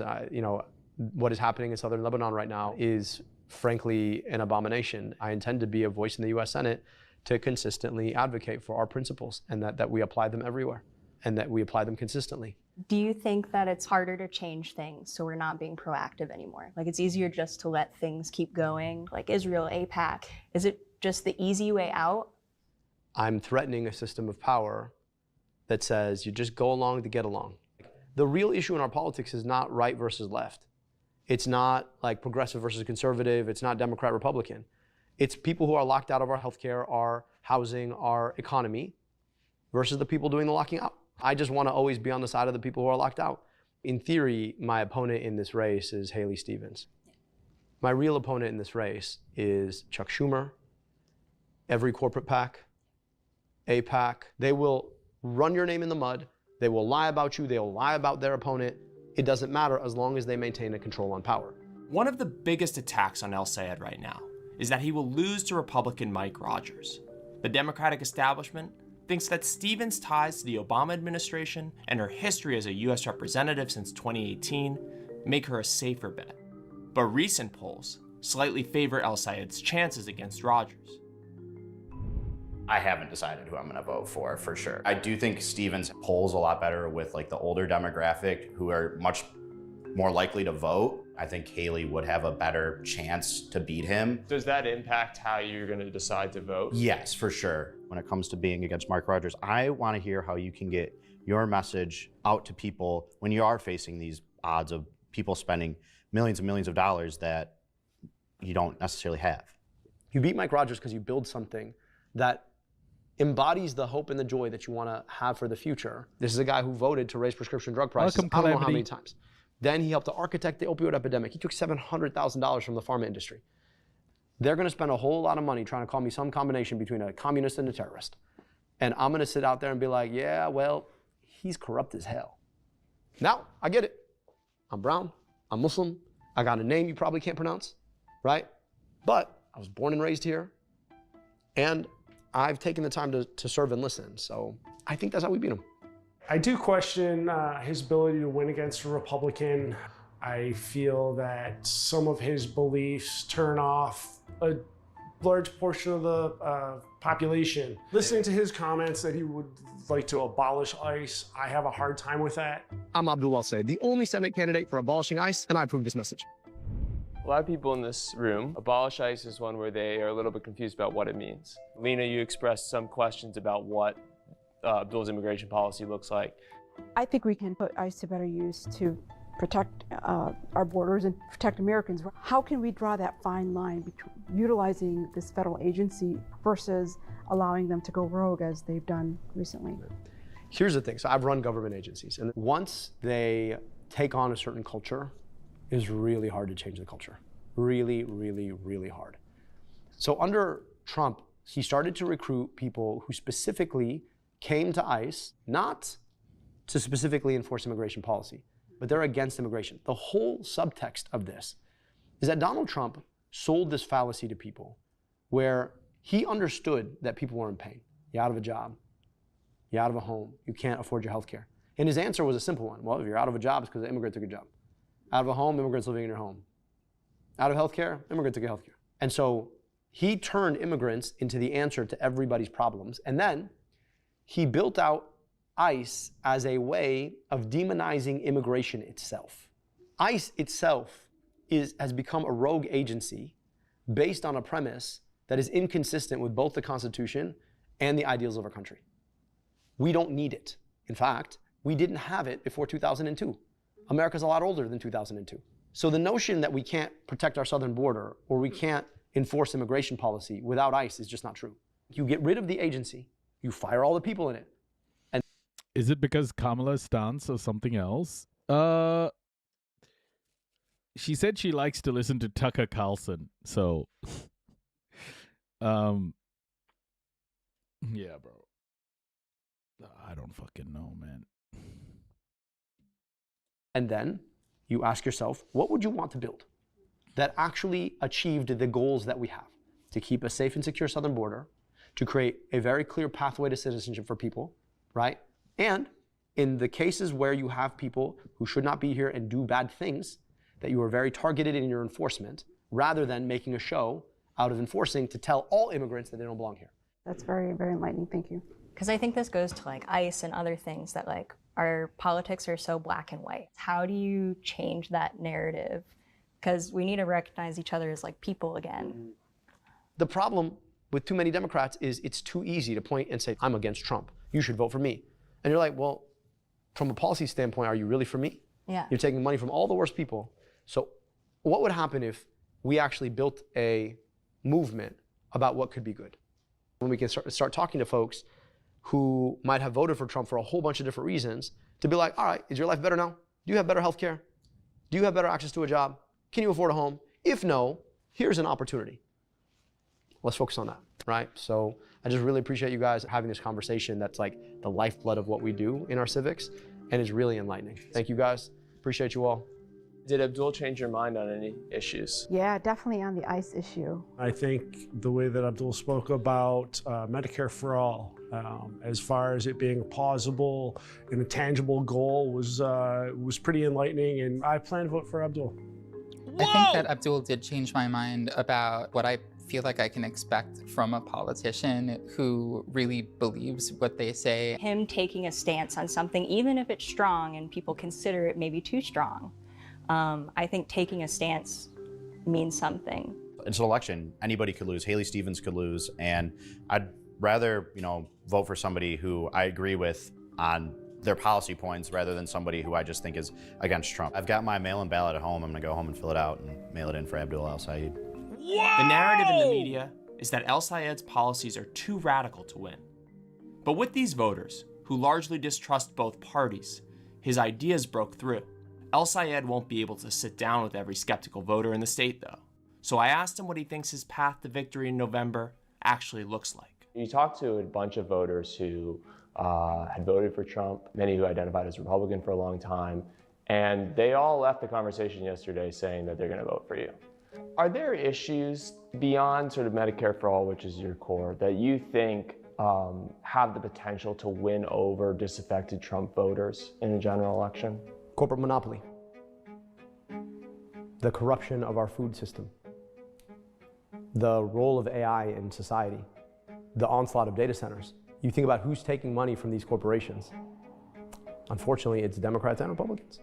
I always wonder why there's so much opposition to this in the Democratic Party. Yeah. And I keep coming back to the same answer, which is it's just laziness. It's not laziness, bro. It isn't laziness. It's that America is a neoliberal society. It's neoliberal from whether it's blue or red. It's neoliberal. All these politicians in the Democratic, it's not about laziness. They believe in neoliberalism. They protect capital. That's what liberalism does. That's what conservatives do. At the end of the day, as long as you're protecting capital, conservatives are happy to vote for a liberal government, and liberals are happy to vote for a conservative government. The moment someone speaks up against protecting capital and focuses on social issues, either liberal or conservative, both of them just get turned off. It's not laziness. It's by design. That's why the two-party system works so well in America, because they offer small incremental changes that some people agree with over others, but ultimately they continue to protect capital, either blue or red. That's the thing. They're not lazy. It's laziness, and it's this sort of elitism. The laziness part is, well, if we can't get money from corporations, then we're actually going to have a message and go talk about our message anywhere and everywhere. I've done 450 public events. I challenge my opponent in this race to say how many events she's done, where she's actually taking questions. You got to do the work, it turns out. And then the elitism part is, well, the corporations are rich, and they throw the fanciest parties. And if I don't take their money, I'm not going to be invited to the party. I'm like, fuck your party. Who cares? You got the best room on the Titanic and don't realize that the whole Titanic's about to go down. I don't know, man. I just, I really struggle to understand the psychology of it. Yeah. It seems to me that you are interested in something deeper than just winning this election, that it is actually fighting for some sort of change. Losing this primary is not the worst outcome for me. The worst outcome is that I get the job and I fail to deliver. That's the worst outcome. So I don't want to fight for the job and in the process hamstring myself from doing the work. I don't want to have been one of those senators that, you had this power and then you sold out and then you can't even account for why you were there. So right now, you've got the choice between 3 candidates, 2 of us in this primary and then 1 in the general. There's only one of us who's never taken money from Blue Cross Blue Shield. Only one of us who doesn't want to send your money abroad to drop bombs on other people and wants to keep it here to invest in your kids. There's only one of us. So, which do you pick? Thanks for watching. Don't forget to like this video and subscribe. I like one thing I respect with Abdul El-Sayed is he knows how to speak about these issues in a way that both parties can say okay. He's very tactical in how he uses his words, which is really good. The thing, however, that I do worry about is the impact of that $70 million where the people who voted for Haley Stevens get turned off. Because what that $70 million might have done is propagandized all of the people who voted for Haley Stevens that this guy is just a bad person. The good thing is, what Haley Stevens did right after losing was she endorsed Abdul. So that was good. She endorsed Abdul, and so did McMorrow. Both of them endorsed Abdul. I hope what Abdul does is brings everybody on the journey. Because I think he has to. I don't think he has a choice. He shouldn't have to. I mean, his policies should stand on their own, but it's America. It's a reality TV show, you know? It's a popularity contest. It's not about policy. Most Democratic primary voters that vote for the centrist candidate don't do it because they prefer a centrist. They just think they are more electable. Their main priority is beating Republicans, yeah. Well, enough people who bother voting anyway. Oh, bro, he's actually really good. I like him. Let's see what BBC is saying. Let's get some more liberal cope, everybody. Get ready to sip from the cup of liberal tears. What a race. You know, in the words of Muhammad Ali, we shook up the world. Billed by some as a battle for the soul of the Democrat. Is this guy real? This guy looks like fucking Johnny Bravo. IRL. Is this guy real or AI? What the fuck is this shit? Democratic Party. A narrow victory for 41-year-old progressive Abdul El Sayed. Defeating establishment centrist candidate Congresswoman Haley Stevens. He hates Jews and he hates Israel. Abdul El Sayed. If you can't say the name, it's Abdurrahman, keep the name out your damn mouth. We need more people in the Senate who will fight for working families. God forbid you're going to have President El Sayed in 3 years.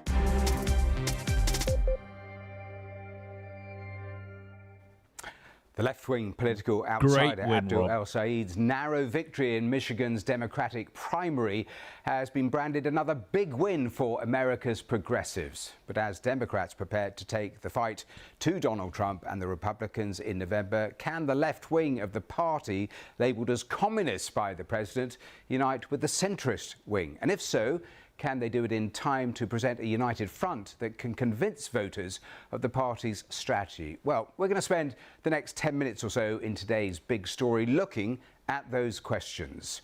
Well, with us is our North America correspondent Anthony Zerka, who's in Washington following the story. Let's start with Abdul El Sayed. He's fairly new on the national scene, so tell us more about him.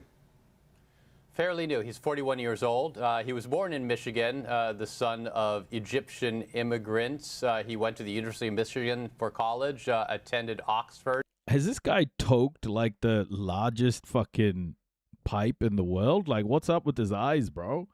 This guy has taken one of the largest fucking tokes I've ever seen. Like, what the fuck? Is he okay? As a Rhodes Scholar, he's an epidemiologist by training. He was a public health official in Michigan before going into politics. In 2018, he ran unsuccessfully for the Democratic nomination for governor, and then now in 2024, he ran for the Senate seat. Mostly on the same sorts of issues, but he's young, he's charismatic, and he's viewed by many on the progressive left as the next generation of potential leaders. Well, you touch on it because I was going to ask you why voters in Michigan chose him over the more established Democratic candidate.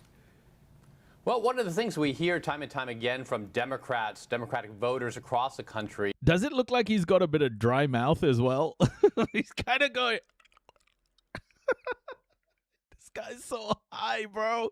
He is incredibly high. Is that they're frustrated that the Democratic Party isn't doing enough to stand up to Donald Trump. They want someone who's a fighter, someone who's willing to full-throatedly espouse Democratic positions, and that's what El-Sayed did. The Democratic voters liked his positions. They wanted someone who was charismatic but also willing to draw bright lines between Donald Trump and if he gets to Washington, not look for compromise but look for ways of stopping Donald Trump. And tell us what some of the key issues were for those voters in Michigan.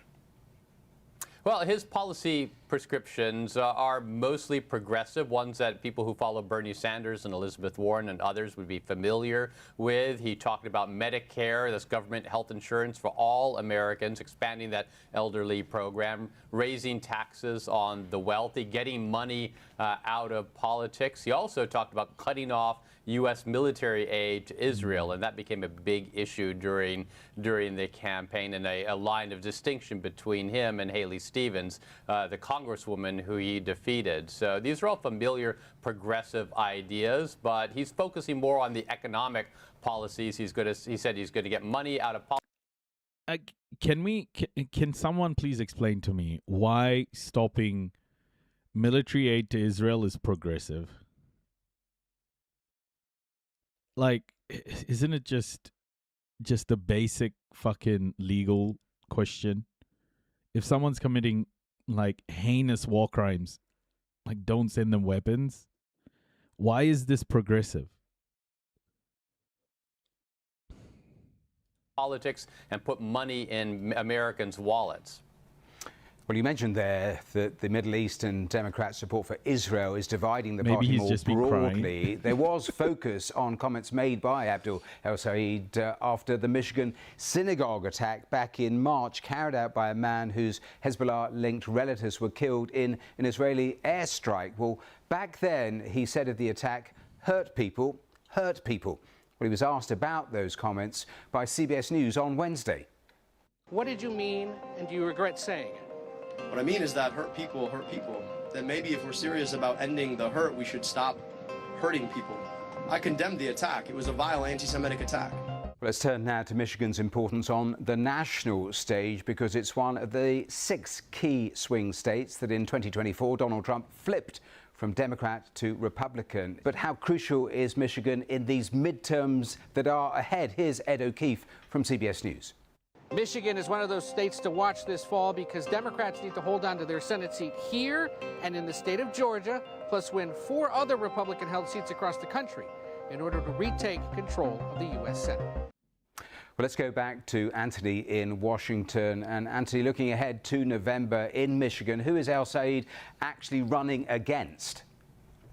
He's running against a former Congressman, Mike Rogers, who is trying to get back into politics after leaving his House seat in Michigan. He's more of a traditional Republican. He isn't one of these Trump fire breathers, not an election denier. If you imagine the Republican Party 10, 15 years ago, Mike Rogers would fit well into that mold. So it's going to be an interesting contrast between El-Sayed, who is obviously a progressive activist, and Rogers. Mike Rogers is just a conservative racist.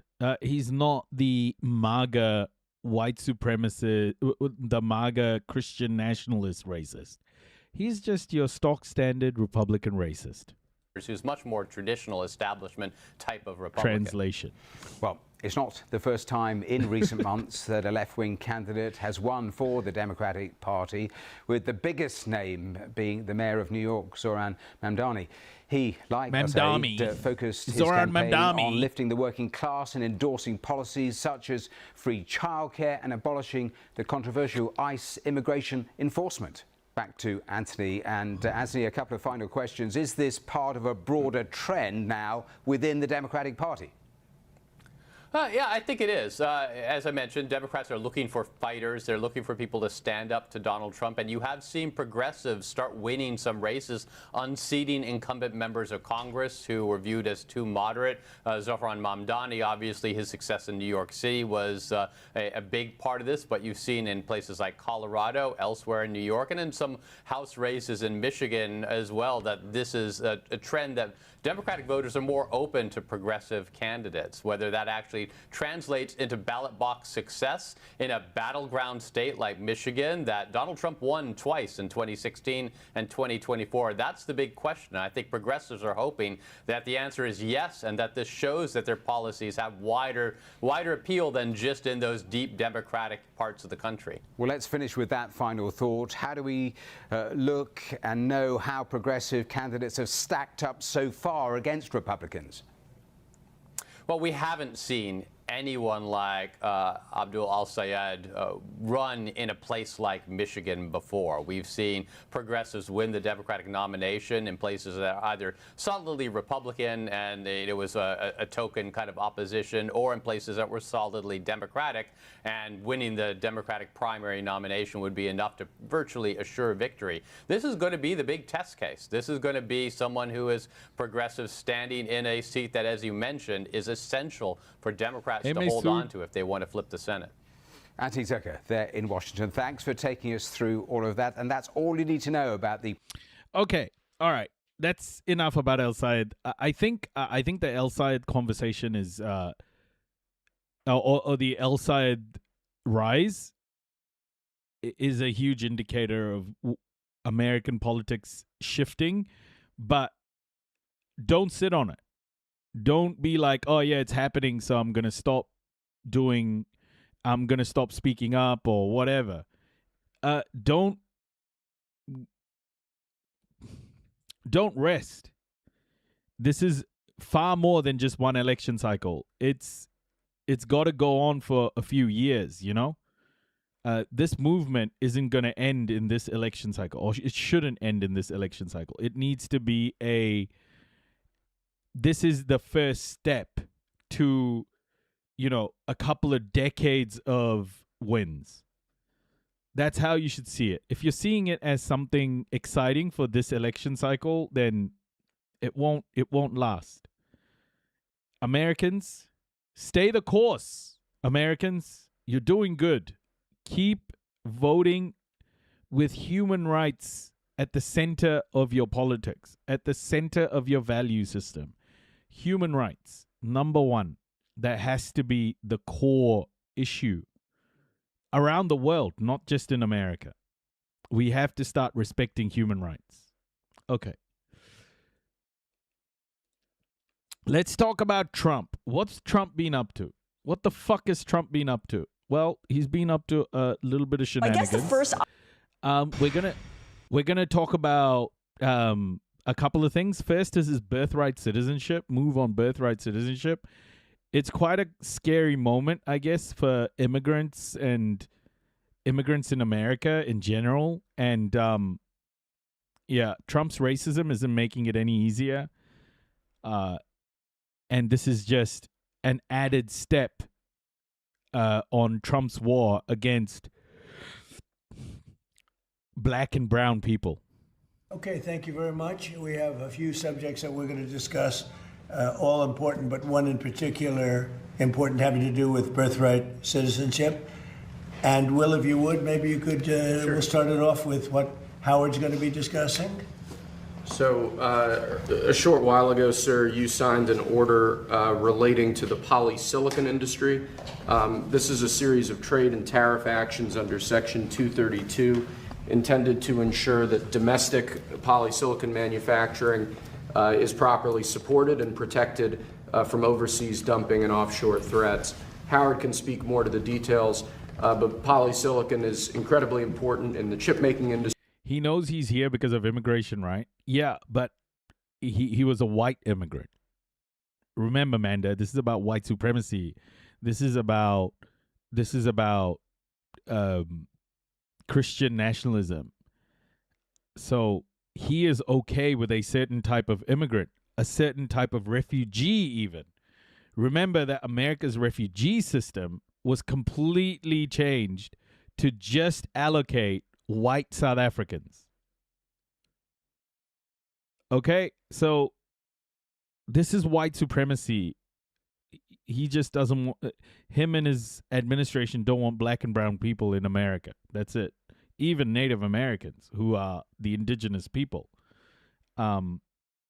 He's starting to jail them. ICE is starting to put them in jail as well. industry and a number of other industries as well. And like many of your previous trade actions, sir, this is intended to ensure that we're onshoring manufacturing capacity, that we're onshoring our own supply of critical products, and that we're protecting American industry from malign foreign actors in that space. Thank you. So polysilicon is sort of the foundational product that makes silicon wafers that become the AI chips and the chips that are in our phones and everything.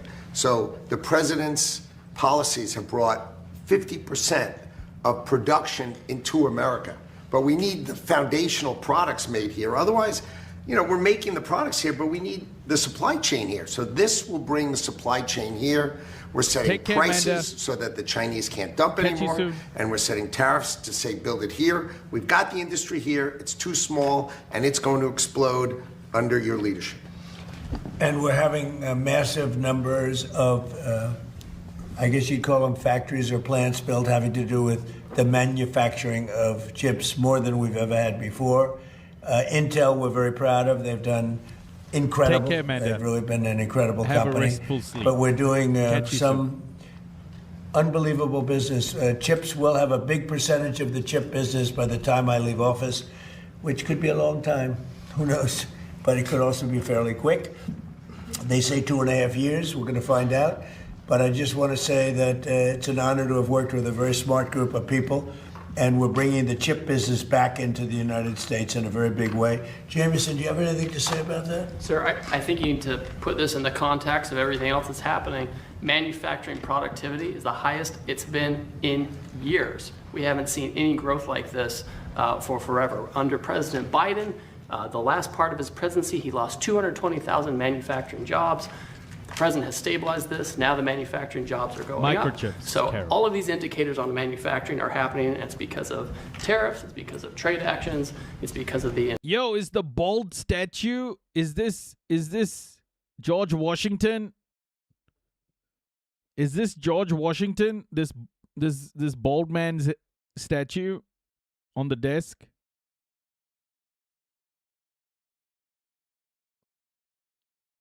Investment credits you've given people, the tax credits, everything you're doing, the energy policy, all of it is bringing manufacturing back here, protecting American workers and American jobs. Well, tariffs are bringing us hundreds of billions of dollars worth of dollars. The bust on the desk on the right side. Oh, you can't see it because of my chat. I mean, just money, the money that we've never seen anything like it, with no inflation, by the way. Everyone said, oh, there'll be inflation. We have very low inflation. We brought inflation way down. I inherited the worst inflation in the history of our country. They say 48 years, but I say the history of our country, and from the Biden administration, and we're bringing it way down. So the numbers I mean, beyond the money being brought in, the number of factories being built in our country is more now than we have ever seen before. There's never been anything like it. And you're going to see the results. And you're seeing the results already in construction jobs because they're being built all over the country. But in another year, as they start to open, there's never been, we call it the golden age of America, and that's what it is. Now, if we could talk, Steve, maybe you could discuss what we're dealing with on birthright citizenship. We had a very unfortunate decision in the Supreme Court concerning birthright. It was close, but a very, very unfortunate decision. So we're making adjustments because it's very unfair. This was done for a different reason. This was done right after the Civil War. This was for the babies of slaves. And what's happening now, people are building businesses around it. From wealthy people are building businesses around birthright citizenship. That's not the way it was supposed to work. It's a disgrace. They're buying their way in. And we're not going to let it happen. So, Steve, if you will, please. Yes, so today the President signed these two executive orders here relating to birthright citizenship and birth tourism. As the President mentioned, the 14th Amendment was passed exclusively in the aftermath of the Civil War so to ensure that the children of slaves would be citizens. It had no other meaning and purpose outside of that. And that's been clear, obviously, since the day that it was passed. You can go back and you can read the congressional debates. This is not something that's even seriously contested by anybody. The president is using his authority as commander-in-chief to sign first an executive order using the new ruling the Supreme Court issued to expand the definitions of people who are ineligible for birthright citizenship. That includes, for example, alien enemies of the United States, members of foreign terrorist organizations, and large categories of people who lobby and act on behalf of foreign governments. And so with taking this action, it ensures that large numbers of people who wrongly would be getting birthright citizenship will no longer be eligible for those benefits. What the fuck? Aliens? Oh my gosh. Fucking Timu Goebbels here is starting to expand the category of who gets to be American. And he's shrinking that category to just fucking white people. You watch it. Guys, you can fucking say whatever you want, but if you can't see what's happening in front of your eyes, you may start kidding yourself. He's talking about white people. He's talking about white people being the only ones who have the option to be American. The second action that he's taking, which is especially historic, is for the first time ever in American history to ban birth tourism. So I want you to really let that sink in. This has been something that people have talked about not only for years, but for decades. The idea that people come here pretending to be a tourist, pretending to be a visitor, saying they want to go to Disneyland, or they want to go visit a monument or go to a national park, but the real reason they're here is to have a child, to make that child an automatic citizen, leave our country, and then have a U.S. citizen child. It gives them access under this broken system to welfare benefits, ultimately to the voting booth, and all the other rights and privileges that belong solely to Americans. He understands that it takes 9 months to have a baby from like conception, right? Like, what the fuck is this? So that practice of birth tourism is, as of the signing of this order, hereby banned. And what that means is that no one in the world is any more allowed to obtain a visa for this fraudulent purpose. It is probably, and President Trump has done many historic things on immigration, too many to list now, sealed the southern border shut, record deportations, record integrity, stopping foreign terrorist entry, record reduction in drug seizures, dismantling criminal cartels, dismantling the gangs, right? Everything he's done that has been so unprecedented. I would put this in the top 3 in terms of importance because it ends what has been one of the gravest and most egregious abuses of the American system, and it keeps American citizenship sacred. Thank you. Okay. Mr. President. That's big stuff. That's a big deal. Mr. President. Thank you. On the birth tourism executive order, what are the plans for enforcement in terms of cracking down on birth tourism hotels that's common in parts of We're California? cracking down very big crackdowns, and this will give us the right to do it in a much more forceful manner. But this is racist bullshit. Racist, white supremacist bullshit. Like Timu Goebbels is trying to read from the Goebbels playbook, but Timu Goebbels is going to fall on his face. This is not going to go down well. they've taken birthright citizenship and they've made a joke out of it. And we're actually the only country of size, I think just about the only country, period, that does birthright citizenship. I thought we were going to win it at the Supreme Court. Unfortunately, we had a bad decision, very unfair decision. Our country suffers because of it, and we're ending it a different way. Mr. President, at the Supreme Court, John Sauer, the Solicitor General, did not have an answer as to how many individuals take advantage of birth tourism. Is there a number that you can I'll tell you cite? right now, hundreds of thousands, okay? Hundreds of thousands. You have one man came in with a family, said he had 56 children. Another one came in, they said they had 98 children. This was not what it was for. This was meant for the babies of slaves. It was right after 1 week or 2 weeks after the Civil War ended. This wasn't for wealthy multi-millionaires, billionaires coming in and bringing 15, 20, 30 children along with them. It's become a big business, and we're ending that business, please. What makes you confident, Mr. President, that this will pass constitutional muster? I think it will. I think, in fact, I asked a very talented person named Will Scharf, who's standing right behind me. Hey, my Do you want to discuss that, Will? You felt pretty strongly about it. The law is absolutely clear. What we're talking about, as Stephen said, with respect to birth tourism, something that used to happen incidentally, where somebody who happened to be on vacation here went into labor early and had a baby.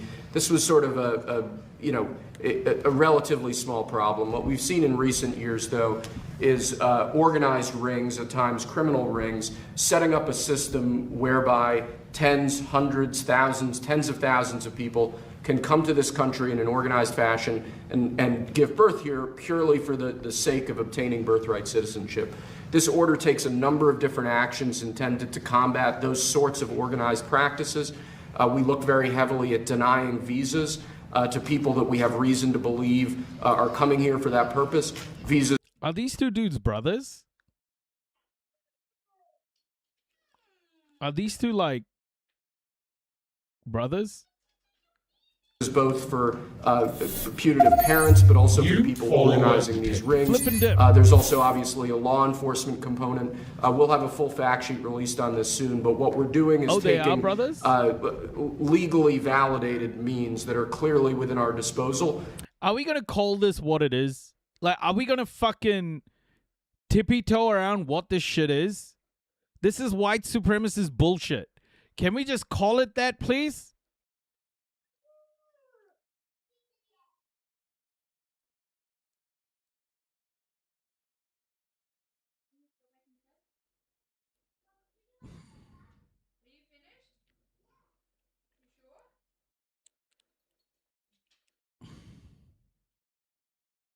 And targeting them square on to the racist, white supremacist bullshit.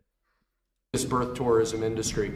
There's absolutely nothing in here that runs afoul of any of the Supreme Court's opinions on the subject. This is frankly, it's action that's overdue, and I'm thankful that President Trump is finally taking decisive action to combat this issue of birth tourism now that it's been queued up in the way that it has as a result of the Supreme Court's opinion. This should have been done a long time ago. This should have happened years ago, but we're taking... The lollipop before versus after being dropped on the floor. Oh, that is so good, bro. It's so creative. It's so creative. Taking care of it now, please. Thank you. Can you help us understand how you distinguish between a tourist and a birth tourist? Well, I'll let you discuss it, please. Yes, happy to. And so, by the way, that's an excellent presentation. Thank you, Will. Stephen. For those of you who want to do your research on this, Section 215A of the Immigration and Nationality Act gives the president this authority. 215A of the Immigration and Nationality Act.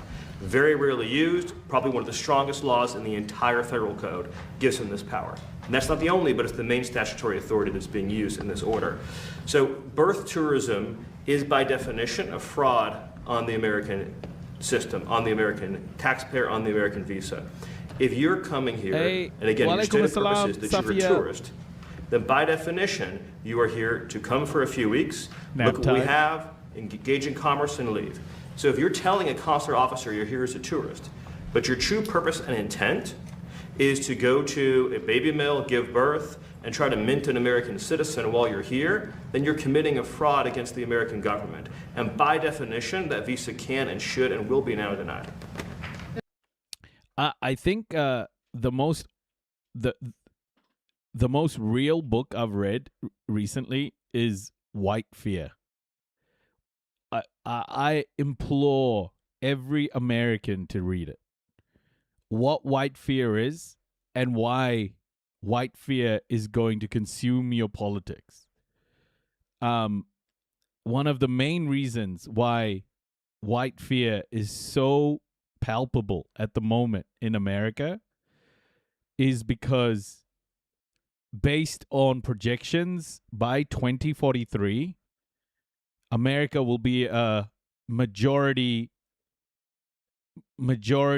minority country. that means there'll be less white people than minority groups.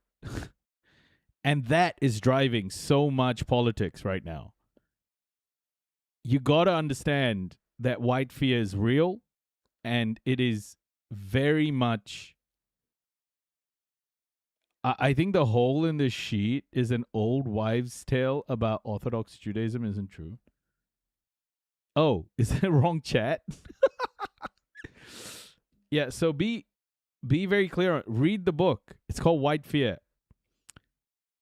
I guess I have to leave in a birthright. Mr. President, there is a report that you told donors that they need to get J.D. Vance elected in 2028. Is that your official endorsement? No. It's. I heard about it a little while ago. I think he's great, but we're way too early to even be thinking about that. Okay? And Mr. President, Republicans are arguing a lot right now about affordability. What is your message on affordability going into the midterms? Well, that's a good question, but it's sort of... Manda, are you a birthright citizen? Well, if you're white, you're okay. Simple to answer. I inherited the highest prices ever. I inherited the worst inflation in the history of our country. And we have done an amazing job. And oil prices now are coming down very rapidly. If you look at what's going on, it's down to 75. When I started the very important excursion into the Islamic Republic of Iran, it was a very important excursion because I thought he was going to say Islamic Republic of Japan again. They can't have a nuclear weapon. Otherwise, the whole world would get blown up. We're not going to let that happen. Not only us, not only the Middle East, the whole world would have been catastrophic. We had no choice. We had oil down to less than $2 in many places like Iowa. Oil was down to, gasoline was down at numbers that people hadn't seen in years.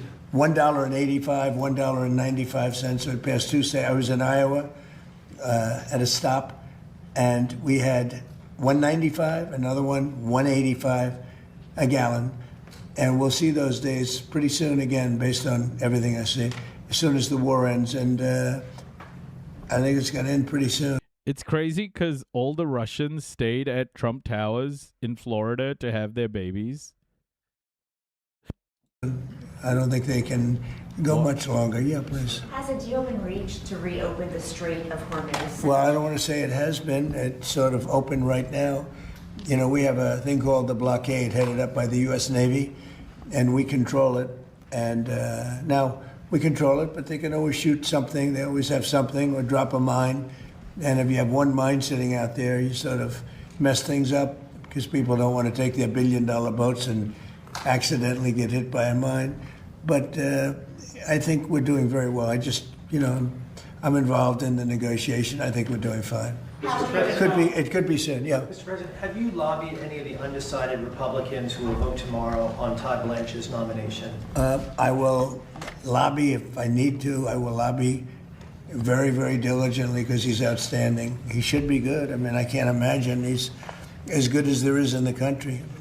People have such unbelievable respect for Todd Blanche, so hopefully that won't be necessary. I spoke to some people, I did, but hopefully it'll all work out very well for the country because you're not going to find better than Todd Blanche. Will you reach out to Senator Murkowski, Senator Cassidy, for instance? Let's see if we need anybody. I'll reach out to whoever I have to, but anybody voting against him would be doing a great disservice to the country, please. Mr. President, the deadline for Representative Max Miller to withdraw from his race is coming up next week. Yeah. Do you believe he should withdraw at this point? Well, I'm not going to get involved in that. It's a very sad situation, and I know Max very well, but it's very, very sad that a situation like that takes place. Yeah. Do you think the DOJ should prosecute Dr. Fauci?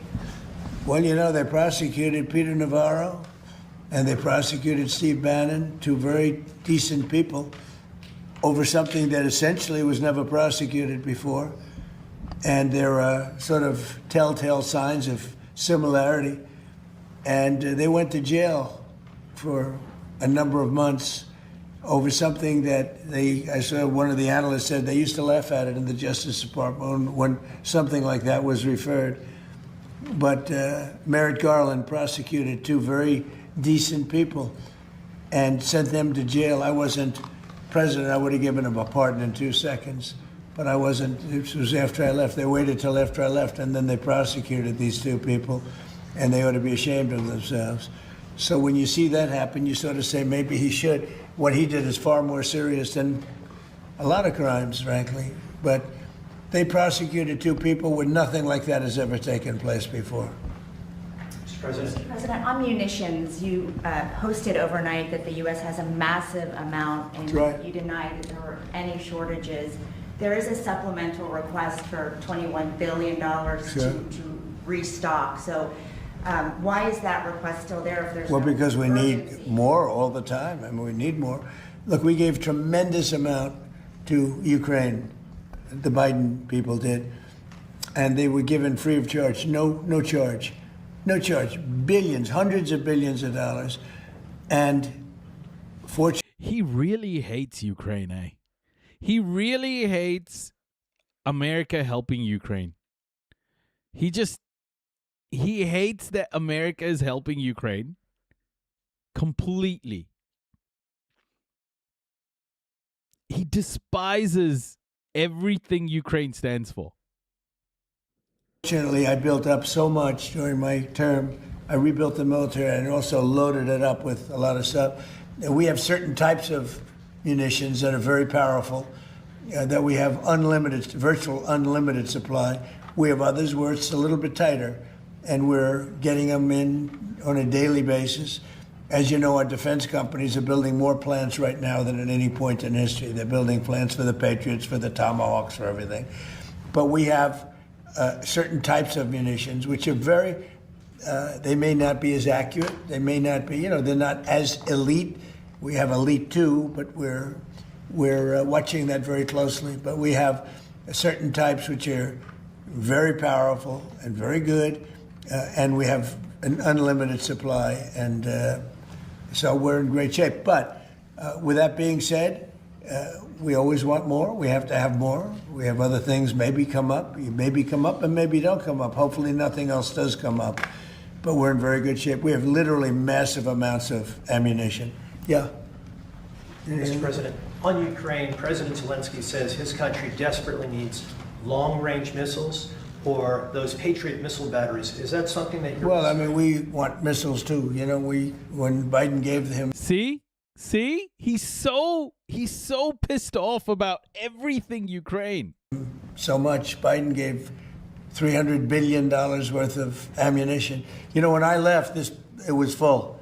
And he gave a lot of it away. Now we're rebuilding it, and we're using munitions that are very powerful, very good, but we wouldn't have been using them. We could have used something else. But these are a little bit older type, equally as effective, and it's things that we have so much. Plus, we have supplies of munitions all over the world that if we ever needed them, we'd take that. We're supplied all over the world, but we're in very, very good shape.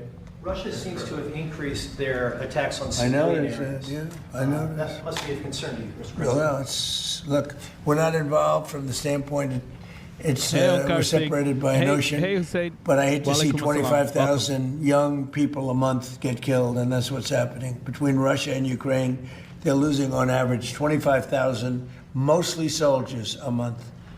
And, we're working on it, and I think we're making progress. But it's a violent, very violent war. There's a lot of hatred in that war, a lot of hatred between the two leaders. I settled 8 wars. I thought this would be maybe one of the easier ones, and it turned out to be the most difficult.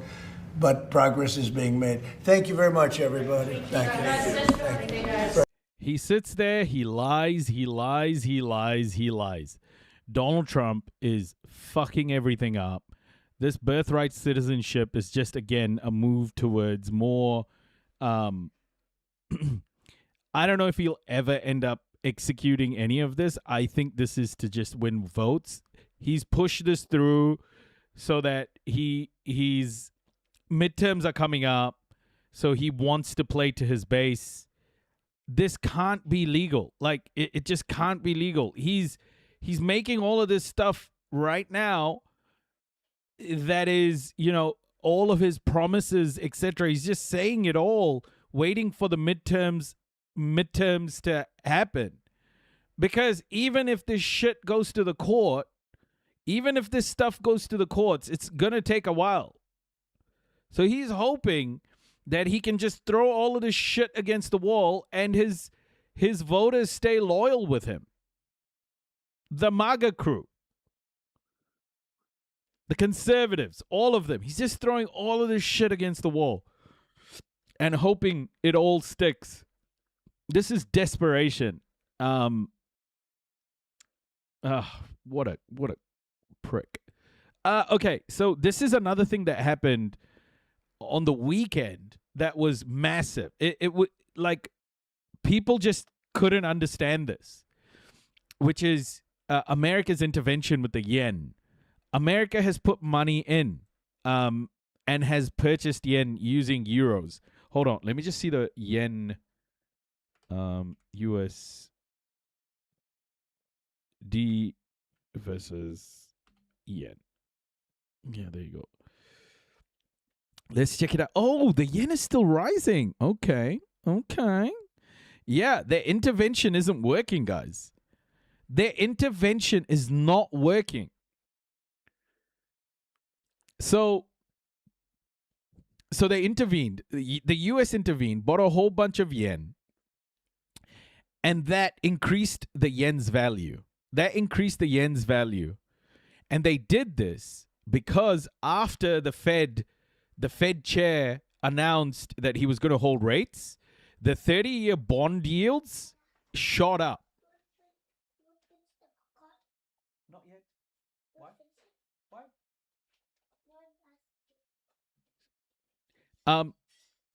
Yeah, so the bond yields, especially the longer bond yields, the longer term ones, 30 years, 40 years, they shot up after the Fed chair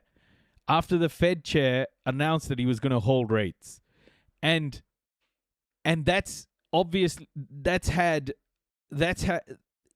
once bond yields rise like that, I mean, it went up like a crap load. I think it was at like 5.0. Oh my gosh. My brain is like fried at the moment. It went up by a shitload, okay? I think it's at 5.2% or something. Crazy, like crazy high. It shot up. So in order to control that, they've intervened with the yen, because the yen is very intertwined with the dollar, because a lot of investors use yen to convert into US dollars / invest in US assets. So the yen underperforming, the yen is underperforming, America's economy is underperforming. It's all kind of come to head at this moment. And then last weekend, Scott Bessent decided he was going to intervene and help the yen gain some value back. And by doing that, you control bond yields. But that intervention's effects look like they're wearing off already. I mean, let me show you. So, actually swap these. I'll just swap these. Hold on. Yen versus USD. So,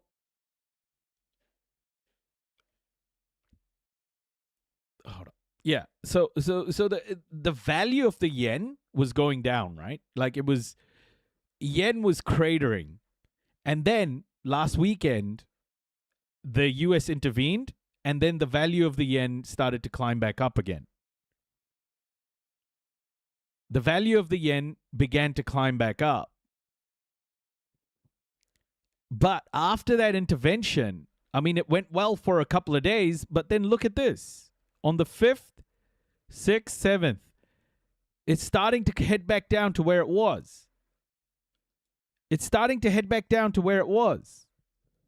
So the intervention was a stopgap. It was a Band-Aid on a long-term problem.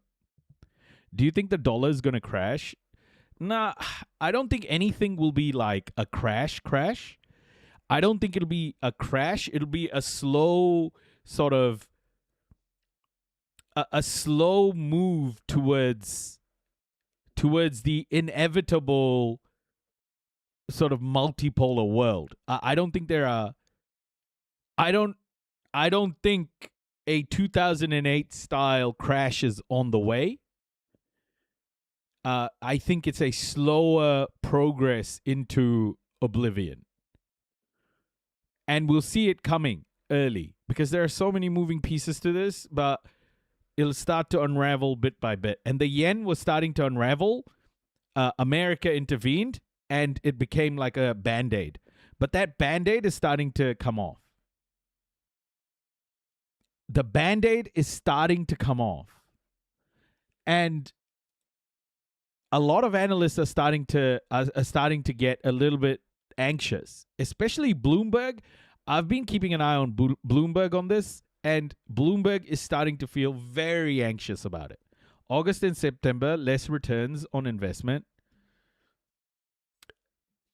And the crazy thing is, as all of this is happening, the Dow is hitting all-time highs. Right? So who's fucking making money? It's not everyday people living paycheck to paycheck. Who's making money?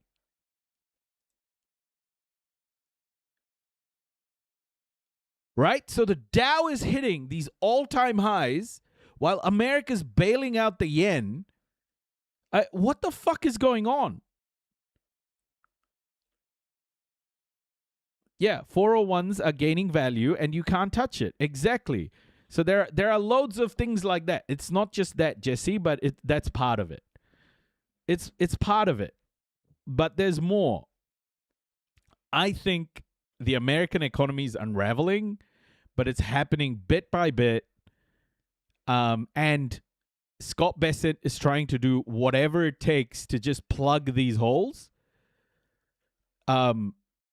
I think Scott Bessent is doing whatever it takes to plug these holes, but the problems are many. There are many, many things happening at the same time. Just like was it the board chair that spoke of IBM? IBM's board chair was on Bloomberg, and he was explaining that America has never had this many balls up in the air in terms of, the economy. There's a lot of things happening. AI investment, CapEx investment in AI is at, like, nothing has been invested in as much as AI has, right? Like trillions of dollars invested in AI. There's the yen. There's the interest rates. There's all of these different balls in the air right now. And Scott Bessent is just like trying to fix problems wherever he can. But it just feels like it's a matter of time. You have Iran and the prices of oil. So things are starting to unravel slowly. The wobbling Japanese yen could trigger a global financial crisis, but effectively... this is Forbes, by the way. Forbes. Dealing with it is surprisingly straightforward.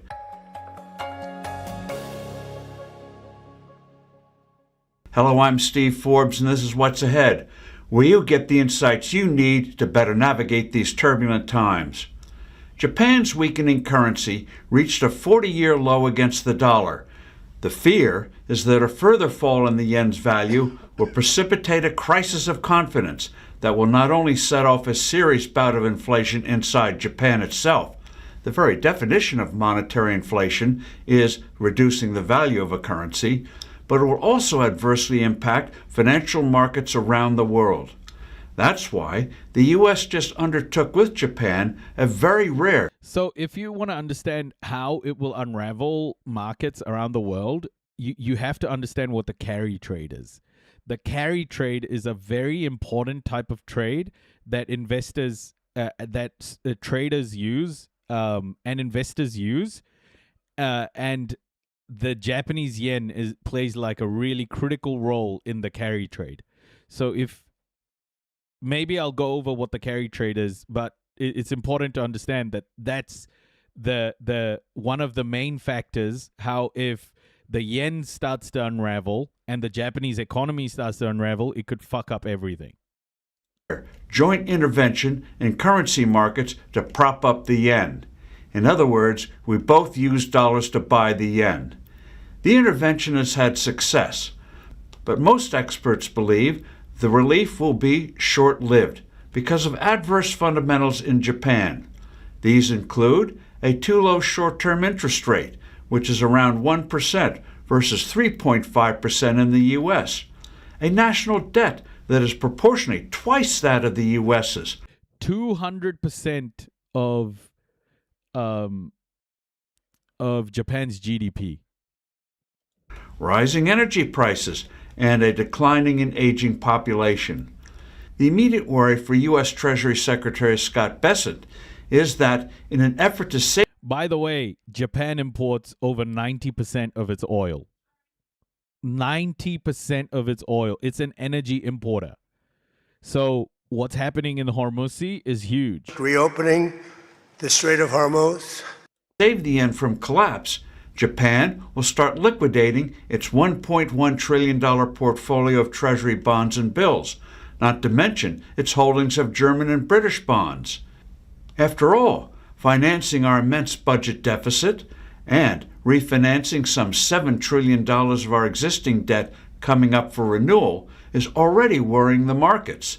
This anxiety is why, for instance, the interest rate on a 30-year Treasury bond has reached its highest level in almost 20 years. Bessent wants the... That's what I was talking about, by the way. The interest rate, the 30-year bond yields have jumped so high, and that's when the intervention happened. Federal Reserve to beef up a facility it set up in 2020 to deal with the dollar shortage caused by the pandemic and use it now to help the yen. He could also employ a Depression-era facility called the Exchange Stabilization Fund as well. The idea with these devices is that Japan could borrow dollars using its treasury holdings as collateral. No sales necessary. This help is nice, but there are more immediate, better ways to deal with the crisis. Indeed, Japan should boost that utterly unrealistic short-term interest rate. More important, Japan should stop making a big basic mistake when it uses dollars to buy yen in the foreign exchange markets. After it buys the yen, it then effectively reintroduces those yen back into its economy. It's similar to taking a bucket of water from one end of a pool and pouring it back in the other end. So true. So true, man. He got it. In other words, the supply of yen remains unchanged. No wonder previous interventions by Japan to buck up the yen have failed. Another big thing both the U.S. and Japan should do, but won't, is to announce that they want a stable rate between the dollar and the yen. They might even give a range of, say, 150 to 155 yen to the dollar. This is the other reason why I don't think things will just come crashing down, is because there's a lot of bullshit to still be done, right? Like a lot of tools, a lot of mechanisms, a lot of tactics to still employ. They'll have all of these different ways to control this as it slowly devolves into something worse. But that's why I'm like, we'll see it coming, but it won't impact us straight away. So we'll end up ignoring it as it gets worse and worse and worse, like the frog in the boiling water deal. I don't think it's going to... I think they'll manage the crash. And make clear, the two countries will massively intervene in the exchange markets to keep it there. Japan will, if necessary, reduce the supply of yen to keep it in that range. But longer term, Japan needs to enact major cuts in its tax rates to set off an impressive economic boom. In the U.S., our combined Social Security and Medicare tax rate is 12.4%. In Japan, it's over how long until the world is in crisis? Bro, the world is already in crisis. Like, if we're talking about climate change, if we're talking about wars that could escalate into something bigger, we're talking about energy shocks, like global oil reserves at their lowest in decades.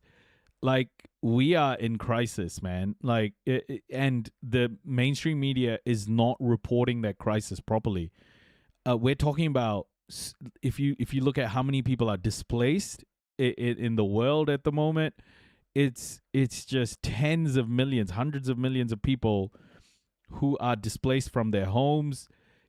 We are in crisis. It's just the West hasn't been in crisis yet. Like, look at the wildfires in the West. It's all over the place. There are massive wildfires, and there's no reporting about it. Like, shit's burning down so many houses, displacing tens of thousands of people in the US, Canada, and Europe, and there's no reporting about it.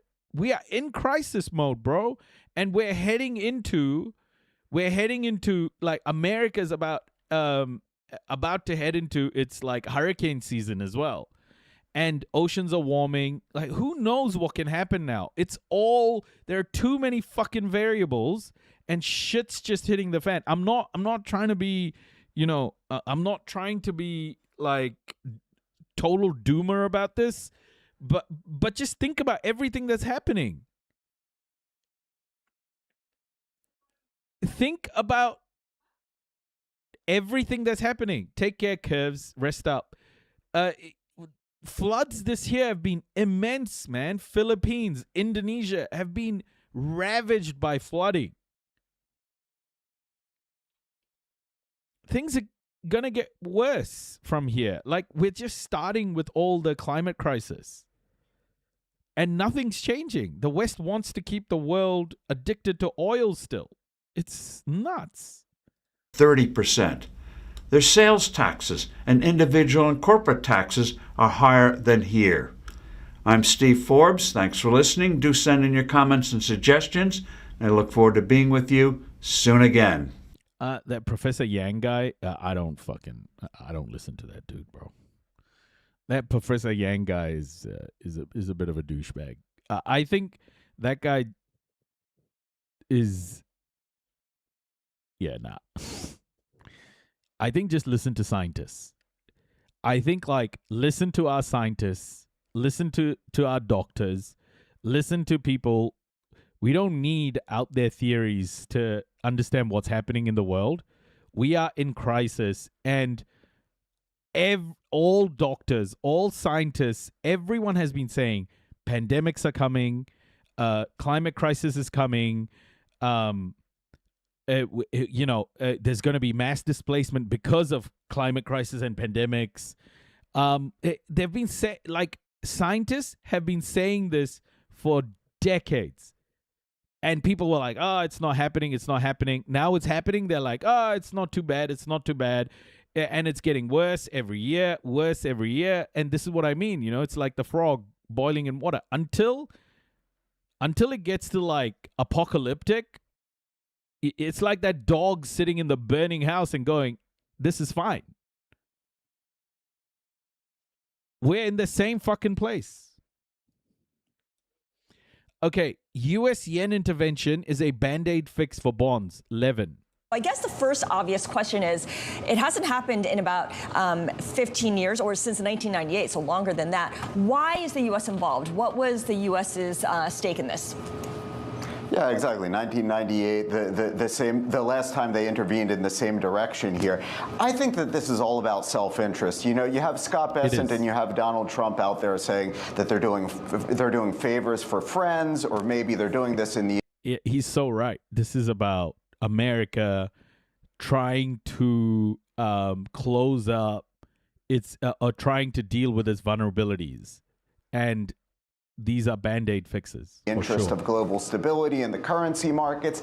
I don't know. What I see here is an administration that promised to get borrowing costs down, promised to get mortgage costs down, and they're heading into a midterm election with 10-year yields around the highest in 18, 19 months. That's a problem for them. And of course, they're going to be concerned when you see the largest foreign holder of treasuries holding a portfolio of around $1.1 trillion of these things, going out and selling treasuries on the open market so that they can intervene to prop up this currency. That's the other thing I should have mentioned. It's not only the carry trade, it's the fact that Japan has the largest amount of American bonds, American debt. Japan owns the most. It has purchased the most. So in order for Japan to save its currency, Japan was thinking about selling those bonds on the open market. So basically unloading a whole bunch of bonds. What happens if Japan unloads a whole bunch of bonds? That's going to impact yields on bonds as well. Bond yields are going to continue to go up. So not only is the 30-year bond yield shooting up to like all-time highs, Japan, because of its yen crisis, was looking to sell American bonds on the market, on the open market, which would have increased those bond yields even more. And America was like, okay, bro, don't fucking do that. We'll come and help you with your yen, because if you keep doing that, our bond yields are going to go through the roof. Except the ones trying to bring prices down are the regular people. Oligarchs get tariff refunds. Yeah. Oh my gosh. It's so fucked, man. So the U.S. is getting involved and saying, gosh, isn't there another way that you can go about this? I think that's what's really going on here, Scarlett. Right. They don't want Japan to start dumping treasuries when they're selling dollars to buy yen to support the currency market. A lot of people are saying this is a short-term fix, that it won't last without something more fundamental changing. What would be that thing? Yeah, I certainly feel that way. I feel that both Japan and the United States here are reaching for those short-term fixes because they don't want to take their economic medicine. What will happen when the world runs out of food? I can guarantee you the world can feed every single human being without breaking a sweat right now. Every single human being. And we can do it sustainably for generations. The reason why we're not is because we feed cows better than humans. We feed farm animals better than human beings. There is way more food than we need. Way more food. But it's the processing of it. It's the turning it into products to sell on the shelf in your supermarket. Water is the same. Like, our farm animals drink shitloads more water than we do. That's the problem. It's not that we can't feed the world. We absolutely can. It's about the profit that processed foods generate. For Japan, it needs to sort of get on with it, and the Bank of Japan needs to raise rates. You know, at the short end of the curve, rates are still meaningfully negative in real terms. It's time to get on with it, Scarlett. And you know, back in the United States, this is also sort of a chewing gum fix for the things that it doesn't like about the yield curve. You know, the only thing to do here is to be a little bit fiscally more responsible, and maybe don't go around as a geopolitical interventionist spooking the energy market like this. If in fact we can provide human beings everything, guys. We can provide every human being a home, shelter, food, water, everyone can have it.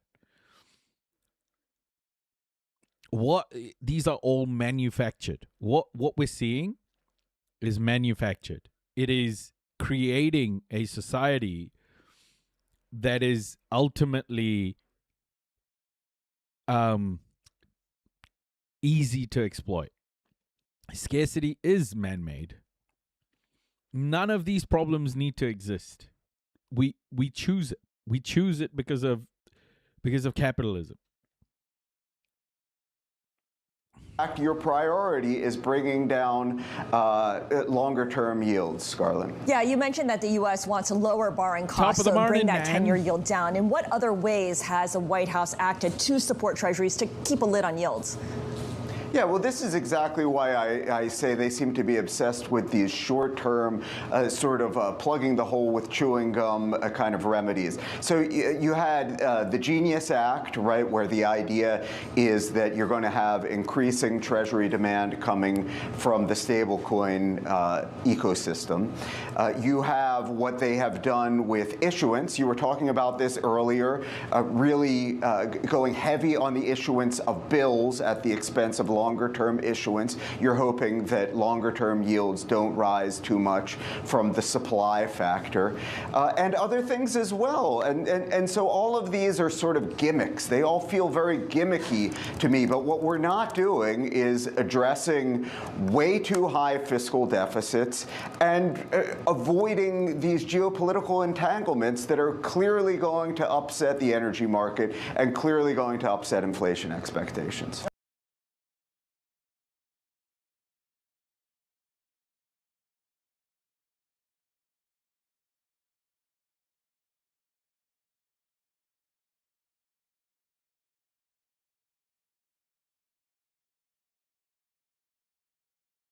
Can you let us know just what exactly is the state of play for global oil markets as things stand right now?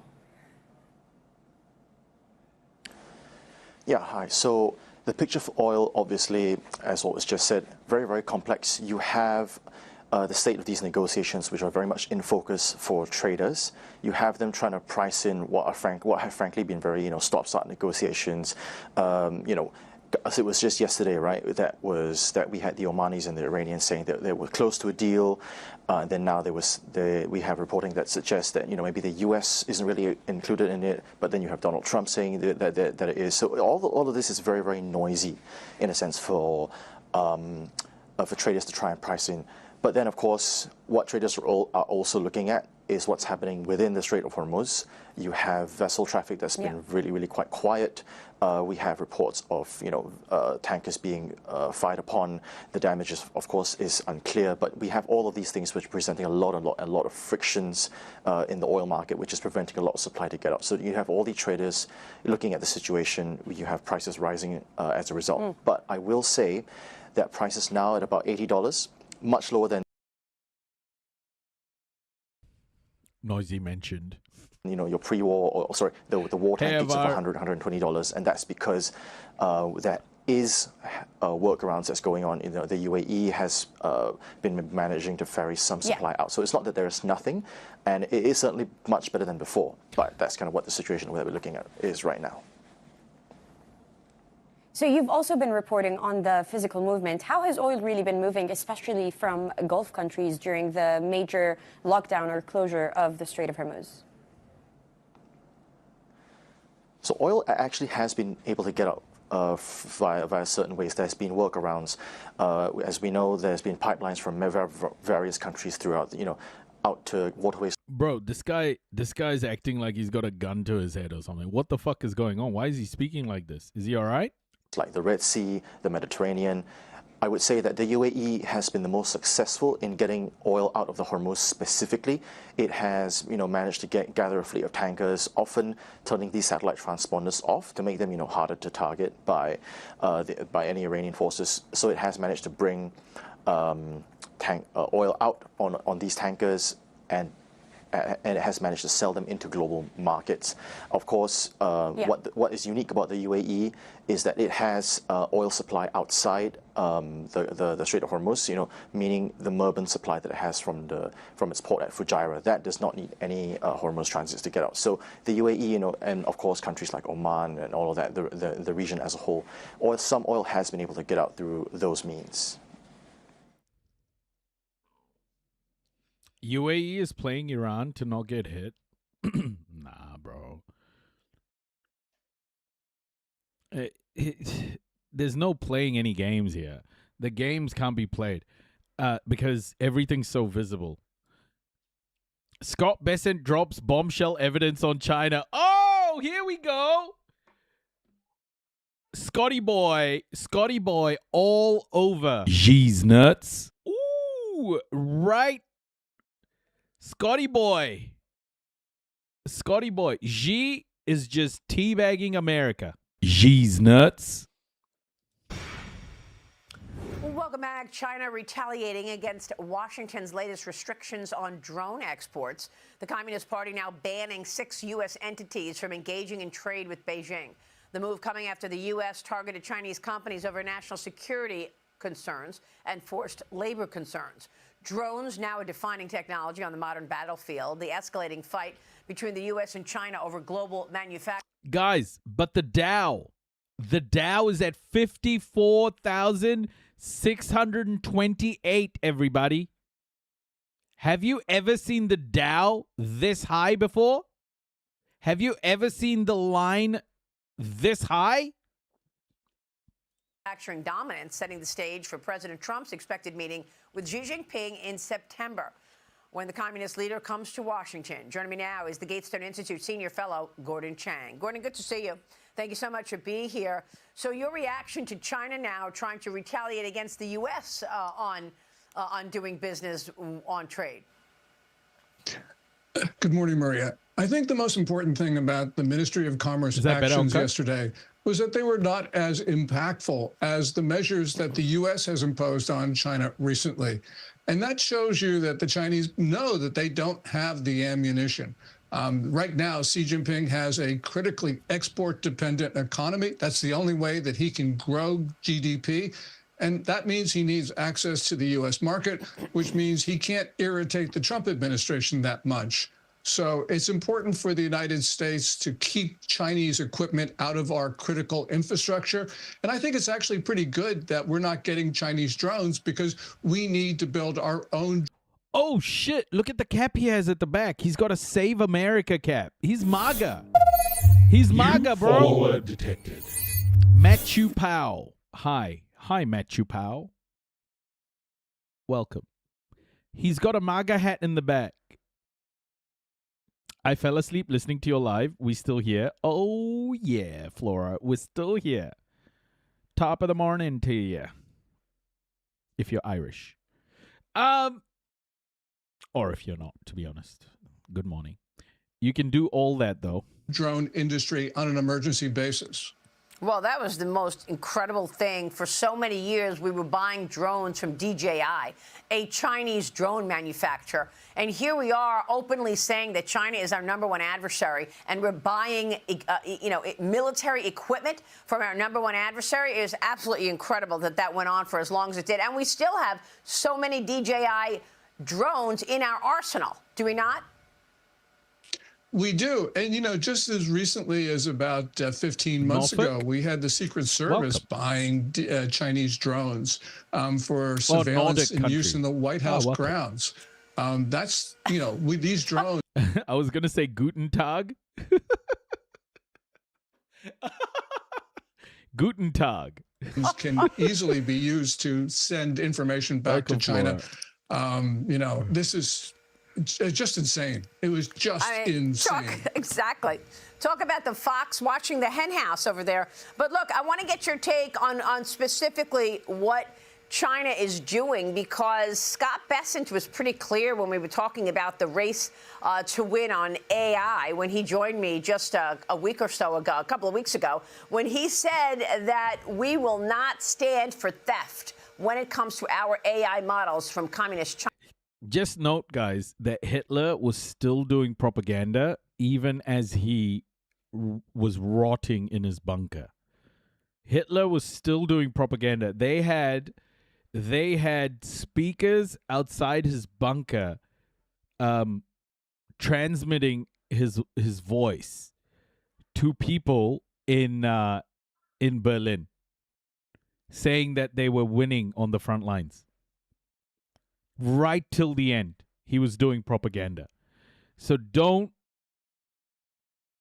be surprised that these people are doing propaganda while things are just not going that well for them. China, watch this.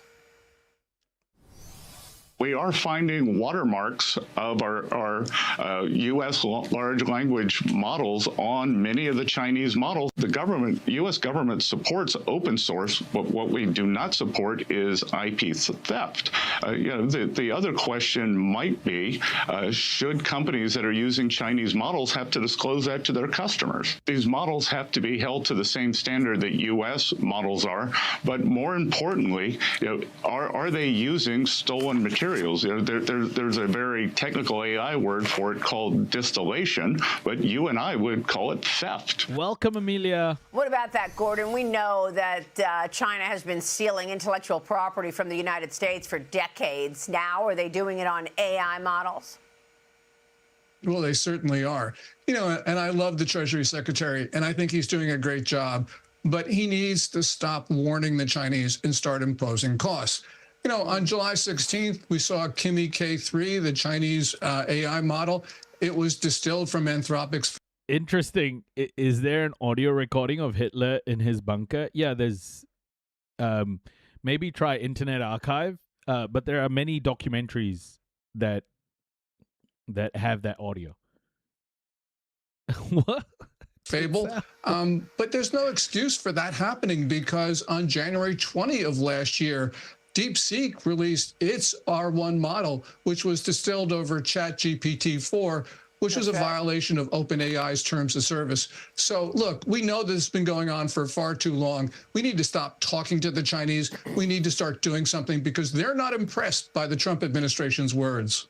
Yeah, good point there. And we'll see what happens ahead of this meeting, or whether or not we'll see a reaction after Xi Jinping leaves Washington, the meeting happening in September. Silicon Valley, meanwhile, facing new scrutiny over whether America... Guys, they have no clue. This is not like what that guy is saying is just propaganda. Like, none of that shit is I don't think anything he said is real. He just blurted out a whole bunch of crap.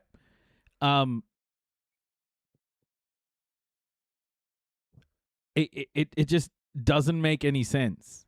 American AI innovation is potentially helping China close the technology gap inadvertently. Startups working with some of America's biggest AI players, including OpenAI and Anthropic, are also providing training and technology to Chinese labs to build lower-cost models. Chinese researchers have reportedly used U.S. models to develop domestic defense AI capabilities. It's something we've been talking about for so long on this program.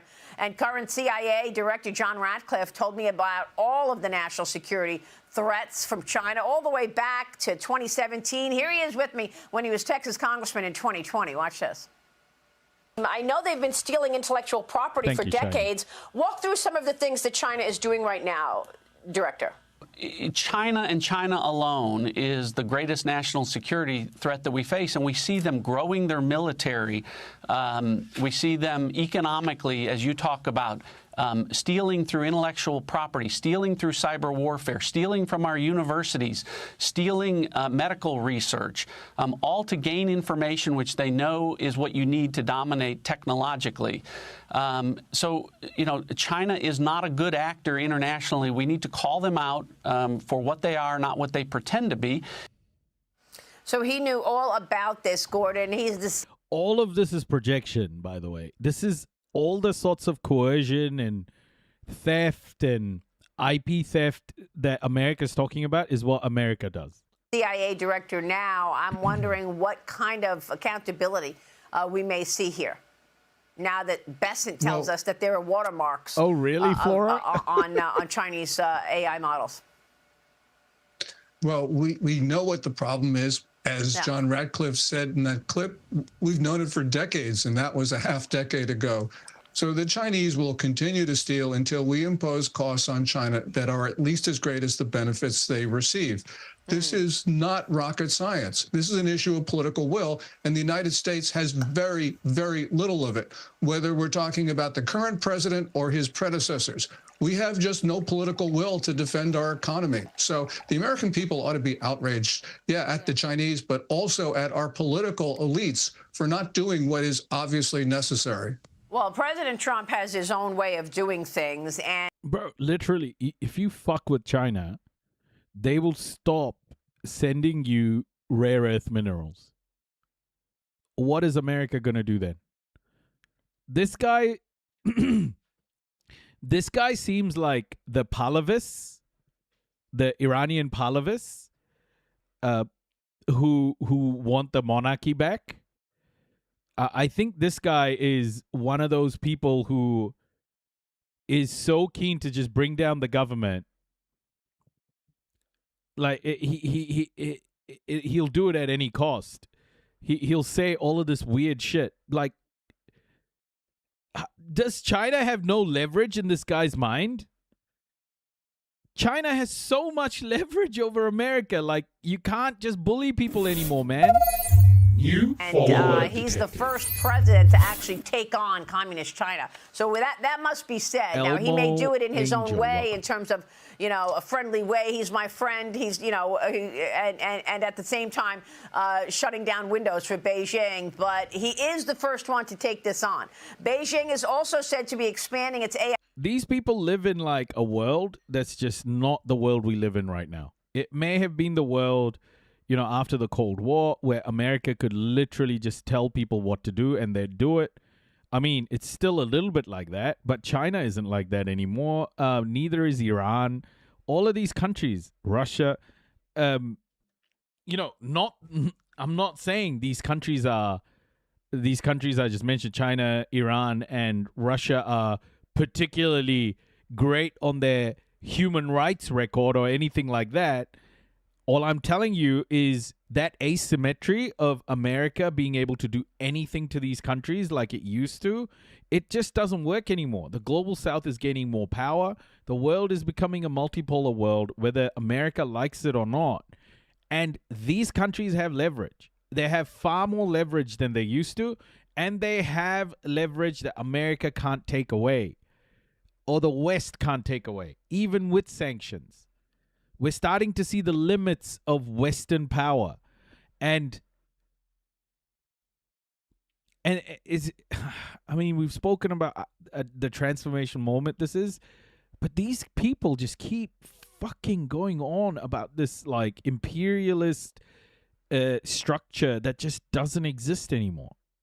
Not the way it used to. It's still imperialist, of course it is, but it's on the way down. It's on the decline rather than ascending. Print in Africa through digital infrastructure and technology partnerships. Gordon, we know how this goes. Explain the significance of this push, because we've seen the CCP over and over again lend money to countries that need it, particularly countries in Africa. And then oh shit, they're lending money to countries that need it.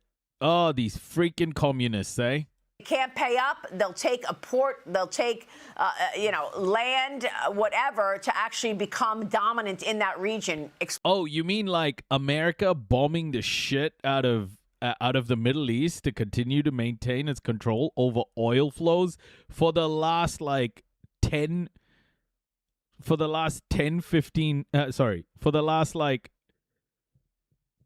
to 10 decades? What sort of cope is this, man? This is projection. Explain the significance of this push in Africa. Yeah, the important thing here is that the country that gets others to adopt its AI will dominate the AI race and the 21st century.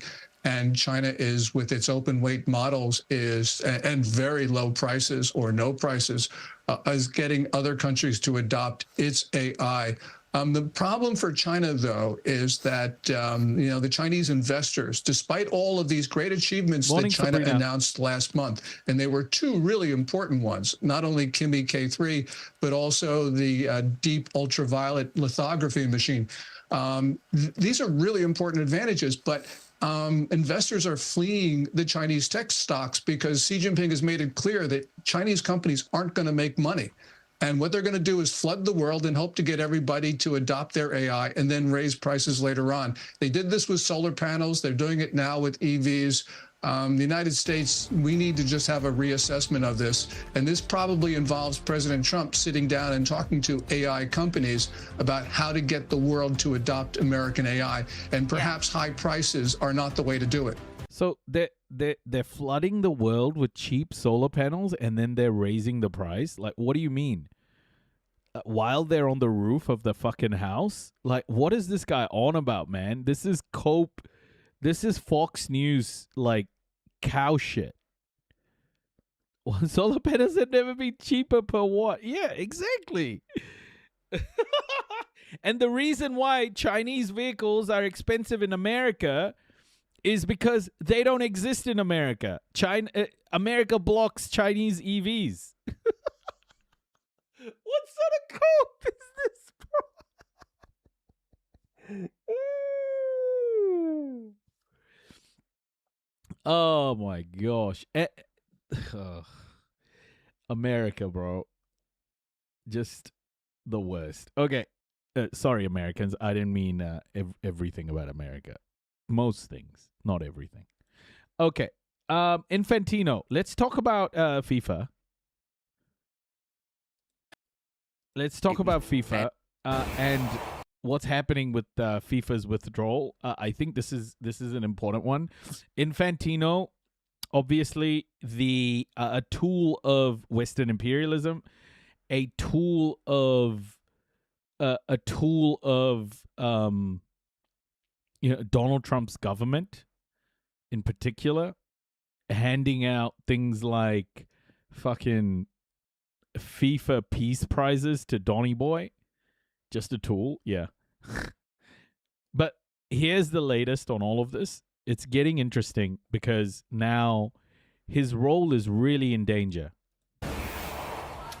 All that to come, but breaking news from UEFA. Kaveh Solokol, chief correspondent, has joined us for that. Kaveh, what have they had to say? Well, UEFA's boycott of FIFA tournaments still stands, despite the fact that we had a sort of partial apology from Gianni Infantino yesterday.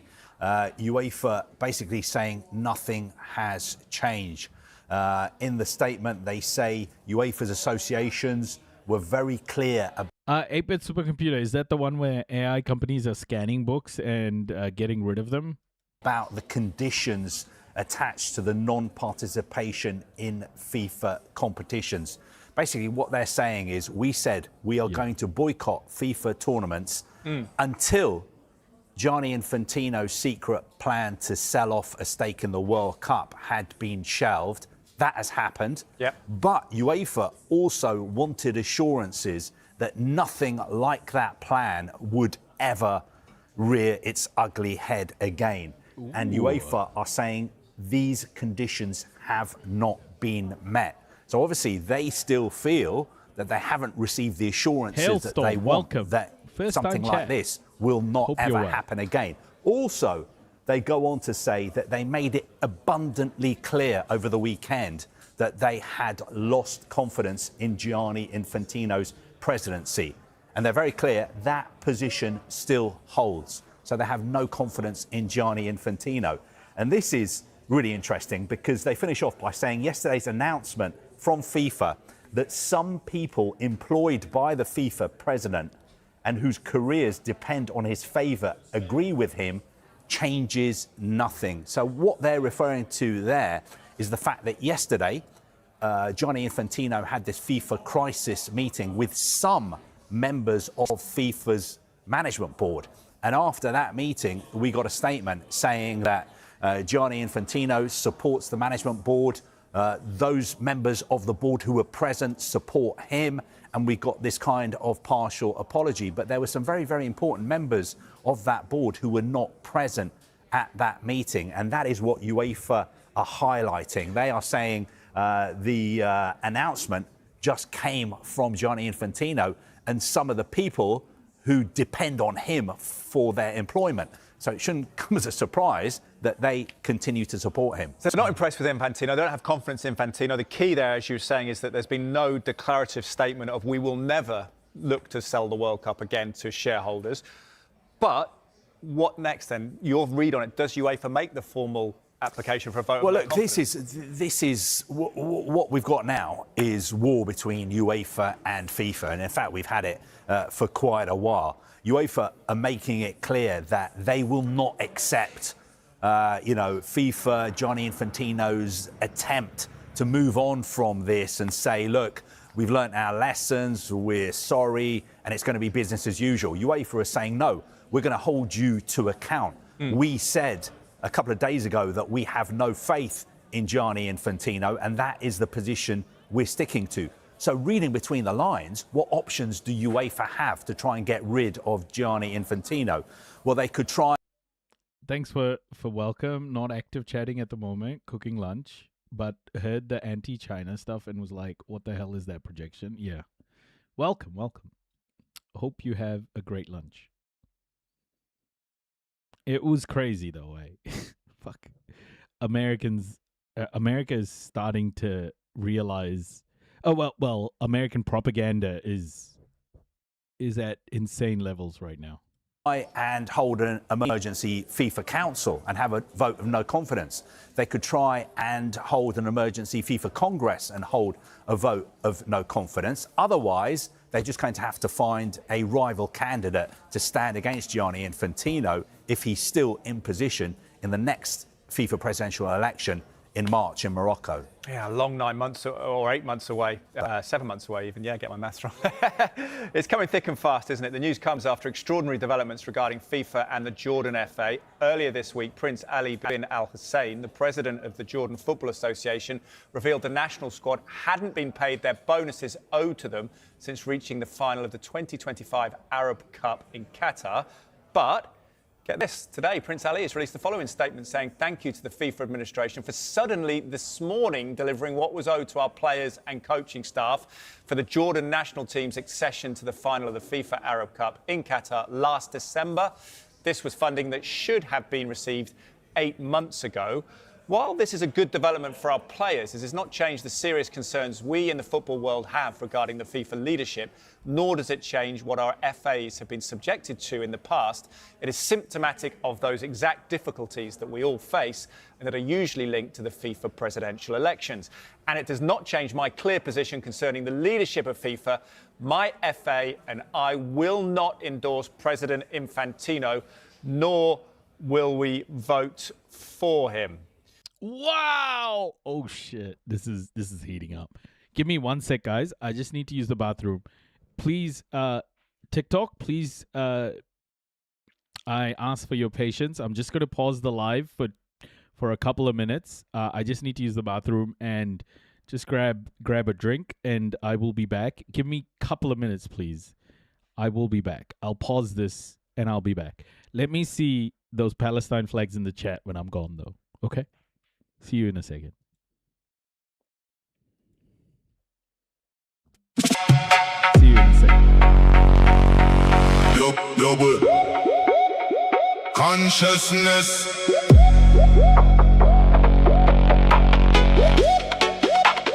Free Palestine.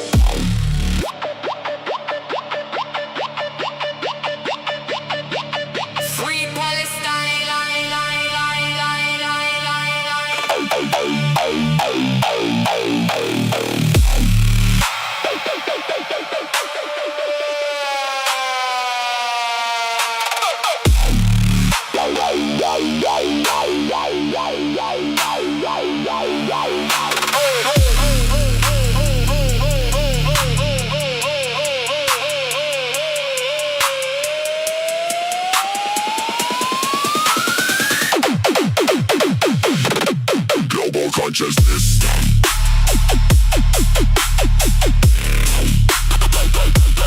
Free Palestine.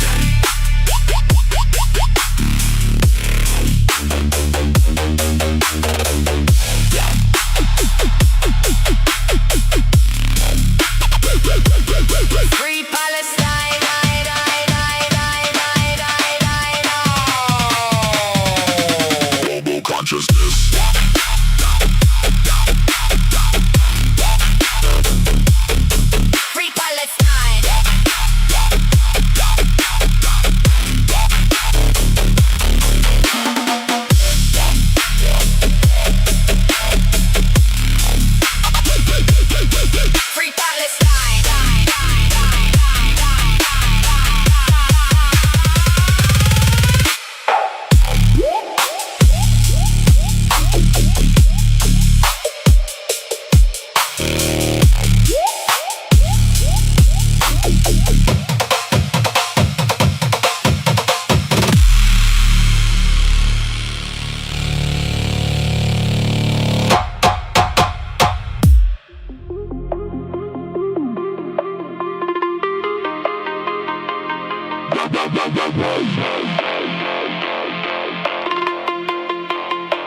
Global consciousness.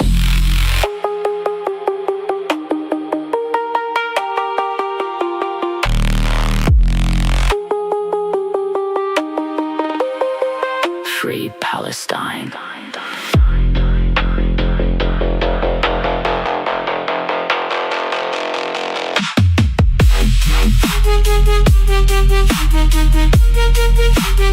Free Palestine.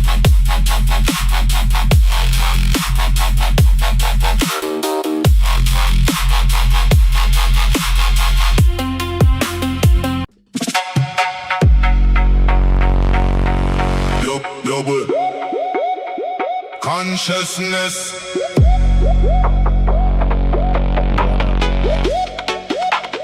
Free Palestine. What up?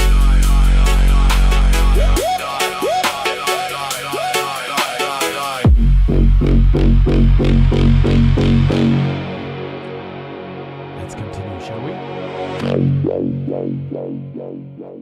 I'm back. So, Carve, what do you make of the timing? It's some coincidence, isn't it? I mean, this is an extraordinary story. Look, basically what happened is that Jordan got to the final of the Arab Cup in Doha. The final, they lost it to Morocco, 85,000 fans there. They should have been paid prize money by FIFA. They weren't paid that prize money.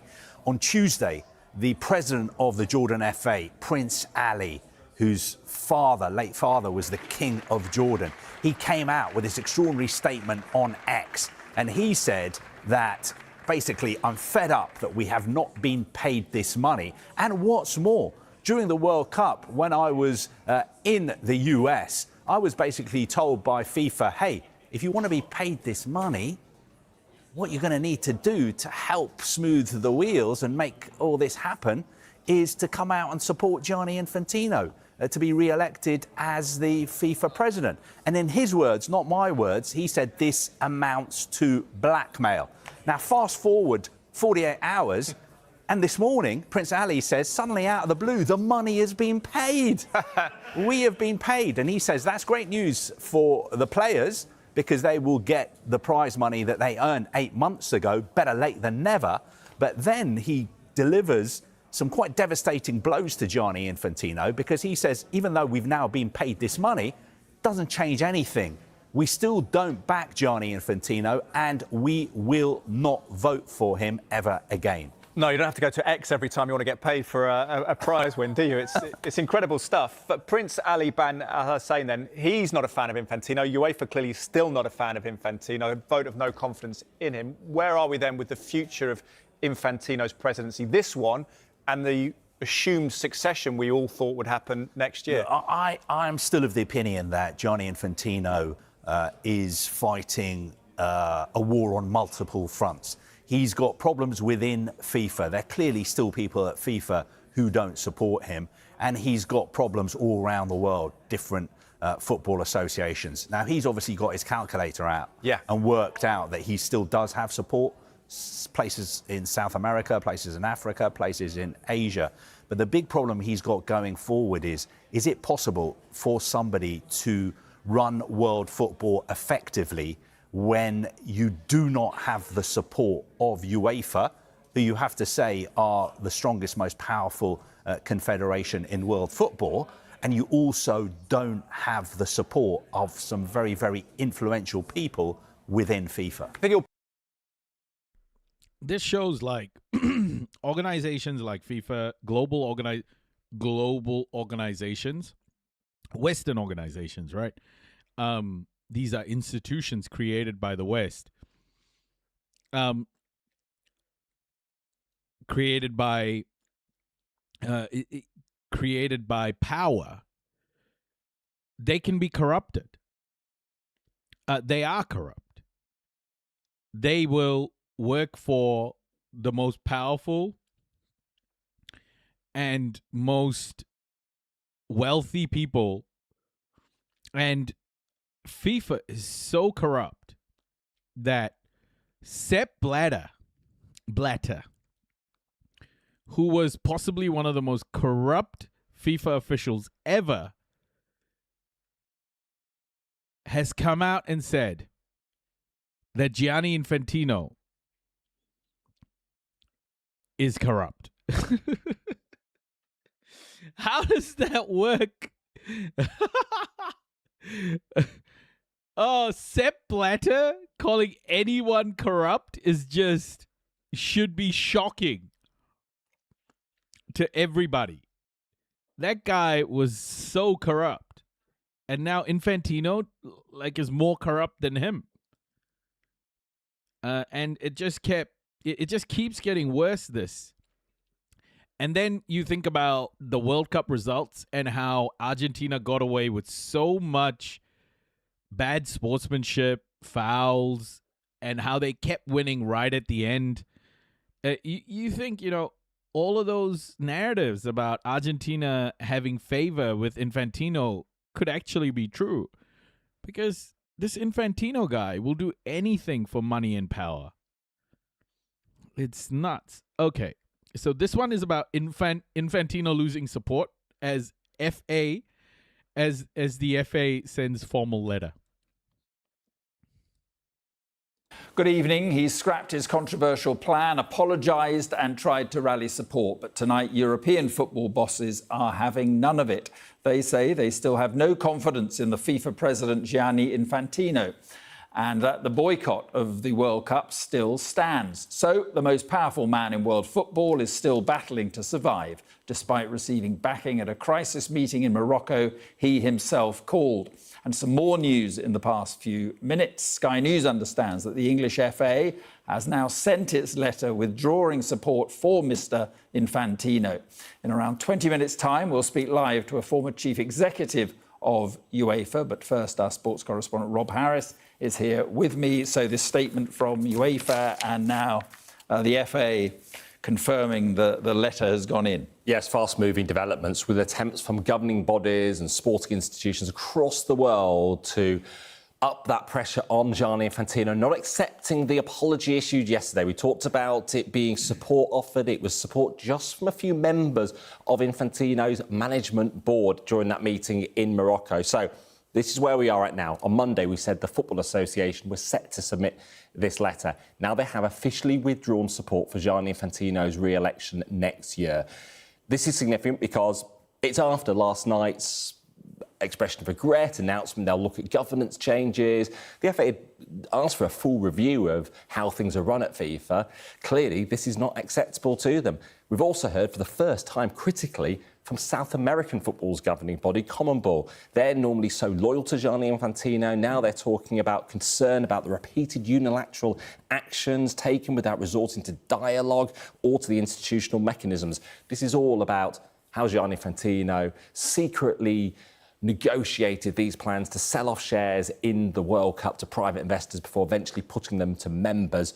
He said he would do down the line, but these plans leaked out. They had to scramble to confirm them, and criticism from his own staff. And a third strand is we've been hearing from the players' union globally, FIFPro, who say that there's been a profound abuse of presidential power and trust is deeply shattered with FIFA, and they're demanding players now have a voice on the FIFA Council on the future of football. Right. And in reality, how difficult can UEFA make life for Infantino? Because they're talking about boycotting the World Cup. There's many other competitions, presumably, they can also boycott. Yes. Now, it was last week that UEFA initially threatened to withdraw all of its teams from competitions unless certain conditions were met. Well, Sky News has discovered from UEFA they believe that nothing has changed with yesterday's announcement, late night from Gianni Infantino, alongside Mateusz Grafstrom, his Secretary General, who had been critical of these plans. Let's take a look at what UEFA have actually said to us. They say UEFA's associations were very clear about the conditions attached to the non-participation in FIFA competitions. First, the proposals to sell off the major competitions had to be withdrawn. And secondly, assurances have to be made that such attempts to disfigure the game in this way will never be made again. These conditions have not been met. In addition, UEFA have made it abundantly clear in its statement on Saturday that it has lost confidence in Gianni Infantino's presidency. That position holds. Yesterday's announcement that some people employed by the FIFA president and whose careers depend on his favour agree with him changes nothing. So that is UEFA not back. This is incredible. Noisy, what was the song you played called, please? I generated it. It's a song I generated, so I can give it to you on Discord, Camper Adventurer. I'm creating songs called liberation music. All about liberation, folks. Bomba clot. Consciousness.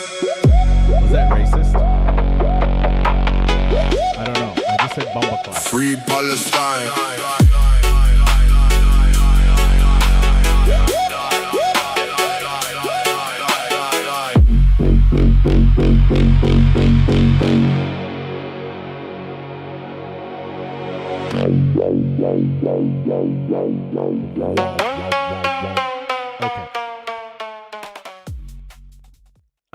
Yeah, I can post it on Discord if you want. Okay, so I feel like this UEFA situation is also, we do have to look at it in the context of geopolitical. I don't believe it's racist, but offensive. I see. It's actually a banger. Oh, thank you.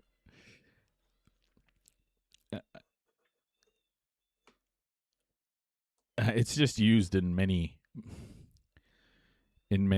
songs I've listened to at all. That's all Lux. We have to look at it in the context of geopolitical shifts that are taking place right now. America and Europe, UK included, are having there's a rift growing, right? And if you look at America and Latin America, there's definitely, with Marco Rubio in Trump's administration, a lot of things happening in Latin America that are reminding us that should remind us of Operation Condor, where Latin America was taken in a very fascist direction. I think it's very similar. What's happening today, what I'm noticing today, is very similar to that. And if you have consumed any information about Operation Condor, you will know that it was so planned and it was so coordinated that it happened almost everywhere at once, right? So I think Marco Rubio is taking that same approach in Latin America today, And all governments in Latin America, you're seeing a tack to the right, and I don't think that's by chance. So you're seeing Latin America and the United States of America come closer together, especially when you look at FIFA. When you look at FIFA, you can see like Infantino's connections with Argentina, and Trump bailing out Milei, and Trump being closely tied to Infantino. There's kind of like this fascist circle jerk happening in the Americas. You know, and Canada's like the third wheel. Doesn't know what to do. It's just kind of sitting there going, what the fuck am I going to do with all of this looted money? Looted land, stolen land, and looted wealth. And the other colonizers are doing all of the work. And I think that relationship, that closeness between the United States and Latin America is reflected in this situation here as well. Canada will continue to act self-righteous. By the way, Carney has come out and denounced Infantino and said that Infantino isn't fit to lead. Carney has said it. I mean, think about this, guys. Like, what's happening with FIFA is a reflection of geopolitical moves that are taking place right now. Europe and America are at each other's throats. I wouldn't be surprised if UEFA's strong-arming of FIFA has political players involved in that decision-making. I wouldn't be surprised at all. FIFA being used as leverage. Sorry, UEFA being used as leverage against FIFA. You can't take any of these possibilities out of the thought process. We are watching international institutions be weaponized against each other. The colonizers are fighting each other, not just in the political sphere, but on the sporting grounds, on trade, on everything. The colonizers are fighting, folks. Look at the way Trump talks about Ukraine and support for Ukraine. He hates it. He despises the fact that Biden helped out Ukraine. He despises it. I think what we're watching with FIFA, and you cannot minimize it, I think, is we are watching a geopolitical fight spill out into the sporting arena, into the football arena.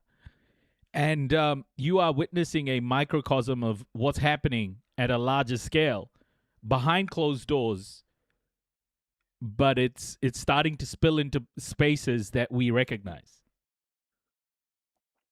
And I think this moment is very important. That's why I'm following this FIFA stuff so closely. Because I think it is a wider geopolitical signal that everything's not okay between America and Europe right now. And it's more not okay than we thought. It's a lot more not okay. Backing down in this civil war. There's a Women's World Cup next year. And in a month's time, in Europe, in Poland, is the Under-20 Women's World Cup, in which England are also due to participate in. And now that is under threat. Right, and as you say, things moving pretty fast. But what's your hunch? Are things... I mean, if he doesn't quit, the longer he stays on, I suppose, you could argue totally that he'll rally the support he needs. Yes, and he does need the majority of the 211 FAs around the world in the election next year. He's digging deep. The deadline for candidates is November. Interestingly, Common Ball, which is actually pushing to get the World Cup expanded to 64 teams because it's amongst 6 co-hosts for the 2030 men's tournament, has been backing Infantino to try and get these plans through. And in the sense he was supportive of them. The fact they've broken ranks a bit, they're referencing the election next year by talking about issues with the institutional mechanism and disregard. So Welcome. The question is now, does Infantino still try to hold firm what will be acceptable to the world? Well, for UEFA, they want regime change. OK, Rob, thank you very much. There's an interesting interview. Okay, look, these other interviews, reports are the same. Nothing major here. I wanna switch to some miscellaneous news now. There's a fair bit. There's a fair bit in, world news that's happening. That we should definitely investigate. Sorry, guys. Let me just authorities earlier this week. The first thing I want us to listen to is an interview with Rupert Lowe on BBC Radio 4 that I thought was exceptional. Rupert Lowe is kind of like a racist in the UK. He is a racist, okay? He's a white supremacist racist, and he tweets out some of the most divisive racist shit that you'll see. Rupert Lowe, English guy. If you know him, you know what I'm talking about. But he had an interview today.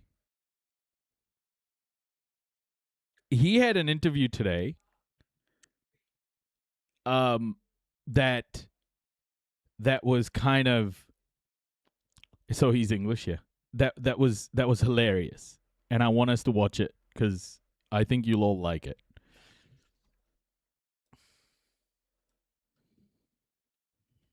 Is King Charles a white Britain's Briton? membership is growing very fast, and your listeners are dropping equally fast. Let's start with that title, Restore Britain. What does it mean? It means restoring Britain to something more akin to that which it used to be, which was a very prosperous country with very low national debt. Everyone understood who we were, what we were, and how our society and our sort of country worked. And I think that has changed dramatically over the last, really since Tony Blair. And, I think the British people can see and feel their country slipping away from them. And we need to start to, I think, adopt a more sensible, logical route to rebuilding our national wealth and to rebuilding our society. So this is the cope of white Europe, white supremacy in one human body. He represents all of that cope about a sense of lost power or power being lost over time, a sense of a growing concern of white replacement. It's all here. He said in a recent tweet, "I'm not going to sit back and watch Britain become an Islamic country." What is the evidence that, in your words, we are, quotes, hurtling towards being an Islamic country? Let me ask you, Nick, have you read our 219-page rape gang inquiry report, which we did? I don't think the BBC has covered it at all. Well, it's covered the rape gangs, but let me ask you to answer the question. Hang on, have you read that report? I haven't read the whole report, no, but what's the evidence for why your not, claim? Why not, Nick? That is a very important part of what we're talking about today. Okay. Let's come to that. What we're seeing is the gradual Islamification of Britain. What's the evidence for that? Or the silent jihad, if you like. And people like the BBC, our national monopoly, which, as you know, I would defund responsibly very quickly should I acquire power. The point is, you have been complicit in watching this gradual spread of the Islamicization of Britain, which basically is changing the nature of everything, with them allowed to pursue a parallel system of Sharia courts. What I asked you for was the evidence. A parallel system of Sharia courts. Fuck. And the evidence that we're hurtling towards being an Islamic country. You didn't cover it once. What's the evidence for the fact that we're supposed to we're... inform, educate and entertain with complete impartiality. We are not doing that. Well, look, Just briefly, Mr. Lowe, because you've raised it a couple of times, but I want us to have an interesting exchange of views. You asked me the question. Yeah, Nick. no, and I'll briefly give you an answer, which is we covered rape gangs in detail. We covered the national inquiry. You're talking about us covering your individual report. Let me ask you again. I'm asking about your words, so forgive me. I'm not trying to be clever. I'm just trying to ask you to explain your words. You're always trying to be clever on this programme. I listen to you sometimes. I've given up listening that much.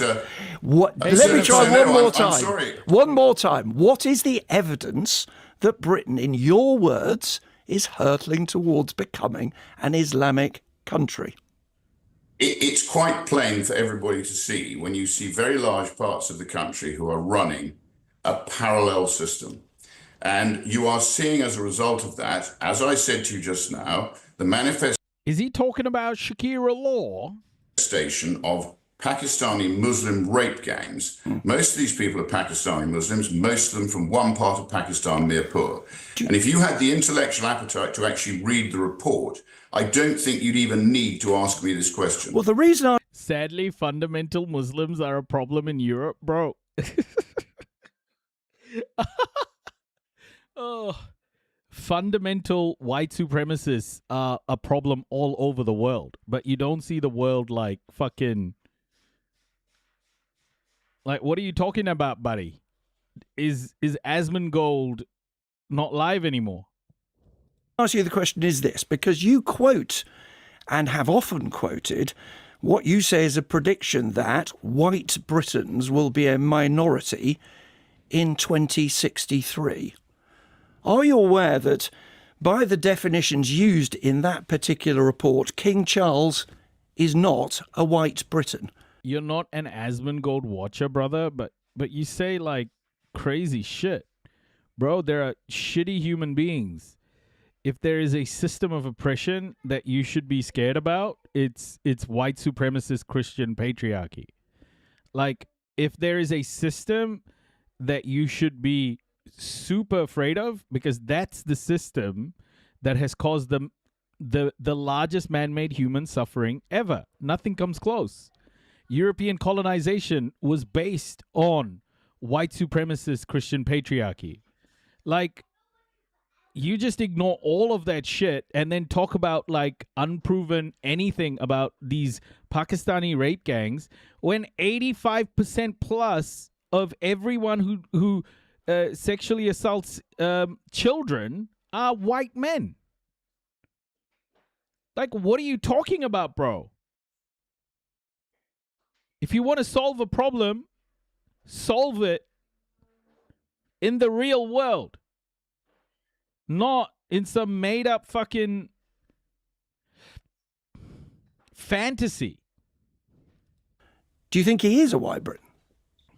Well, many people have different. Oh, this is great, by the way. This is great. Hold on. This is the bit that's so crazy that he called him out for this. This was awesome. Quote, and have often quoted, what you say is a prediction that white Britons will be a minority in 2063. Are you aware that by the definitions used in that particular report, King Charles is not a white Briton? Do you think he is a white Briton?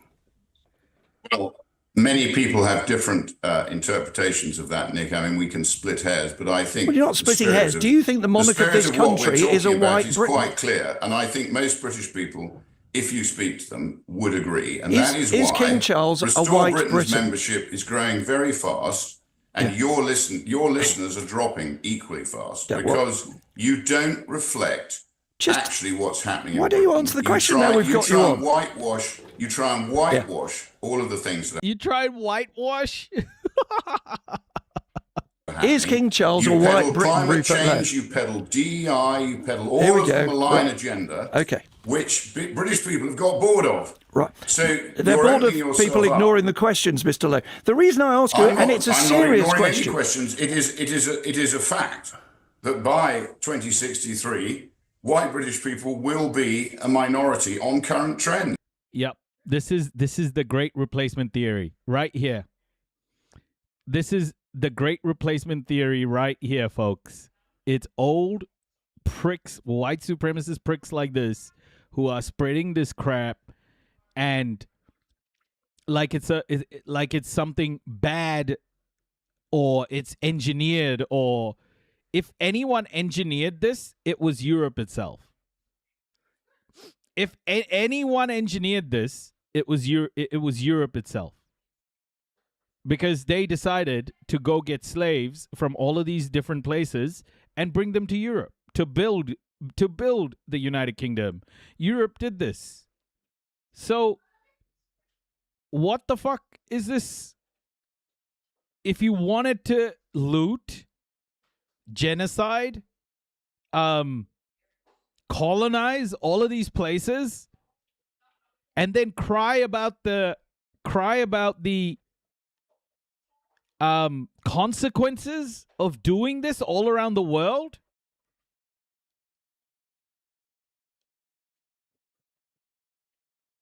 like I've said to you guys, read the book White Fear. Read the book White Fear. It explains, especially in America, what the political trends are, and it really goes through in detail why the white voting base reacts the way it does to certain situations. Post-Obama, what mistakes Obama made when it came to running on his policies, why he even predicted Donald Trump's second term. He wrote the book in 2021, I think, because he knew there would be a rubber banding effect, and there's a very big chance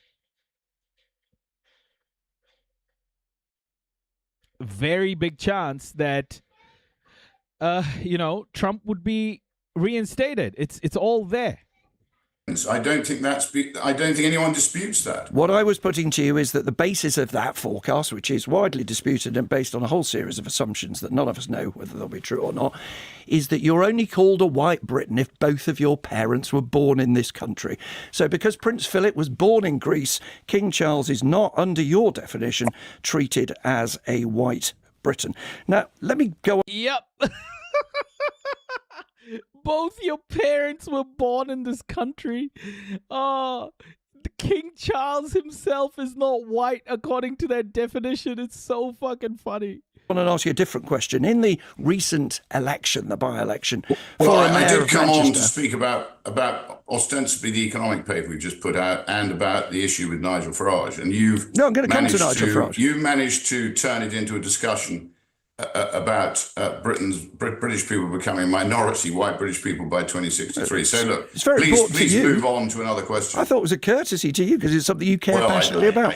Here we are. Please move on, yeah. Okay, I'm fucking pissed off because my shitty neighbors at the bottom, these fucking control freaks who are constantly trying to, get me to stop doing shit, have complained about me yelling. And they messaged my wife. What a pussy. His name is I don't want to say his name. Fuck that guy. What a pussy. Messages my wife. Let's get on to something more constructive. Well, you referred in a recent tweet to British areas in Manchester and you compared them with more Muslim areas. Are you saying that Muslims in Manchester are not British? I don't think a lot of the Muslims in Manchester are integrating into British culture. Are they British? And if you go to Curry Mile, where I was the other day while I was campaigning with Marlon West, who did extremely well. The first day we moved into this house. First fucking day. Here I am. We're watching a movie. We sat down. New house. Amber's pregnant. First fucking day. We turned the TV on. We had the bass speakers at the bottom.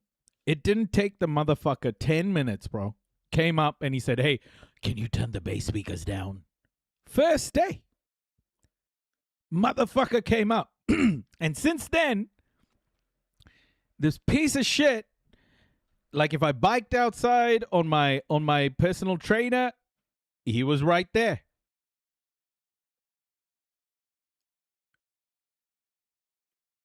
At one stage, I thought he was going to come up and say, "Can you stop your baby from crying?" The little prick. In the mayoral election there, you see entire communities who basically are pursuing their own culture, their own religion, and their own agenda. Are they British? Now, successful immigration involves accepting the faith and the structures that exist within the countries you go and settle in. And if you go and live in Saudi Arabia, you go and live in Dubai, you have to accept the prevailing culture there. Otherwise, you're not welcome. Okay. And I don't think anyone would disagree that large parts of Britain are becoming unrecognizable. Bro, he messaged my wife at what? What time was it? What time was it? At 1:50 p.m. 1:50 p.m., bro. In the afternoon.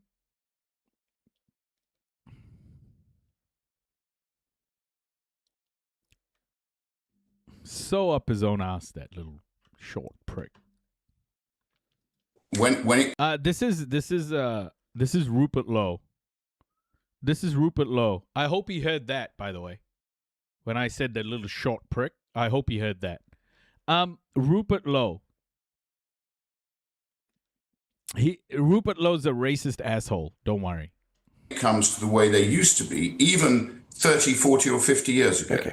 Well, all I've done, Mr. Lowe, is ask you about things you've said and asked you to explain. But you want to talk about Nigel Farage, so let's move on to your. Well, that's what boss. you wanted me to come on for, Nick, ostensibly. But, you know, that's what you asked. That's what Kirsty asked me to come on and speak about. Let's talk about that then. In the past, you've accused Nigel Farage of being, and I quote, a viper who is leading a cult, a narcissist who thinks he's the Messiah.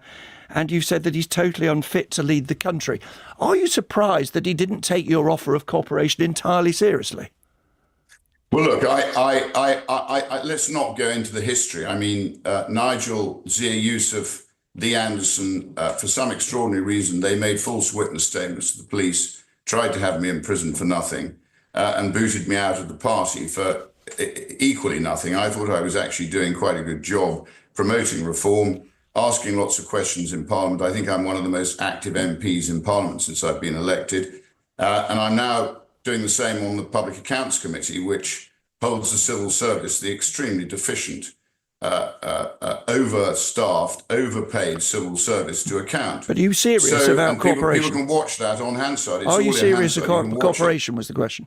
So look, Nigel decided with his acolytes that I was not part of his party, so he kicked me out.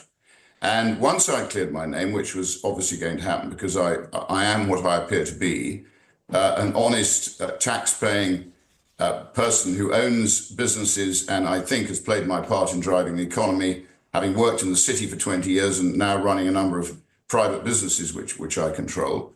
I think I've played a big part in what Reform did in Parliament until they kicked me out for some extraordinary reason. You have to ask them about that. But just briefly, now, if you would, because we're short of time, will you cooperate with him? So I want to talk to this Cyrox person, okay? There are bad people in every society. There are bad people in every society. But if you are going to label someone's ethnicity or their religion as the problem, then you better be consistent. You better be consistent. You better be consistent on how you treat the asymmetry of the problem. If you're going to say Pakistani rape gangs are a big threat to America, to the UK, what you have to then show is that you understand that 85% of sexual assaults and sexual assaults on minors are per capita are by white men, and they are committed at a higher rate than the white population.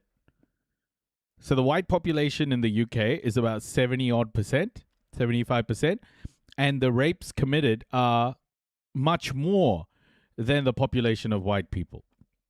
So they commit more crimes per capita, more sexual assaults, more rapes. Like, if you're going to point that out, you better be consistent and understand that when you single out ethnicity and or religion or skin color, you have to be consistent. Otherwise, people may think that you are a racist, a bigot.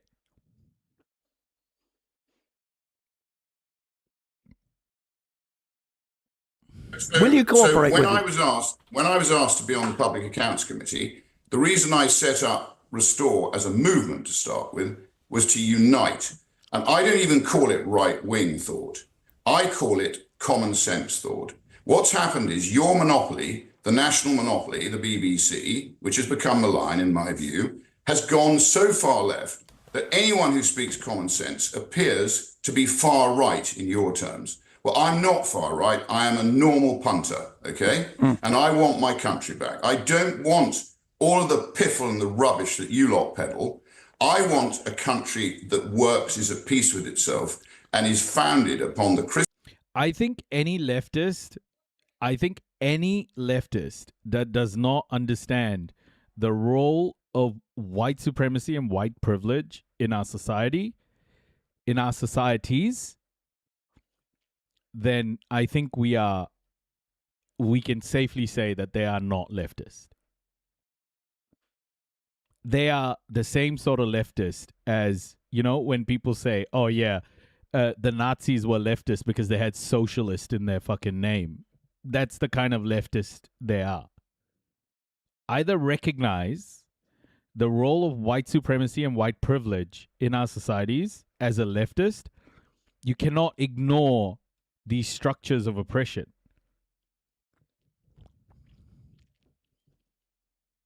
Christian principles which have served us extremely well for many thousands of years. You're a man, aren't you, in reality, Mr. Lowe? You're a man with money and a grudge and a social media account who airs his prejudices on X and gets hearing because you got the back of Elon Musk. I made an effort on Friday to reach out to Nigel Farage, genuinely, honestly, and in good faith, to try and find a way, despite the fact that I think they treated me despicably badly and arguably illegally. I tried to put that behind us in order to unite common sense thought. Because there are many things we agree on. There are equally many things we don't agree on. Okay. So I put the red lines in there and I made a genuine effort. Now, so far, I had one message from Nigel on Sunday morning at 10:30 saying, we'll call later. Now, in his press... Righteous Giggles, thank you. Yeah, that's why I streamed in one big block today so that I could take some time off at night. It's tough to do split streams. But yeah, tonight and tomorrow morning I'm going to spend a bit of time with my family because I've just not been sleeping well because of the dog and so many other things, so... Like, I'm very keen to make this, what I'm doing here by contributing to an equitable world. Like, I want it to be a big part of my life, and I want to do it all of the time. I just need to balance out things more. Otherwise, I'll burn out again, and that won't be good for anybody who's around me. It's just burnouts are crazy bad, right? Like, you just, I don't know how many of you have burnt out before, but you just struggle to operate, it's very hard to just get out of bed and just function day after day. I trip so hard when I see BBC called so far left.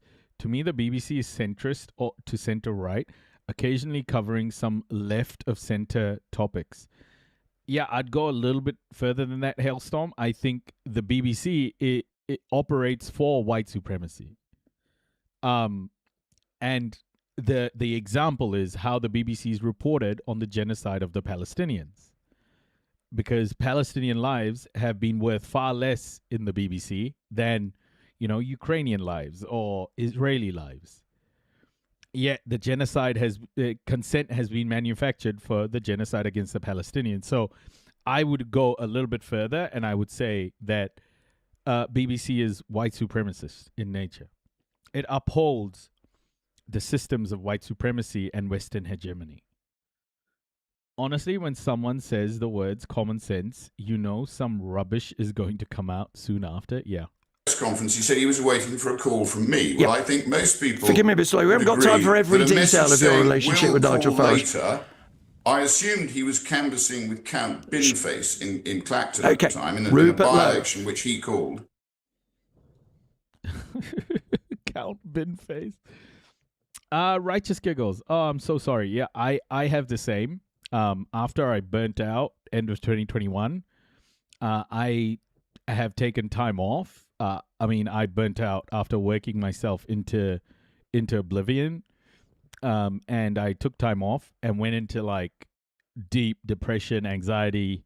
So I know what that feels like, and I take SSRIs and things like that.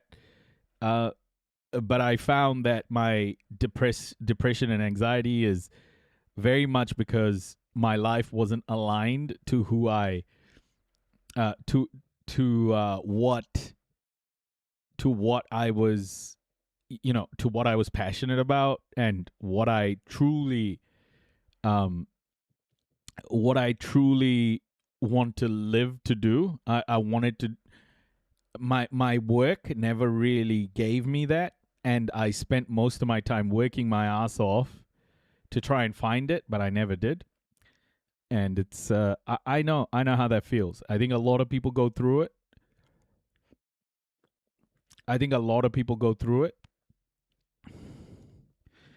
But just note that, I got to a point where I was literally in bed and talking to my wife, talking to Amber, and I said, I want to, I want it to be over, I guess. And Amber was like, well, if that's the case, then how about you make some change, like real fundamental change, because that's always an option. Because my biggest fear was going back to how it was, where I was just working like crazy and not really loving what I was doing and not really appreciating the type of leadership I was working for. So, yeah, Amber was the first one who was like, just change everything. Just be the person you think you should be. Try out new things. Just change completely.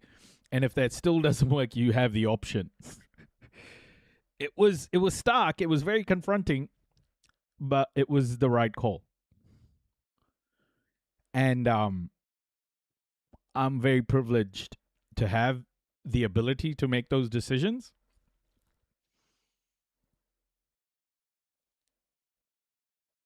But, I know many people go through it. So, yeah. Intelligent people are more likely to have depression. I don't know how true that is, man. Fighting burnout constantly these days. I think depression is a human condition when your values don't align with what you're actually doing. I think that's a simplification, but I think something to that. I think there's something to it. Video from Marib city showing the large plumes of smoke rising from the Shan al-Jin military camp. I'm seeing reports from credible sources that the strike on Shan al-Jin coincided with Saudi-backed forces moving their remaining intact equipment there from bases struck yesterday. If true, the YAF, Yemeni Armed Forces, is acting on solid intel and the enemy has been compromised. Oh my gosh.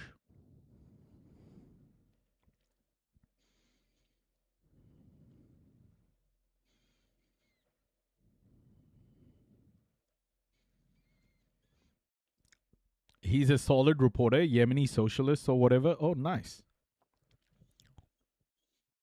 Yeah, I saw. So trans woman. By the way, how are you? Welcome. I saw this.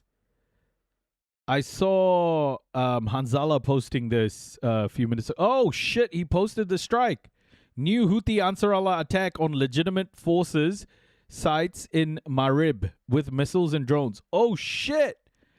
The Yemenis are escalating, folks.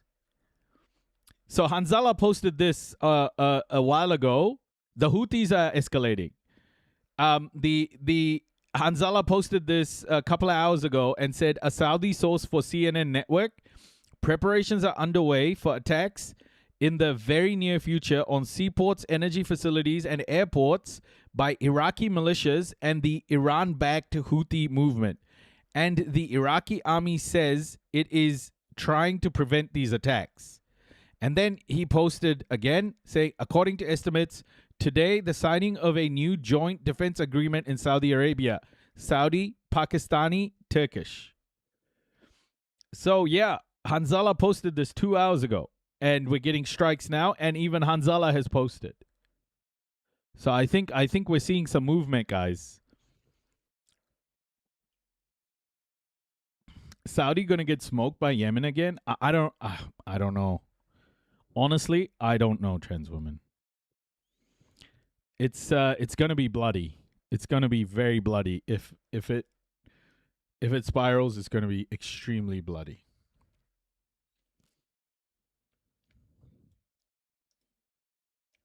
Okay, let's look at Greece wildfires, because we were speaking about this before. Why this stuff isn't making car tours. I will say I've been going to Savannah and Charleston SC and give fake car tours to drunk cruise tourists. I have a sign and get $20 per person and give fake history tours. We have a road that's ballast.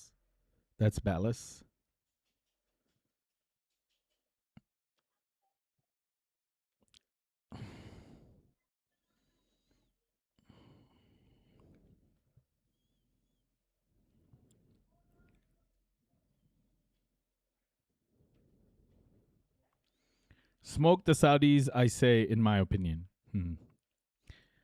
I think it's going to be pretty bloody if it gets going. Okay, let's look at what's happening in Greece. These wildfires are not being reported at the moment. Earlier this week, we brought you a story of how specialized cameras and satellites are helping to spot and contain wildfires in the American West. Now, similar satellite technology is being used in Greece to help fight another vicious wildfire season there, as Europe suffers blazes across the continent. From the town of Mati, near Athens, here's special correspondent Malcolm Brabant. Every summer, the people of Mati float lanterns out to sea to commemorate victims of the devastating 2018 wildfire. Officially, Folks, here's some hilarious shit about China. Just once again. The river was so polluted, no ecologist thought that it could ever be restored. Somehow China pulled it off.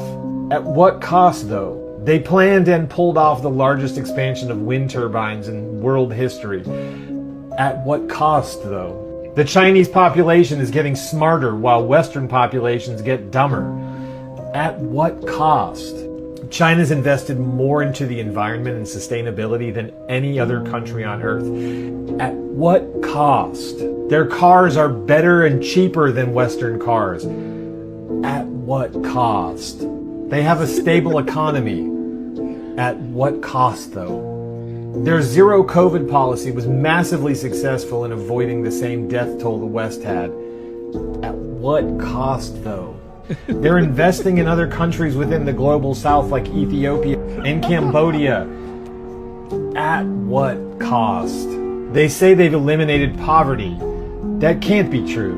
9 out of 10 Chinese families own their own homes. Yeah, this is all going to fall apart. There's no way this is going to work.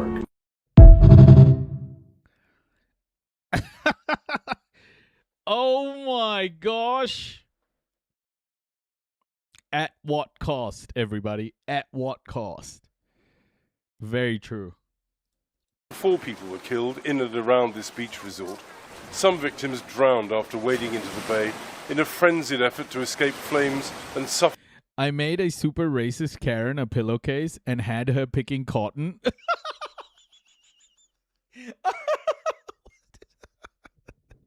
Righteous giggles. Oh shit. You're at that part of your depression where like the only way is satire helps you get through it. Oh, that's beautiful. That's beautiful. Suffocating smoke.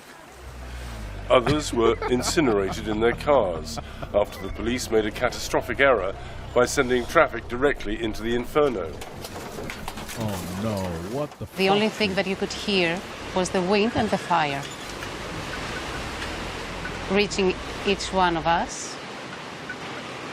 And after that, the screams of help, the screams of terror,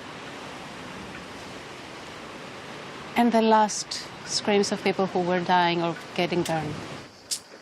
The fire whipped down the hillside at a terrifying rate, forcing residents like Kali and Agnostu to run for their lives. Kali fled on foot alongside her parents and 5-year-old son, who survived despite being badly burned.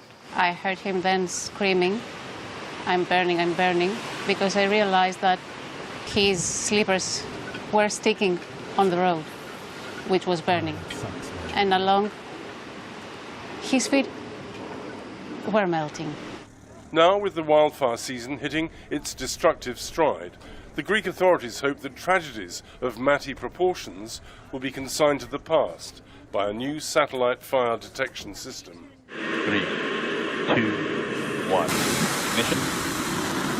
And liftoff of Falcon 9. Go Sweden, go CAT 502. Launched in May, the rocket deployed 4 dedicated satellites that constantly scan the Greek landscape for hotspots with the potential to become conflagrations. I don't remember working in a landing fire service the last 25 years and thought when I began my career that the space will help us to extinguish fires. So only that thinking, it's really exciting. Colonel Zisula Dasiu directs aerial firefighting operations in the Athens region and is also Global Vice President of the International Association of Fire and Rescue Services. We can have the information of starting fires very quickly, and this is something amazing, the early detection. Because we know that if we catch the fires in the early detection, we will catch it in the beginning. So if we have more time, we can save properties, we can save lives. We can save the forest. So far, did you see how properties came before life?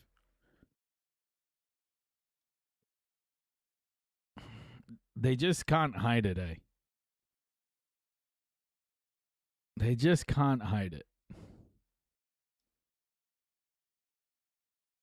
What the fuck, man?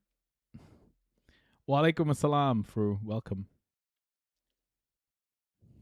France and Spain have borne the brunt of this summer's wildfire season. Morning, Anne. But now heat waves and strong winds have put Greece on the front line. Older satellite systems that provide general weather monitoring can sniff out football field-sized blazes.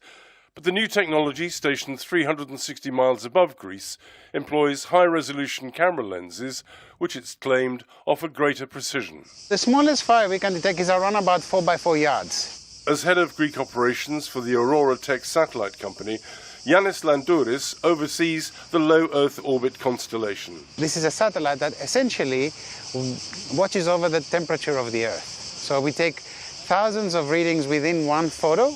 We can get thousands of readings from each pixel. That data helps us identify when and if there is a fire, and then based on that, to run our technology, our models, our predictions, and then provide that information to the user. All of that within a really, really fast time. How quickly can you alert fire brigades to a potential conflagration? The quickest right now is about 20 to 30 minutes. Although the satellite system tracked 2 wildfires on the island of Crete this past week, 2 volunteer firefighters died after an apparent error of judgment, becoming trapped and overwhelmed by fast-moving flames. I saw the boys with my own eyes. They made a mistake. They went there. Unfortunately, it was their mistake. I can't say anything else. The situation is tragic, tragic, tragic. We see burnt houses, burned cars, burned animals. Unfortunately, these people will not come back. And this is the information that was received from the satellites that tracked the Crete fires. Artificial intelligence filtered out false alarms and flagged the hotspots as genuine threats. The second video shows how the first fire expanded. The satellite company says it spread incredibly quickly and reached its largest size within 48 hours of ignition. Dimitris Papastergiou is Greece's Minister of Digital Governance. I think we are simply showing the good side of technology and artificial intelligence. We must continue more dynamically. We want technology for people, technology that stands by people, technology that comes to provide real solutions to real problems. Greece's eye in the sky is still some way from being the holy grail that provides real-time imaging of a fire's progression. Although there is that time lag before information is passed to the fire service, the minister is genuinely excited. This allows aerial assets to arrive much faster at the fire scene to extinguish it, or enables us to manage it right at the moment it breaks out. I know from personal experience that surviving a wildfire is a lottery. It's human nature to want to stay put to try to save your home and your possessions. But wildfires are completely unpredictable and can change direction in an instant, especially on blustery, windy days like today. And so escape routes can become death traps. 17 years ago, our home, 6 miles from Mati, was imperiled by a raging wildfire on nearby Mount Pendeli. At 3 o'clock in the morning, we fled down the mountain with our family treasures, our son, our dog, and photograph albums. What really matters to us. How could we know that the fire would stop at our garden wall, sparing the house? Right, we've been forced to abandon our home because the flames have got now to within about... I agree, Jules, I agree. About 200 meters of the back door, and the smoke was getting very unpleasant. Also, just behind us, the flames were licking up the hill and starting to attack some of the homes just around the corner from us. The fires have come over the hill from Pendeli, which, wow, over there was just extraordinary. Look at the flames over there. They're beyond the tree line, so it looks as though we should be fairly safe to get out here. But look to your right, Daisy. Look, that's what we're leaving behind. All AI is doing in this is image processing. So that, think about what's in space, like a big-ass camera, and that camera is constantly taking pictures. And AI is just pointing out. AI image processing has been around for a long time. Like, it's one of the most developed parts of AI. Natural language recognition and image processing are probably its biggest use cases. So these AI models they'll be using aren't the same as like what ChatGPT uses. Like these are being used by like Google and whatnot for a long time. So it's less about hallucinating. It's about interpreting images, and I'm sure they'll have some human being at the bottom analyzing what the AI says. It's more about indication rather than it being the end all be all. Once the human gets information, it's what happens from there that matters the most. So, I mean, this is probably one of the best use cases for AI that I've seen in a long time.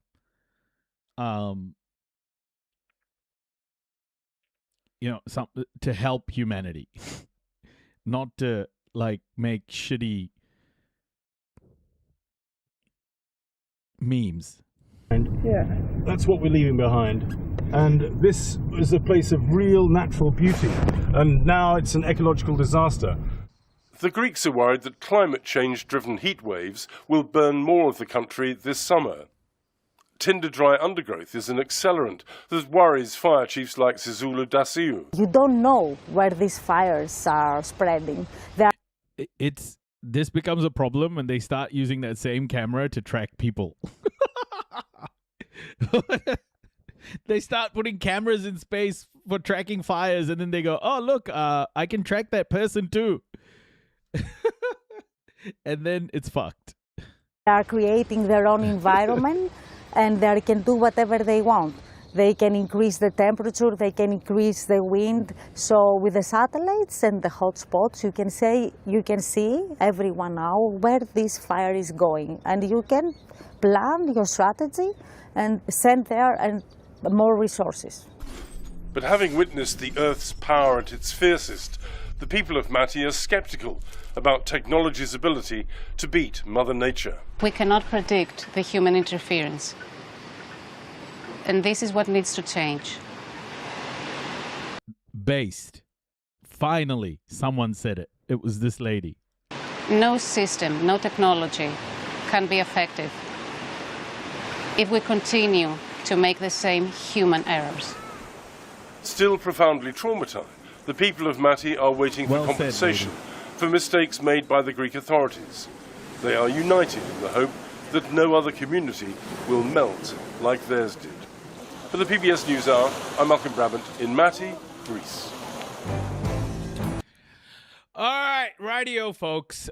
It's how long have we streamed for? Holy shit!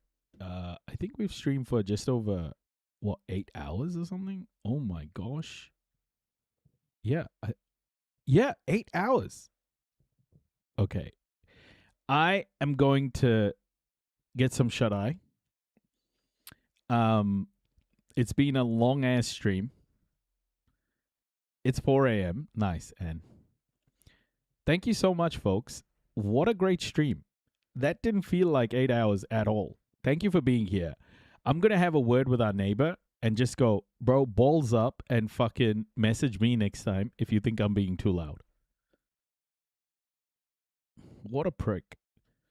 Thank you, friends. Hey, also, the stream didn't crash. Thank you, friends. For ages. You noticed that? You noticed that? Thank you, friends.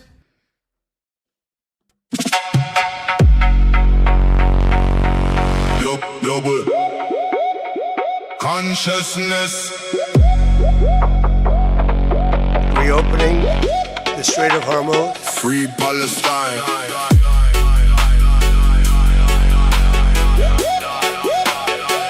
Nero's right? Let's do Nero. Let's go. Nero. Let's go.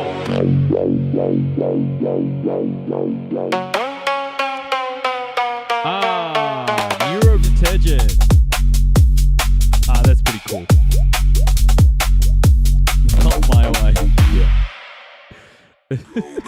I can't believe they messaged Amber. What a piece of...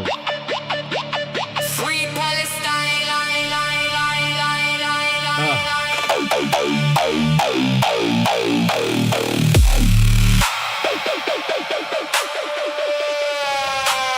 I wish I had massive speakers just to fucking blast it right now.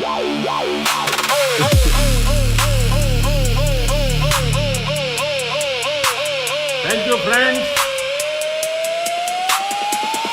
Thank you, friends. Reopening the Strait of Hormuz. Global consciousness.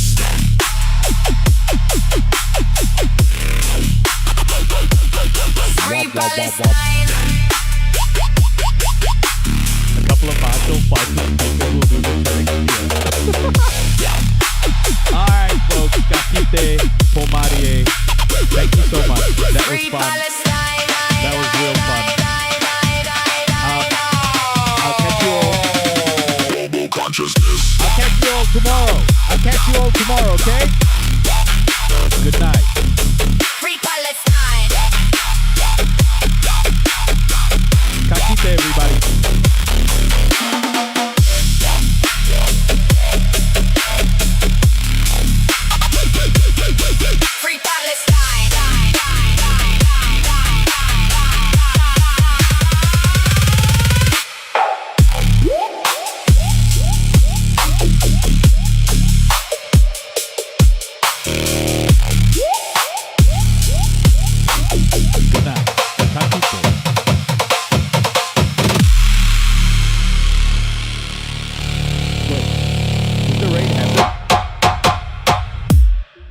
Did the raid happen?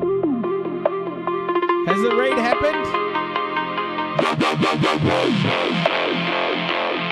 Okay, cool. Global consciousness. Take care, everybody.